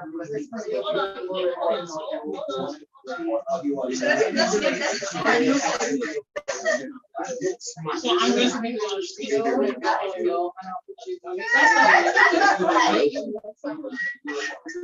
Hi, everybody. Hello. Maria, go back into the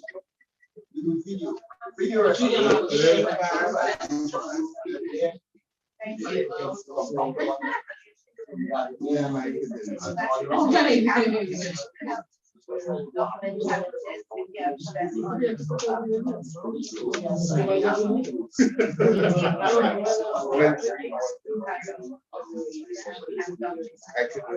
Right. Yes.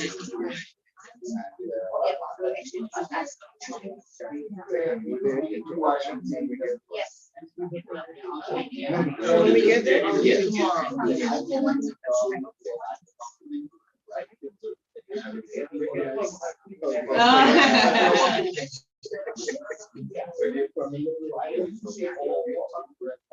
And then I just decided who started a question.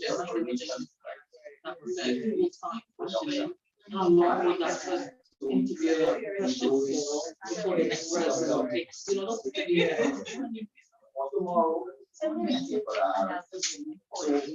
I am just. And how long will we intend to be able to stay?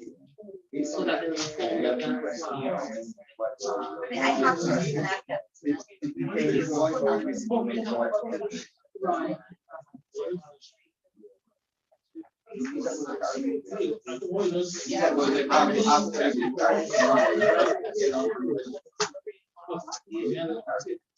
So they're asking to open some more forms.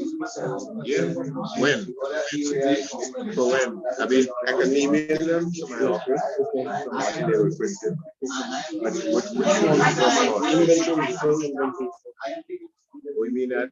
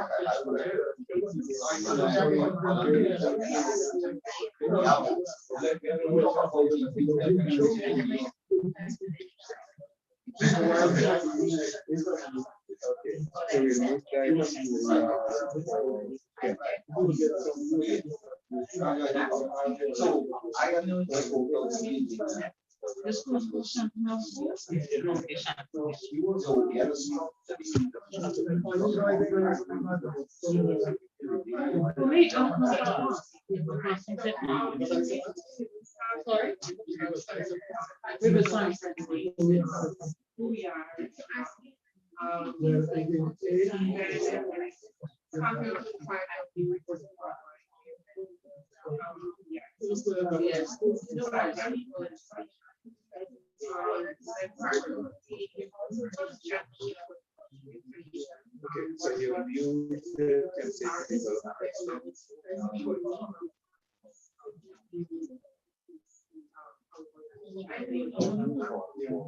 And then,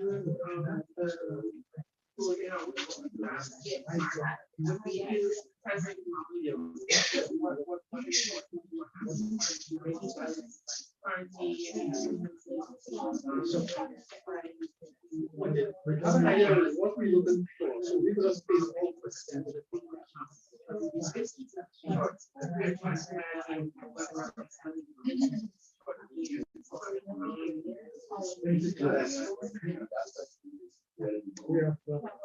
No, like one of his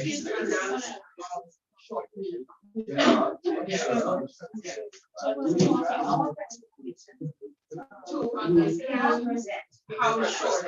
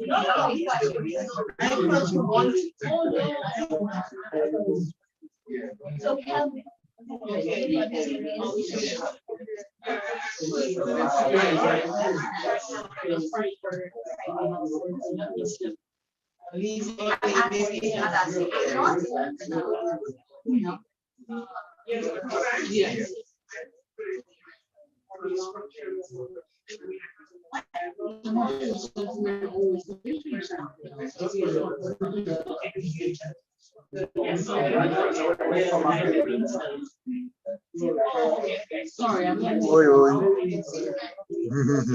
Oh, right, yeah, but I'm.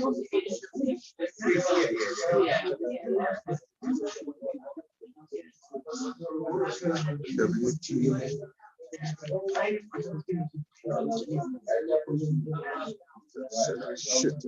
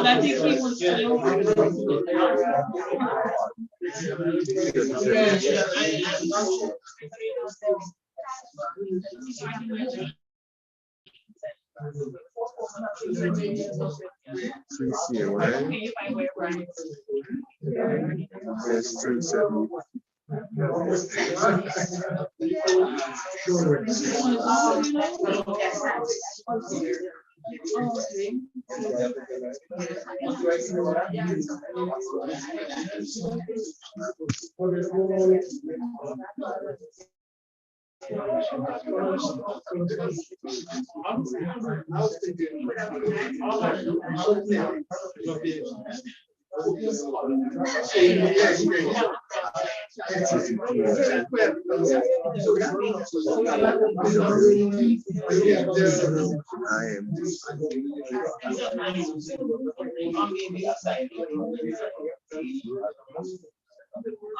something like.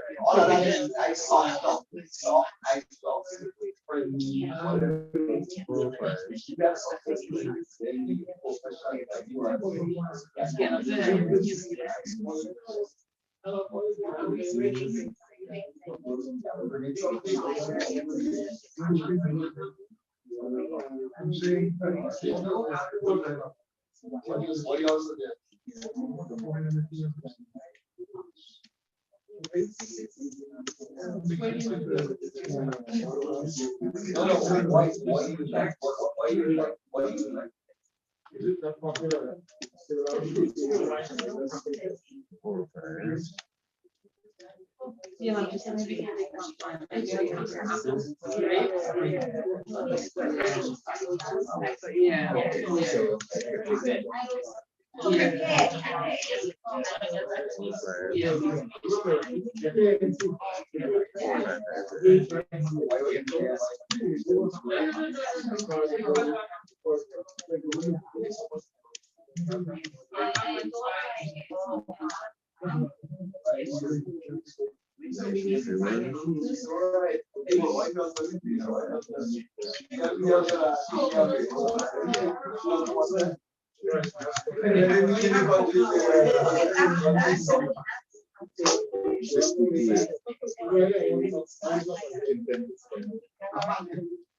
just You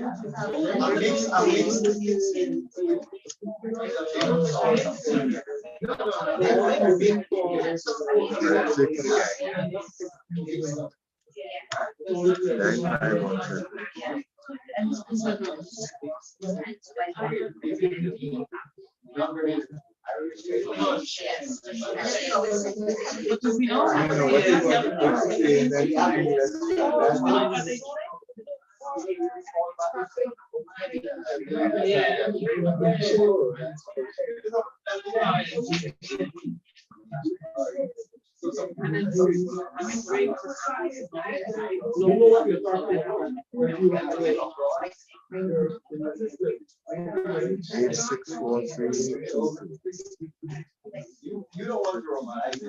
Yeah, but in terms of Zero, 5, 4, 5,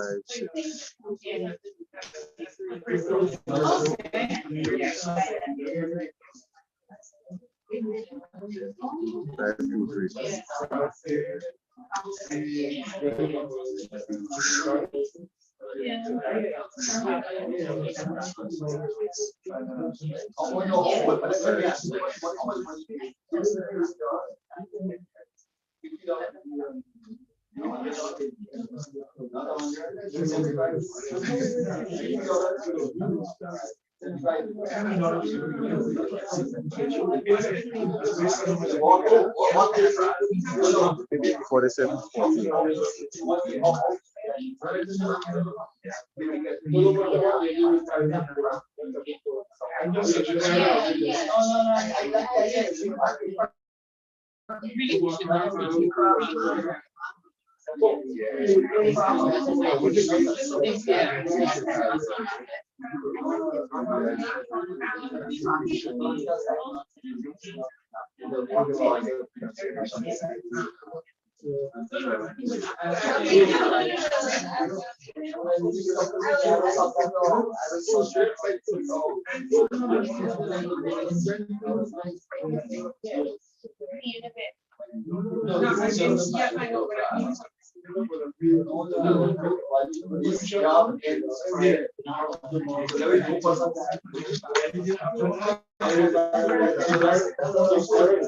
Right. You want them to give final instructions tomorrow? You want to give them final instructions tomorrow? Yeah. I mean, the coordinators are the ones to give those instructions. Huh? All right. Thank you for doing that, by the way. So just for clarity, the coordinators will give you instructions and I guess collectively about where to convene tomorrow. All right. So you don't come here tomorrow. Tomorrow you'll go have fun in the field. Good luck to everyone, and I'll see some of you tomorrow. Okay. Yes, lunches. We catch that. Right. Is that full coming? Yeah, I be honest. Lunch is there. So we're going to lunch now? Yeah, lunch. So let them know lunch and then go.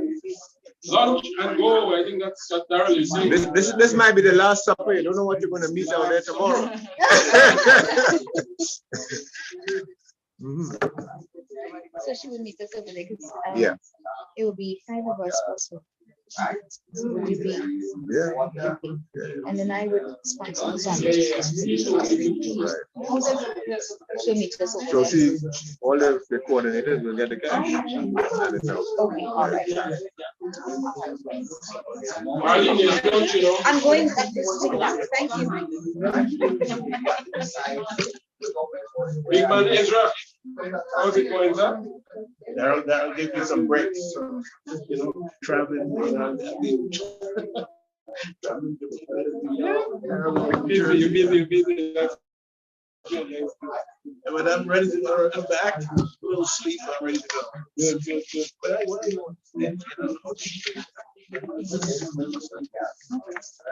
Lots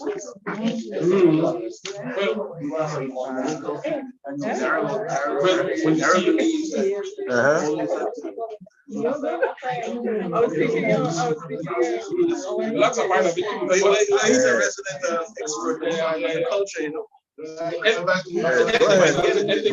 ahead. Yeah. Remember that everybody comes around.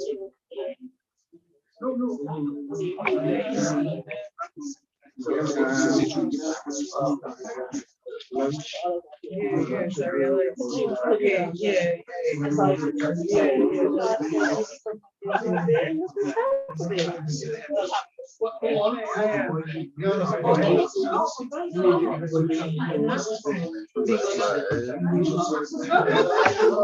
Five, three, five, six. Sorry.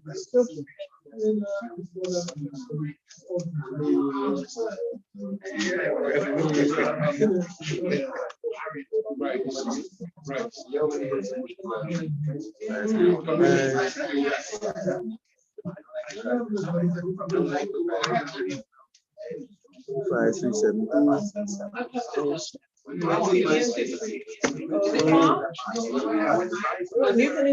Oh, okay. And I'm sorry. Video. Yeah.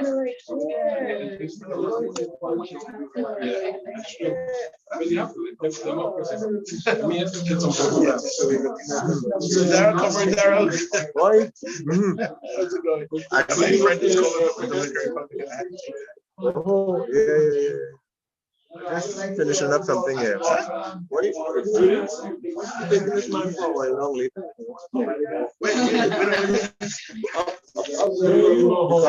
After come to the entrance, I just come up by West Hall, point and turn left and go up towards yeah, Old West Hall. Yeah, man, I see, man. Yeah. So what I could do, I could call you, I just taking a little drive around town. Around like 5:36. And we went up there for 7. So you could road good? Yeah, you could meet us by West Hall. Junction there, by 37 kind of. Yeah. So what the plaza they have, right? So what point they on the left, right side? Yes, correct. Yeah. So. Yeah, man. What did the 7:10 to 7 go up there? Yeah. So when you leave Sunday. Yes, sir. I do. Let me play a video. If I play a video, they have audio. Yes, it's from your, and the volume is on there. You can adjust it either way.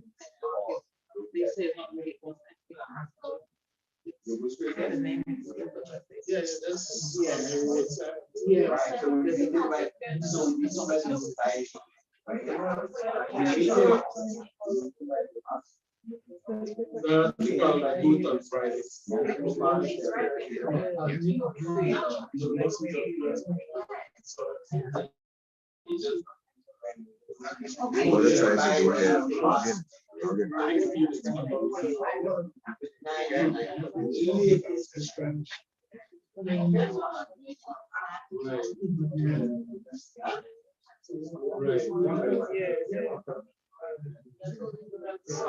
I can say if you don't want well,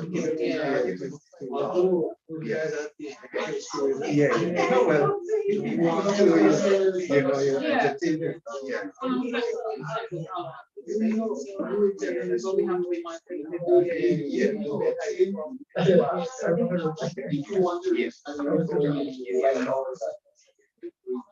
And then regardless of what's that good name.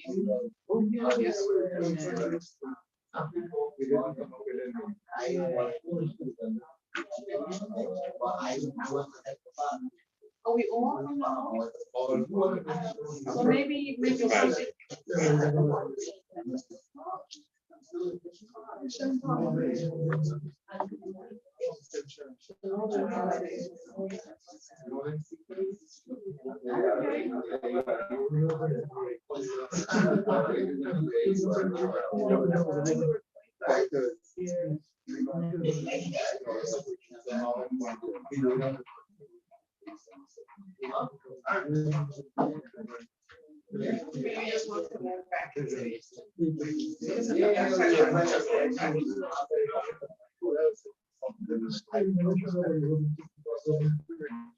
My history is very reflective. So, do you want me to get that guy to join you on Friday morning?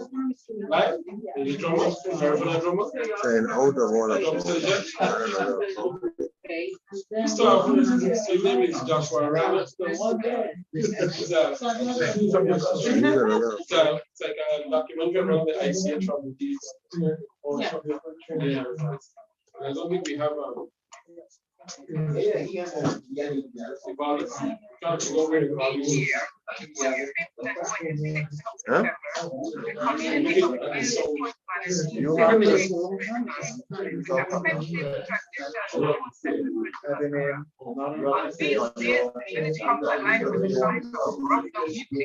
accompanied by the rhythms of steel, drums, and other traditional instruments. Along with the music, the villagers, accompanied by friends and relatives, have returned to dance and sing as they sing from house to house to commemorate the history of Ram can be traced back to the early 1700s, when enslaved Africans were brought in from mahogany, cedar, and other timber from the Liverpool forest. This often resulted in men being away from their families for most of the year. Over time, the Christmas season therefore served as the greatest opportunity for you gotta use that.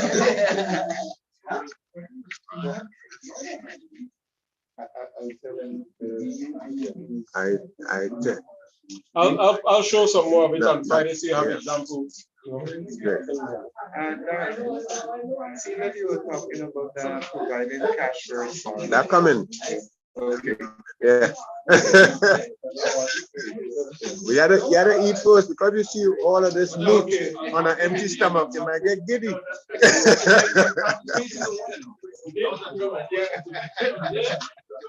Oh,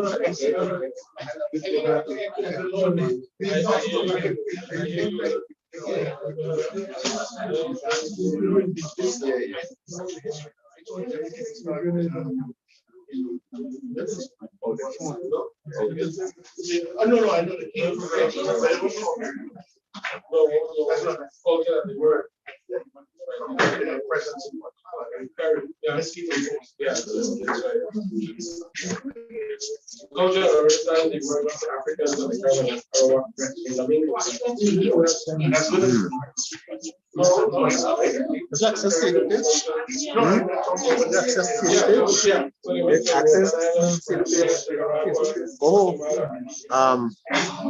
Yeah, but I'm trying to set something up now with the phones before you Yeah, go. I mean, normally if you go through and If I see, no, this is the thing. I don't know what you. I didn't even know you had a page. Oh boy, let me see.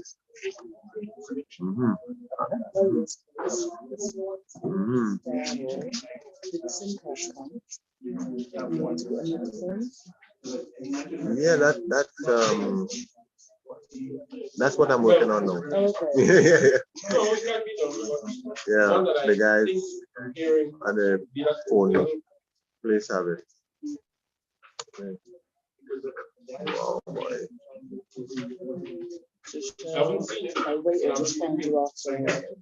Might have it, you know. I don't know how long it's going to take them to do it, but hopefully by the time we finish lunch, yeah, Okay. yeah.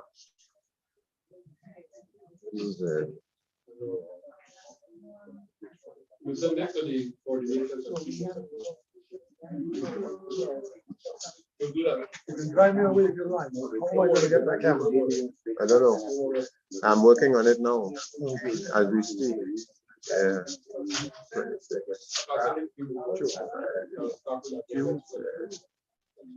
Z is capital. Capital Z.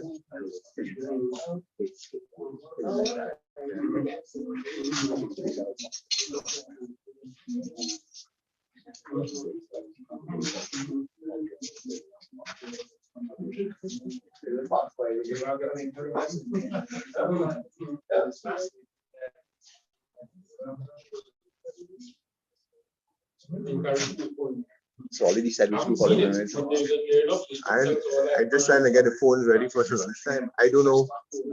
I might be able to make it tomorrow. Yeah. So who going to Monkey Shopping tomorrow? Which of you? Shantimel? No, Shantimel. Yeah, Shantimel are shopping too. Oh, but where's the shop? I am going to Montreal. Oh, that's up in Yeah, we had to get up there before 9:30. St. Patrick Humble. I haven't coordinated whoever I can get a ride with. Right. So okay, would you be ready for let's say 7:15, 7:15 in the morning? Right? So I'll come and get you. All right. Good. Get your breakfast early and one more, please. If you're coming up, I'm going to shut it. But if you're coming up, no, I'm going to the West Coast. I'm going over the hills. Yeah. I come from St. John. Darryl, is it possible for me to pick up that phone by you tomorrow morning? If it's not ready now. I don't know. Wait, tomorrow morning? Yeah, I mean, yes. All I could say is tomorrow morning to pick him up. Well, I'll drop it by him tonight. Yeah. Okay. Yeah. Right. So he will have it. So that problem solved. Anywhere along the way, phone me and we'll liaise. Yeah. Yeah. Because there's no point if you're going to. Yeah. Okay. So Pete, so you're saying give you a call? Yeah. Before I leave here? Well, or after on the way, or it doesn't matter. Well, Or we will leave the phone with the Shantimet with the people from Sotels. Oh, I see. There are 2 people from Sotels here. Yes. Harmony and Katie. Which they are in our group. They're in your group. Yeah. So we leave the phone with them and they will then call you. Oh, no problem. That'll be easier. Yeah, as long as we get a phone. All right. Yeah, as long as what are the parishes are? St. David and St. George. So we get how you're arranging to give them the stipend for their movement? Adriana's at the bank getting the cash and she had it out at lunch. Yeah. He's the principal in and you've got my St. George's Yeah. Yeah. And Marlene is the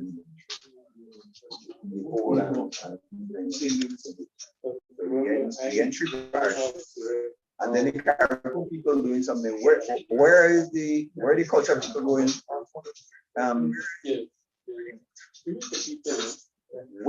Where the culture people going? Ministry of Culture. They're doing going off Siwas. Okay. That's it. That's in West the Holiday, right? Right. But they're going at 4 p.m. You have to go in the evening. Okay. Yeah. 24. You got a lot of, as a matter of fact, you got a lot of, but they're destroying a lot of the habitat because of that. Very close to the shore, and you know, it's doing some good, but it's destroying. Yeah. Nigel, we suggesting to the leaders that they bring a gift to the practitioner. Good. All right. You already did? Oh, you know, I just speak to the 2 weeks. Marlene. But I'm sure Marlene has that figured out too, knowing her. Yeah. Marlene has that innate thing in her about that. Recorded stuff? Yeah. Okay. Yeah. So 7:15, 7:30, okay, because I don't think breakfast is until 7. Breakfast here it isn't until 7.